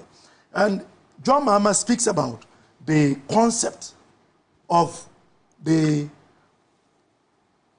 farmer service centers and how the farmer service center would be a place where we would have tractors, combine harvesters, seeds, and everything, and the inputs that farmers need. So that when you don't even have the capital and you go there, you would be able to get the services provided for you on credit, but not at a market rate. Right. You go and do your farming, and after you've harvested your crop, you can then choose to go and sell your crop in the market, and then come and pay for the services provided from the tractor services, from the fertilizers, and even the seedlings. And then you keep the rest to yourself. Alternatively, you may choose to even sell all your produce to the farmer service center, which is also going to have an office almost like a macro credit type of arrangement. And I think that is a game changer. Because once Agric is doing well, definitely that then becomes a basis of keeping a lot of the young men and women in that enclave. And don't forget the issue of dry season farming, irrigation. We have a number of dams, not these giant potholes that they wasted money on, for which we are going to cause an investigation. Supposedly, with giant potholes. I mean, one village, one dam. There were giant potholes because they don't even exist. But what will be your alternative to that? Because we will still have the drought problem. We will have the water problem. We have a history of constructing meaningful dams. The Tammany Dam is an example. And in fact, we have dams in many of these communities. What they need is to be dredged because they have silted. If those dams are dredged, they would be able to hold enough water. And then dry season farming would progress. And if that opportunity is available, and I know this because this is what the young men and women tell me, and this is what has informed a lot of our policies in the area of Agric. They will be able to cultivate largely vegetables in the dry season. Those vegetables will be sold. They will also supply some to our schools. They will be able to make a good living, and they wouldn't have an incentive to travel down south. Again, the apprenticeship program that we are introducing. And I have even piloted that in my own way, where I was able to accumulate some of my social intervention fund, and I was able to recruit 114 young men and women. I bought the items for them. Some of them are learning how to become, mechanics, hairdressers, seamstresses, fridge repairers. And your mama is going to do this at a national scale. I see. So when these young men and women have the opportunity to learn a trade. How long will they have to take for change to come to the people of Upper East region, for instance? Change would begin as soon as we take over the reins of power. It has to do with the mentality. That is wildly optimistic. Change is a process. It is, but it's a process, and you are telling the people that immediately you come in. I said it will begin. I didn't say it's going to end. Because it is when we take over, we do an assessment, and then we begin to roll out our policies and implement them. That is when we begin to see the processes. So I think that the people voted because they know that the alternative was the only option. The status quo had failed miserably. I mean, look, the NPP will be very naive not to have known that they were going to lose. Any independent political observer could foretell that they were going to lose. Again, the debate is the magnitude of the loss. Other than that, I know Lawyer Jantua here knew that this was going to happen. The issue was the magnitude. So for the Upper East, the interventions in agric, the apprenticeship program, and also even in the area of education. In the area of education, where we have many communities, where when one goes from primary 1 to primary 6, because there is no junior high school in the immediate vicinity, that is the end of your education. We'll talk about education proper in a bit. Lawyer, you have been quiet for very well, lawyer. And when I was speaking my English, you were eyeing me. I didn't speak it well. No, that's a question. Question more do. Oh. but I'm a lecturer, so I know what to do. I like the response. I like the response. But I did not think you won't be able to answer. It's just that I was thinking. So she sat down. She was thinking about this, and the way she said it. I mean, but that is her job. I don't know how I've become. I'm not on the menu for the table today. This is how you separate the men from the boys and the women from the girls. But lawyer, what do you think? What do you think? Just before I move on to this current moment, 15 over 15. That means NDC has swept the entire Upper East. Or is it the entire Upper region? Upper East. Upper East. In fact, Upper West as well. Upper West as well. 11-11. Look. I hear what my good friend Doc Apak is saying. You need more than that. You need more than that. What is required in the upper areas of Ghana is more than what he's saying. You need to sit down and do what? Structure a development plan for that area. Look at the areas where you can start immediately, but the areas where you can now start putting things in place that would pick it up. One of the major things is rural-urban migration. Another thing, water. Water is diamond in that part of the world. And you need to be able to attract industry there. So, you talk agriculture. That agriculture shouldn't be subsistence agriculture. That agriculture should be agriculture where you can add value. They have all the landlocked countries right above them. We import tomatoes from where? From Niger. From Niger. From Burkina Faso. Burkina Faso. Onions and all that. Are we trying to say that if we put a plan together where we too can export some of these things out there, it won't benefit them? Especially if we are able to get water there. We should stop this subsistence thing we do about them. Go to the Upper East, Upper West. Look at the kind of houses they live in. Look at the kind of houses they live in. Abundance of land. They live in mud houses today. It's not just a question of subsistence farming. It's not just a question of, oh, you farm and then if you get some small. It isn't small. We don't want them to earn small money. We want them to earn big money. Because we know if that area is developed, it helps a lot. Yes, within that enclave, there are a lot of disturbances there.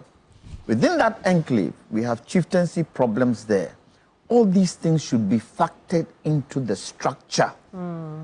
It might not, the 4 years might not be enough, but those kinds of commodities that you can have a quick turnover, that can bring export in, should be started. I'm not into this subsistence farming thing.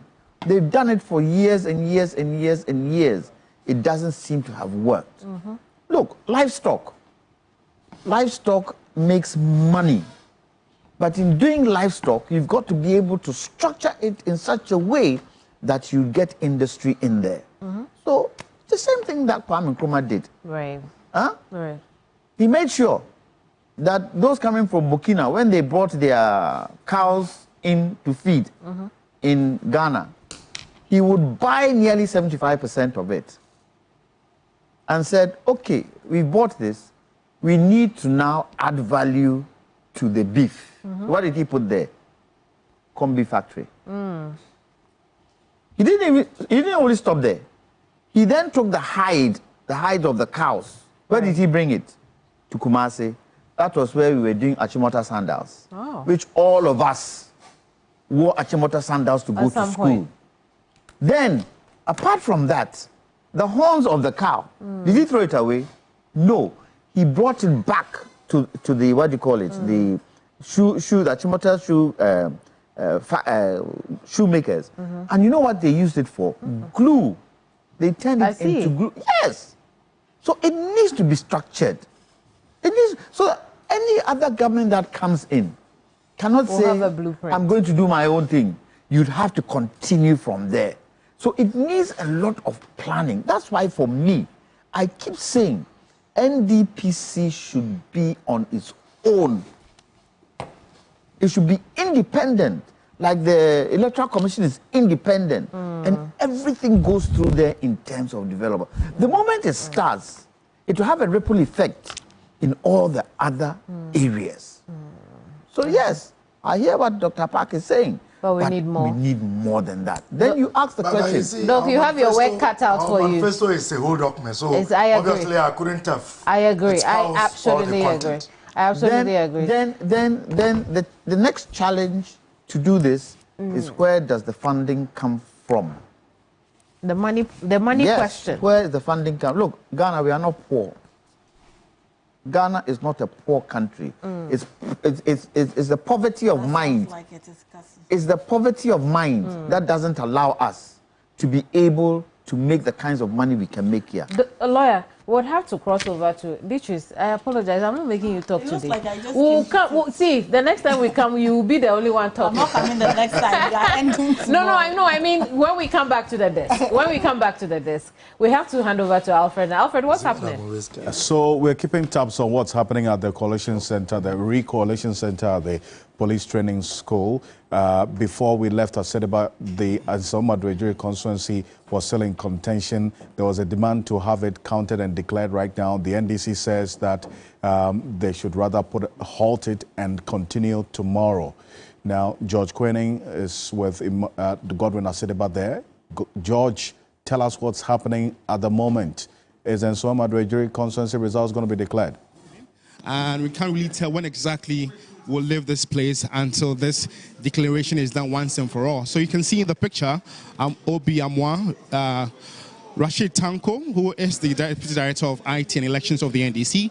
We have the leader of the MPP caucus in Parliament, Afenyo-Markin, also here trying to call truth in this very matter, which has been at the center of controversies.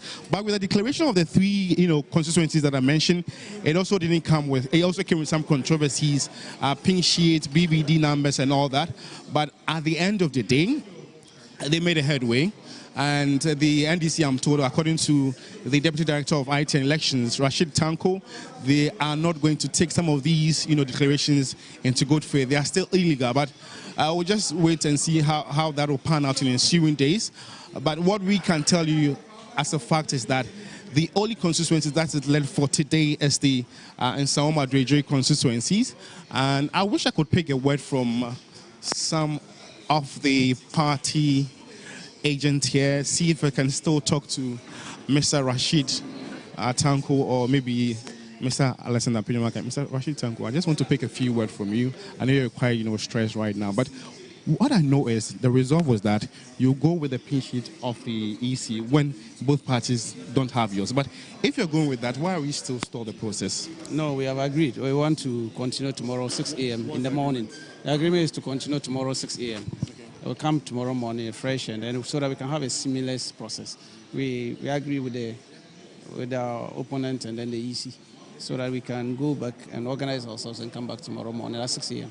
But you also make some pronouncement that you're not going to take the announcement of that 3 other constituencies are illegal according to you. You're not going to take it. That's our position, very clear, because if a returning officer declared somebody a winner, on what basis will the deputy returning also come and declare another person winner? It doesn't make sense. You can't have 2 declarations. So for you, these constituencies? No, it's just a nullity. We are not going to accept anything coming from there. It's a nullity completely. The EC just mentioned to you that you do not have some pin sheets and you are just deliberately delaying the process. What is your reaction? No, we have. We showed them. We have pin sheets. We have our pin sheets. Okay. Interestingly now, our opponents, rather holding photocopies. But if you talk about pin sheets, I think Zita made me aware that you don't have some of the pin sheets. She told me in the morning. Yes, because of the issues that happen in some of the polling stations. But we are saying that DS are having problems. They have photocopies. They are not all original.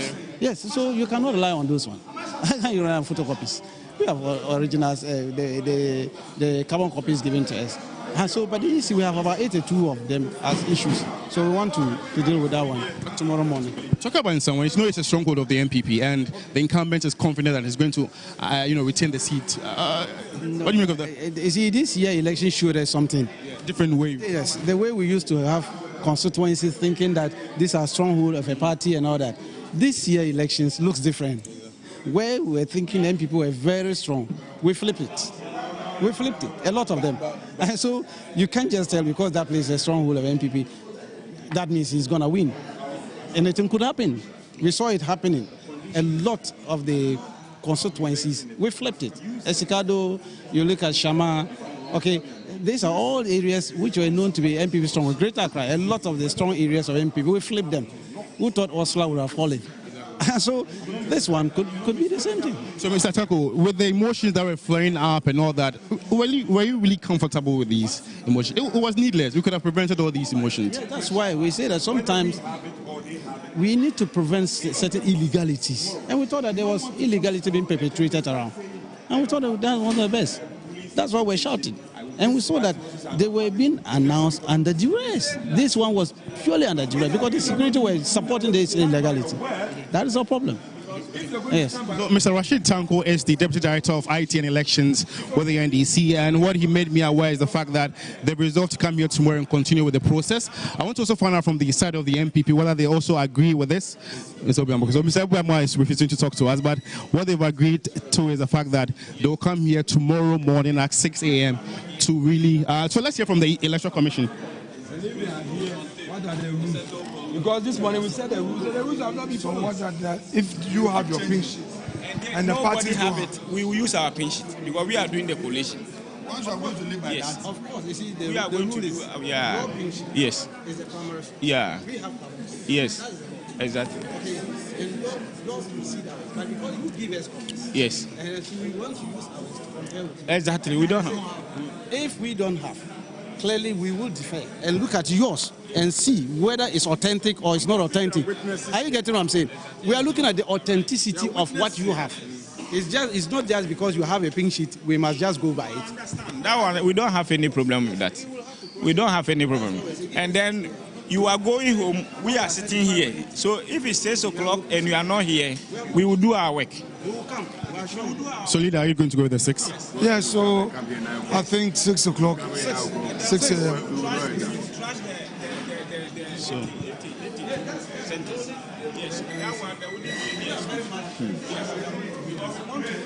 Who are coming start their work? Yes, we want to finish before. Yes, repeat that for the what is the final conclusion, sir? The final conclusion is that we are starting 6 a.m. Whether the parties are here or they are not here, we will start our work. 6 a.m. Honorable. And just the time. You know that he's made a very important. Listen to that part. We will use our pin sheet. We emphasize that for us. Even if they are not original copies? We have original copies. We can't bring fake copies here. But there's some allegations that you have some copies which are not, which are duplicate. You must prove. Yes. The one alleged is the one who is supposed to prove. You don't have that right. We have to authenticate it. So you wait. Yeah, we will be here. Maybe your final words. 6 o'clock is what it is. If there are no party agents, they'll still go with it. Yes, my final word is that the EC should have the balls to prosecute its constitutional mandates of conducting an election and declaring the results. So we are going to hold the deputy director responsible. He has said, and the caveat is that whether you have the pink sheet or not, once he has the pink sheet, that will be the final document for declaration. We don't want any situation we come tomorrow and then they start going back and forth, because that is what is holding us. That is what is holding us. And I'm happy you are all witnesses what he said. Tomorrow we come, we use the EC's pink sheet. If there is any trouble, we must hold the EC responsible. So what the EC have resolved to do is that tomorrow at 6 a.m. they'll begin the process here. So if even party agents are not here, they'll still go with it and go with their pink sheet. But we're told that some of the party agents don't really have pink sheet of some police stations, and the resolve is that they will go with their pink sheet and do the declarations. And so this is the feedback we've gotten from the Electoral Commission. So let's say that some truce has been called, and so from here we are all leaving and we're back here at 6 a.m. TV3, your election command center, your authoritative media house, will bring you all the updates that you need to know regarding the declaration of the results for the Suhum constituency, which has really become the center of controversy in today's business. And so keep watching TV3. We're back again with further updates when we have to. George, good job. Great stuff there to you and Godwin Asedeba. George Quening, congratulations to you, and really staying with us and bringing up to speed every step of the way. And really, thank you so much. At some point that you had to even, suffer some attacks from some persons over there who made reference to some fake publications out there. But thank you so much, Godwin Asedeba and George Quening, live from the Ghana Police Services Training School in Tesano, where the recollation of 4 constituency results in the Eastern region took place. 3 of them have been declared, and that is the Fantia North constituency. Remember the Fantia North constituency, there had been a declaration already on Monday by the EC returning officer there. The NDC on Monday was declared as a winner. This time, this morning, the MPP has been declared as a winner of that candidate. That's Fantia North. Aquia was a second, and Esiakumi. And then Suhum, we just heard not too long ago, Frankesiedo Bekwen. So the outstanding out of the 4 is the Insuhum constituency. Dr. Rashid Purple, you heard them there. They're coming back tomorrow to continue the process. 6 a.m. And 203 polling stations in total is what is their Insuhum constituency. As of the time they decided to halt the process, 82 of them were outstanding. But they say by 6 a.m. tomorrow, they're going to go ahead with it. Even if the parties are not there, the EC says they would go ahead with their own pink sheet. How does that strike you? Well, it sounds a little disturbing. If the EC can go ahead and do it by itself with its own pink sheets, the question will be, what about if the pink sheets are reformulated, redesigned, represented in other forms that we don't know? The pink sheets that the EC is going to present must coincide with the same pink sheets that the parties have. They have the duplicates, and they will have the original. So if they present any pink sheets that are different, they may come from the EC, but they may have problems with them. So necessarily, the parties must be there to confirm that those pink sheets are the real pink sheets that were used during the elections. So I think that is a necessity that they must wait for the party agents to be present.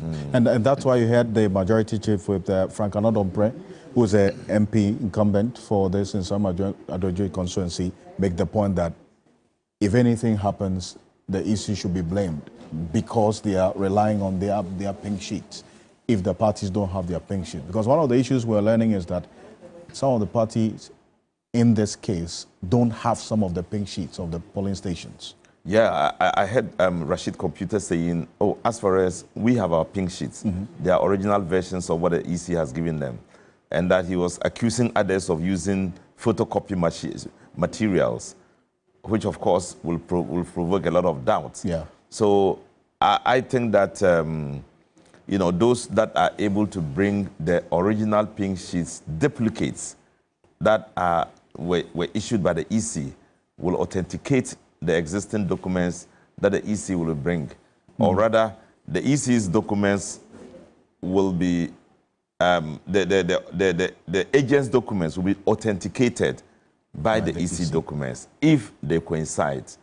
If they really are duplicates, or else the questions will still stand. Indeed. Because we somehow, in many ways, doubt that if we are not present and if we are not thorough in the analysis of the votes and in the counting and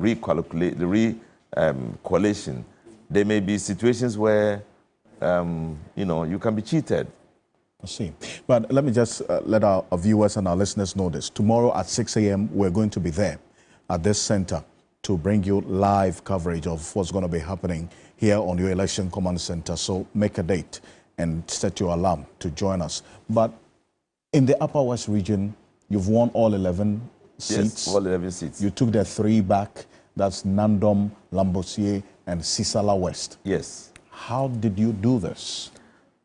Well, we had all the time been feeling that these seats were not supposed to go to MPP. They were not supposed to be MPP because they were originally NDC seats.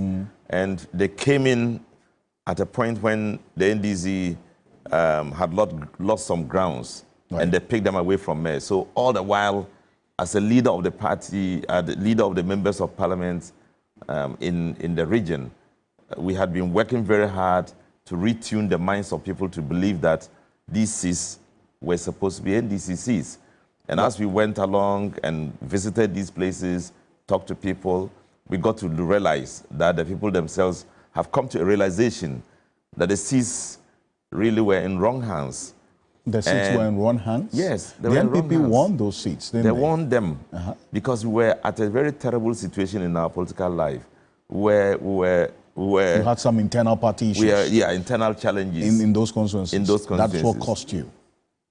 And that cost us a lot. In Nandom, there were some challenges of NDC people not having, you know, not agreeing with each other. Yeah. It happened the same way in Lambose. It happened the same way in Sisala West. So when we got to understand the raison d'etat for the challenges, we just nipped them. You know, we addressed the problem, and then, you know, all was set for us to take the seats back.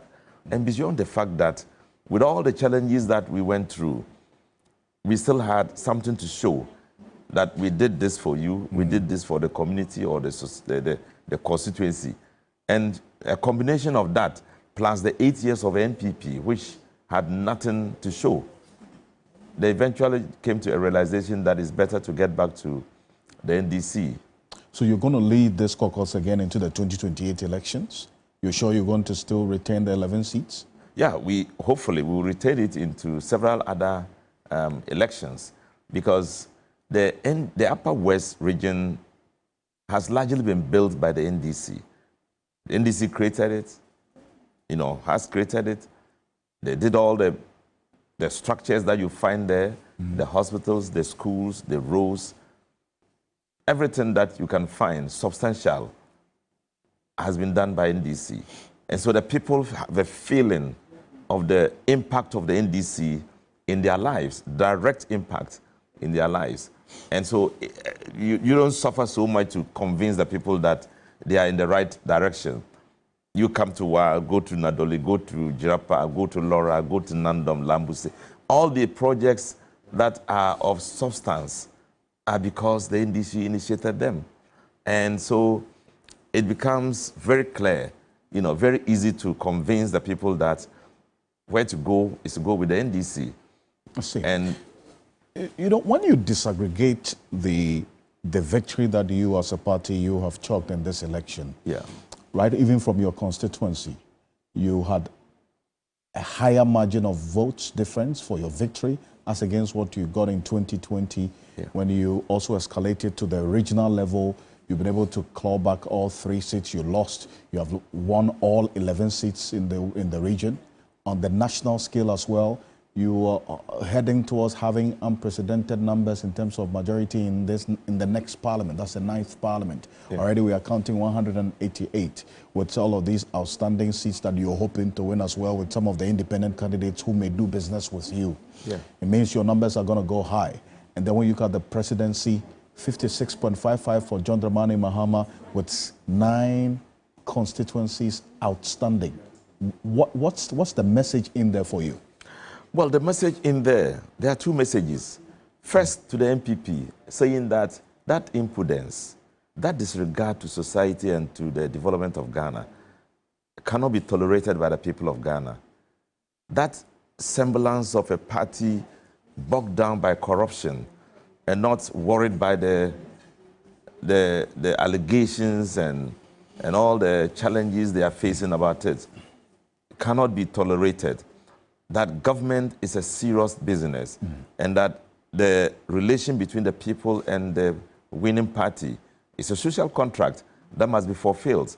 Once it's not fulfilled, the people will pay you back.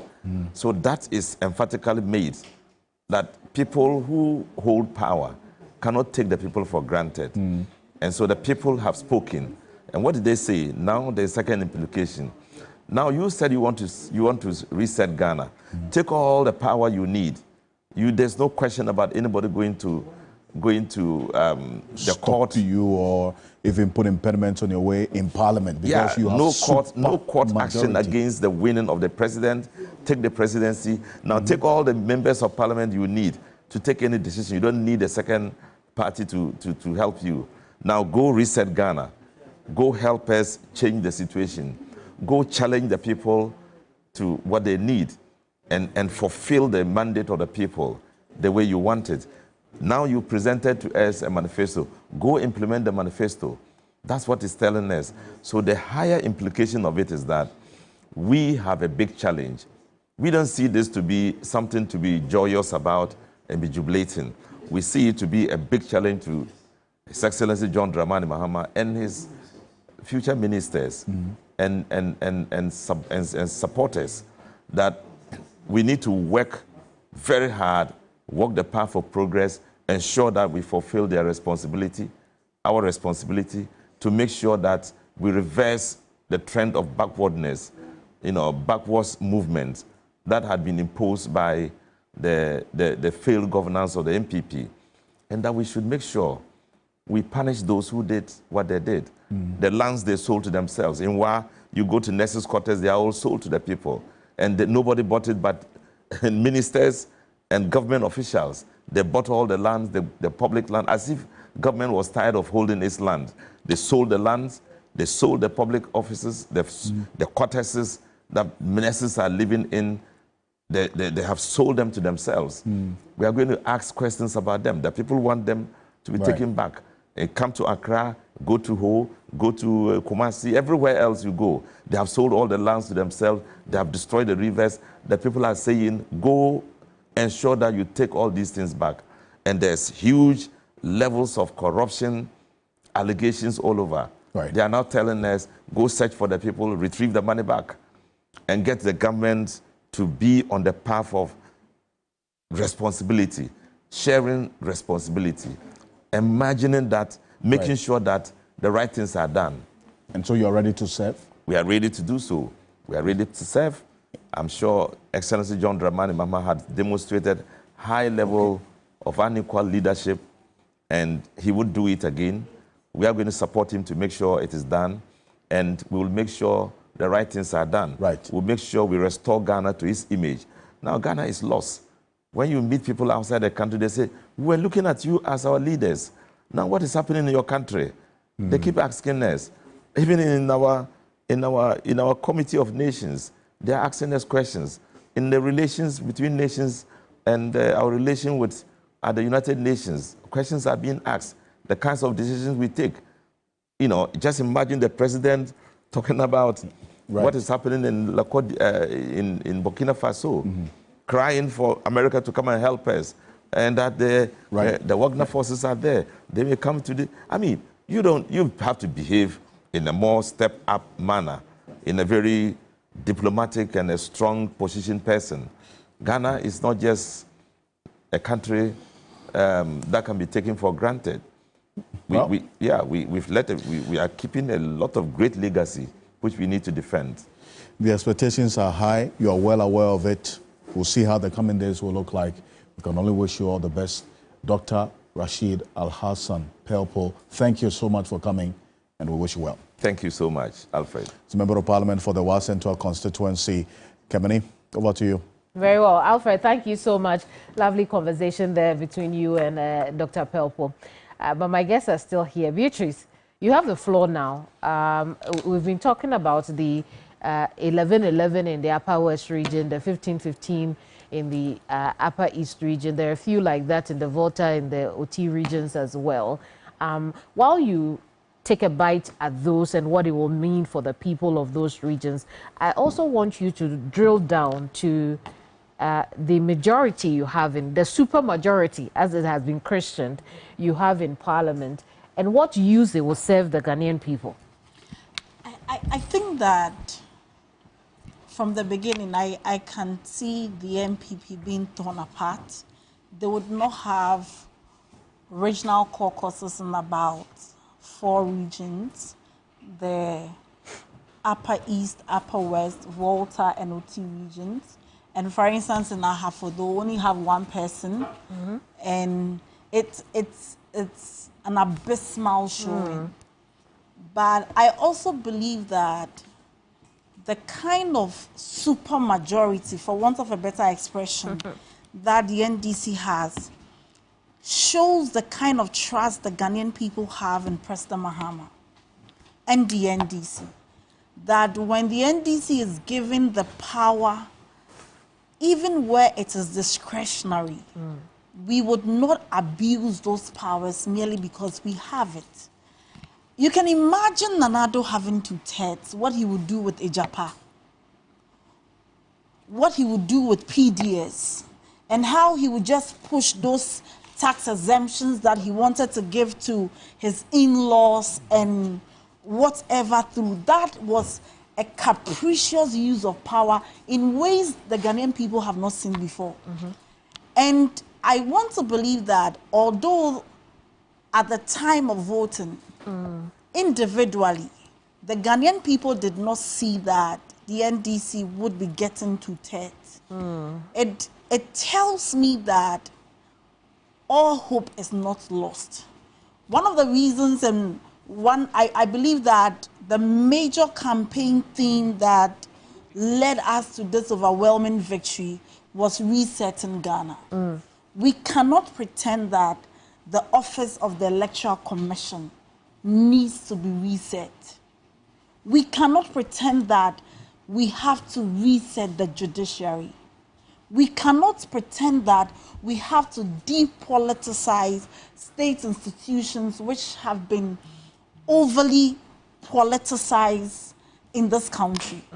And so I'm very confident and clear in my mind that the reason we have this overwhelming majority is that it is the expectation of the Ghanaian people that we would do some overhaul of the country. In the past 8 years, we have seen very low levels being set, as if there are no standards again, as if we don't have to look up to a certain precedent or making things better than the MPP came to meet it, as if the benchmark must be that take us back to 1996, take us back to some 1980-something. So I think the majority that we have is to make the lives of the Ghanaian people better, is to be able to clean state institutions that these people have plunged into naked partisanship that do not augur well for the Ghanaian people. Are you hinting of something to come? I'm not hinting of something to come. It has to come. It has to come because, you see, I have been given the example of the Supreme Court decision on the declaration of vacancy in Parliament. That decision is so fundamentally flawed that as people who are private legal practitioners who ply their trade in the court, to the ordinary citizen, this precedent is dangerous. And we cannot just overlook this and say that nothing happened. I believe that, you know, I've been joking about this gap analysis and the fact that you have 1.6 million, and I've been trolling the MPP a lot on social media. But I believe what the Ghanaian people wanted to communicate is that, dear NDC, we know that the judiciary is not for you. We know that the judiciary is not impartial. We know that the electoral commissioner and other MPP card-bearing appointees on the commission do not want to see the NDC back. Right. And so what we are doing is giving you a certain gap that not even Madame J. Mensah can say otherwise. Not even would it be in contention for these people to run to the court as if they were going to their parents for a declaration where they will file a writ at 11 a.m. and by 12 noon they have a judgment and whatever. That was not that. So the Ghanaian people gave us more like an insurance guarantee, not the PDS kind of insurance guarantee though. But they gave us that kind of insurance guarantee saying that overwhelmingly it is our valid expectation that, one, our economic fortunes will be turned around. One of the reasons why the MPP were bragging in the lead up to this election was that they underestimated the extent of the economic hardship that the Ghanaian people were facing. And I have consistently made the point that they judged the economic hardship in accordance with their ratio of looting. Because how are you able to explain to Cecilia Dapa that people can afford bread? So, point of order. Let me ask you a question, Beatrice. So, your co-host. So no, I'm trying to understand you. Right. So, the fact that they voted for you massively, was it based on these things that made it difficult for them, or it was based on what you had told them you'd be able to give them and do? Which was it? You see, the success of the NDC in this election cannot be attributed to one thing. In fact, we will need data to segregate and to ask people why you voted for. I have a lot of lawyers who were either apolitical or NPP, but voted and assured me that they were going to vote because, you know why? They were tired of what was happening in the judiciary as legal practitioners. I had a lot of people who were beneficiaries of the free SHS who said that the food we are being served in school, it's so terrible that it was our valid expectation that the NDC will come and make it better. So, Nana Janto, to answer your question, I believe that is a multiplicity of factors. And that's why I said that, first of all, I think the Ghanaian people bought into a message of resetting the arms of government to make sure that we do the right things. People wanted to hear stories like, we will not pay ex gratia. So if you are lobbying for a position in the NDC, ab initio, you should know that you will not get ex gratia. And so even the two-thirds should tell you that some provisions which are not entrenched, it says their expectation that we'll begin to have conversations about constitutional review.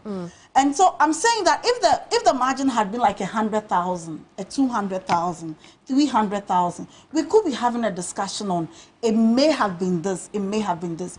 This humiliating defeat that the MPP has suffered, not just in the presidential, but in the parliamentary, not even President Rawlings. And at the time when the MPP boycotted even election, did we get this result? So it's communicating something beyond MPP, NDC, everyday discussion. Let me ask another question. Let me ask another question. The other question I'm going to ask you is that how long can you be able to sustain the expectations of the people? Because sometimes you find that you get into your second year, then you revert to what you're used to. Yeah. Let me give you an example. The transition team that was put together, you know what I expected? Maybe others didn't expect it. I expected the president-elect to say, we have put a transition team together, but for the fact of transparency, we want to televise. Televise what? Their meetings. Their meetings. We want to televise. We are not there yet. Wait. So that the people of Ghana would be on the same page of us, especially the mandate they've given to us, because they expect us to be transparent. Yeah, I agree with you, and we are not there yet. Why? We just formed the transition. It was inaugurated yesterday. We started. And so this suggestion is well noted. But what I want to say is that President Mahama has been speaking about transparency. If you recall, one of the major things he's been saying on this campaign is that we know the MPP is lying. We know that prior to the election, they were doing below the line reporting and above the line reporting. We know that even the figures on the national public debt, unemployment rate, and many macroeconomic indicators are not reflective of what the Ghanaian people are going through. So he has promised that we will have something like the Senchi consensus, something similar. I hear all that. I'm giving you so let me make my point so that you come in. So that together with the Ghanaian people, first of all, you would appreciate the extent of the damage that the MPP has done. And then we will, together with you, build the Ghana we want to build. So if you say that we should start with the transitions or the subcommittees meeting and all that, that is a good suggestion we can take in good faith, you know. Because that is where it starts from. Yeah, so that's a good suggestion we can take. But the point has to be made that never in the history of our country have we had a group of people called the MPP erode every gain we have made as a country. That is where the discussion should be starting. And when you listen to a lot of people, I can understand how they appreciate that. Can you people solve it? And it brings me to your question, can you sustain the expectation of the Ghanaian people? Because sometimes by the second year, people are getting comfortable and all that. I think the benefits we have is that President Mahama will not be seeking re-election. Okay. And this is a man who has the record of taking some of the most difficult decisions that this government could not take prior to election. Let me make my point. No, I just want to make my point so you can. Lawyer, let her finish. So he's on record to have taken some of the most biting decisions that augured well for our economy. Let me give you a typical example. When he was going for the 2016 election, he had the option of printing money so that we could do vote buying like the NPP has done. What did he do? He made a bold decision to say that much as people would expect me to share money, I know that the rippling effect of printing money is inflation, and in the long term, the debt exchange that many people suffered. He didn't do that. Even in internal meetings, sometimes we laugh and disagree over it, that President Mahama kept money in the sinking fund, in the stabilization fund, in the Ghana infrastructure fund, and these guys, when they came 2 weeks to COVID, they depleted the funds. So this is a man who has a track record. He's able to make some of the painful decisions from the beginning that many people will not understand. But in the short to medium term, you get to appreciate that he's on a mission. Remember the story about the Rich Hospital, the Bank of Ghana Hospital, the Maritime Hospital, the UGMC. I remember, and even the Circle Dubai. I remember clearly Baumia saying that given the resources President Mahama had, if he had the same resources, he was going to turn Ghana into a Dubai medical city. They came and they were not even able to operationalize one regional hospital. So we are talking about a man that appreciates the times we are in. And I say this emotionally. On the campaign, we got to my favorite town, Yo-Yo. And I was very tired, so I was sitting in the car. Then President Mahama sent for me and said that this is Yo-Yo. This is part of Ghana. And so you must appreciate that there is so much work to be done.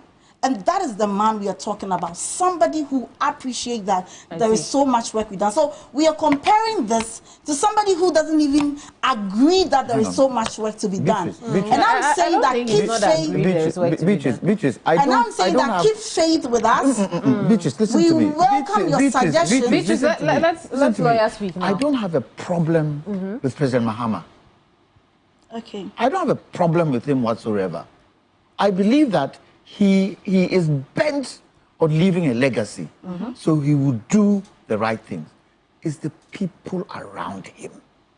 That is where, for me, the challenge is. Can I answer? Will they be able? Will they be able to sustain what he wants to do? And if they don't, will he be able to put them in line?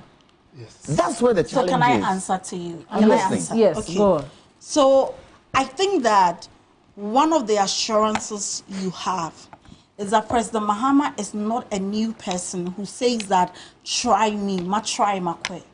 This is a man that we've seen his track record, that for the first time, he prosecuted his own appointee, Abu Gapele.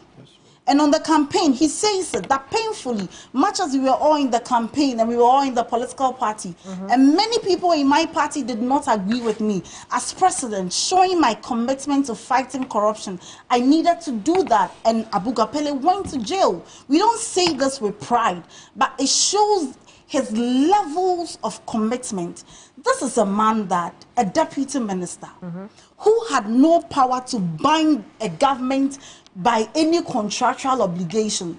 So she was not going to benefit either by way of procurement or by way of entering into any contractual arrangement. Made a statement that said that it was my expectation that I'll make $1 million in politics and exit. Even before she could think about where she has to make that $1 million, President Mahama says that go home and rest, because public service is not a place for you to make money. Today, painfully, we discuss Cecilia Dapa. Not only did she dream, the house help stole that money, and the best Nanado could do was to write my dear Cecilia in a very lovely manner. So I am saying that then again, President Mahama cannot control the actions and inactions of the people. But as long as it comes to his attention that a certain appointee has not carried himself out, he has demonstrated in the past. What if it doesn't come to his attention? It must come to attention. That is why the Auditor General would hope he would. That is why the Auditor General. That is why the Auditor. Let me conclude very quickly. That is why the Auditor General audits every public institution. Let me give you a final example. You realize that in the last week of the election, you saw the scandal at the National Service Scheme. That was.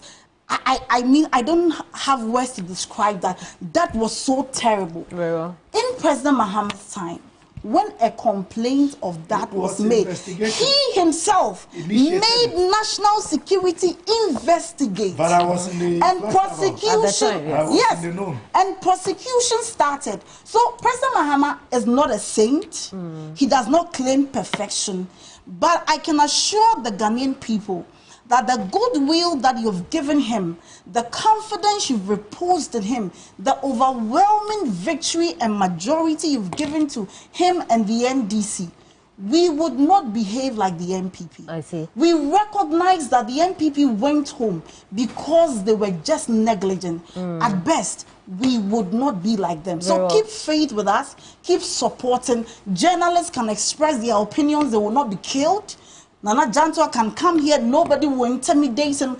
You have a new era where people are at liberty to express, and together we will build the Ghana we all want. We'll hold you to your word. I will be here. I will be here every step of the way. And thank you to the people of Ghana. We are so grateful.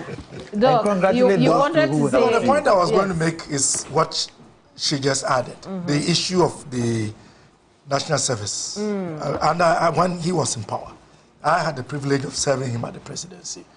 And I was very involved in a number of these kinds of issues.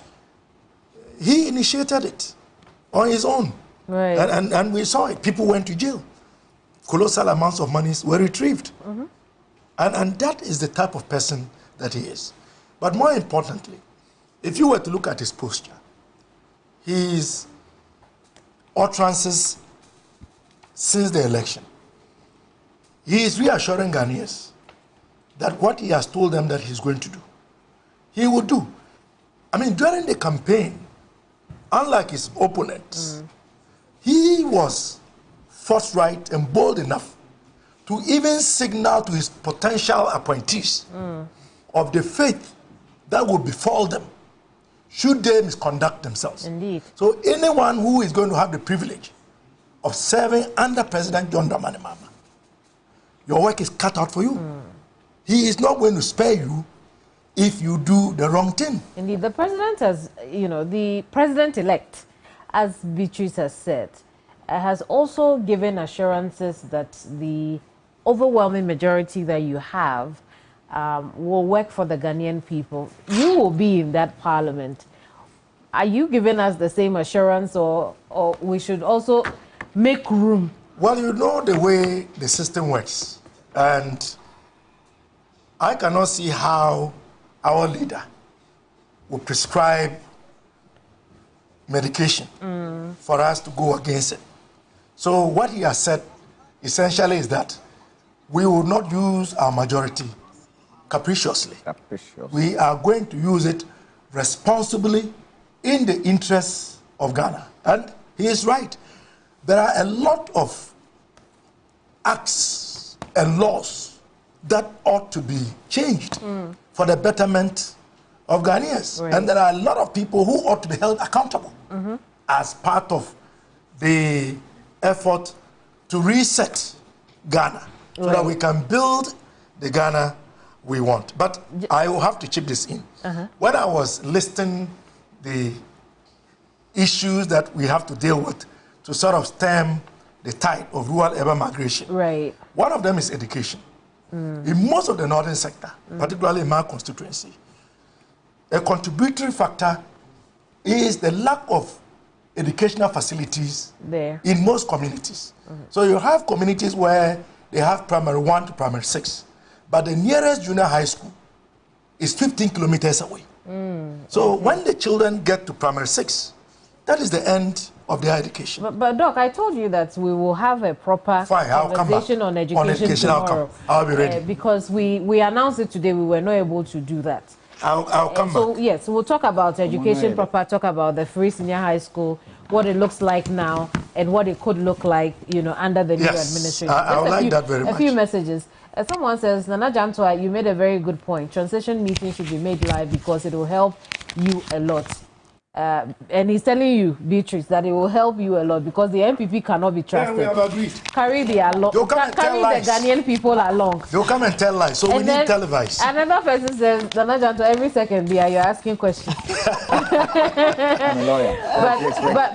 But then someone says that you already have the 2/3 majority. Just leave the NPP to save face and have the rest.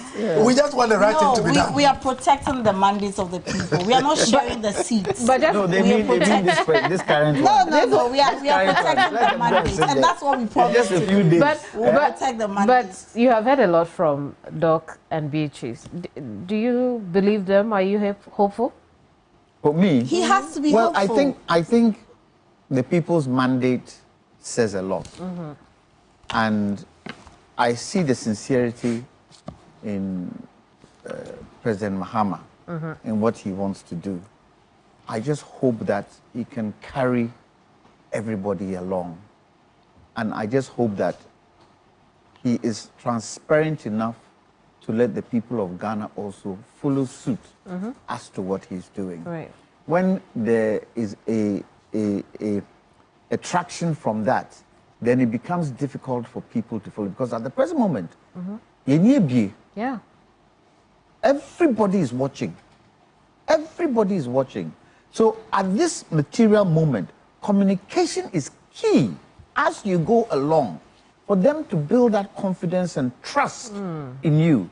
Halfway down the line, once they see that that communication has flowed, they can now put things together and say, yes, good. Because don't only think of now.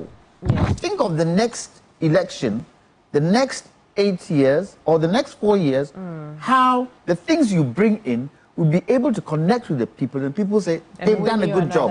Exactly, they've done a good job. No, I agree with lawyer, except that the president-elect cannot unilaterally decide that he wants this televised.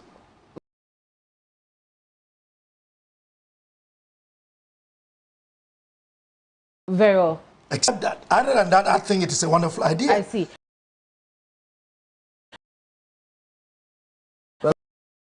For example, that is so what we have done now. Yeah. Well, and then I think what has happened now, the suggestion has been made. I think that the transition team should take that advice. I can give you that okay. So Dr. Tabitha Park, Beatrice Anand, lawyer Kwame Jantua, thank you, lady and gentlemen, for joining us here. You had to say that.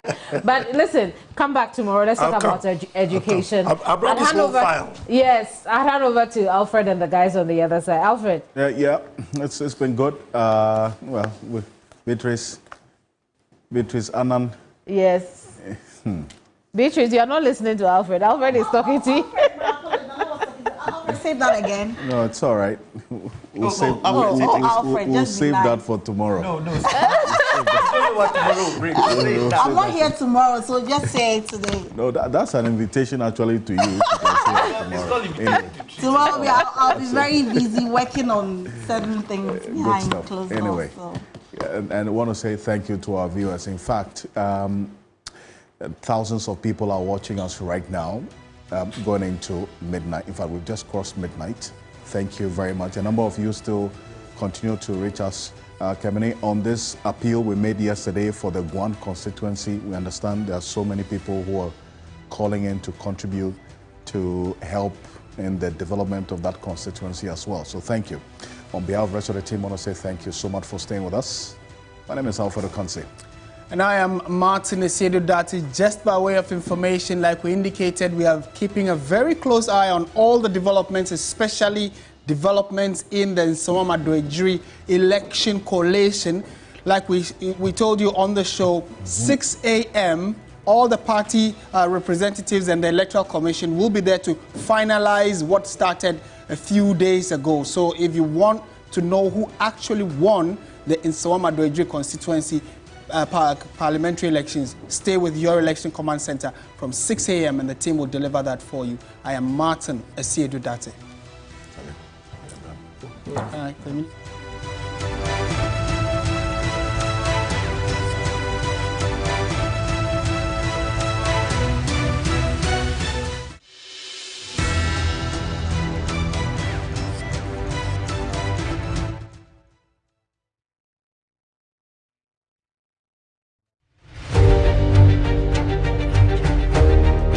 We've waited 4 years for this, and now that time has come once again. 7 December 2024.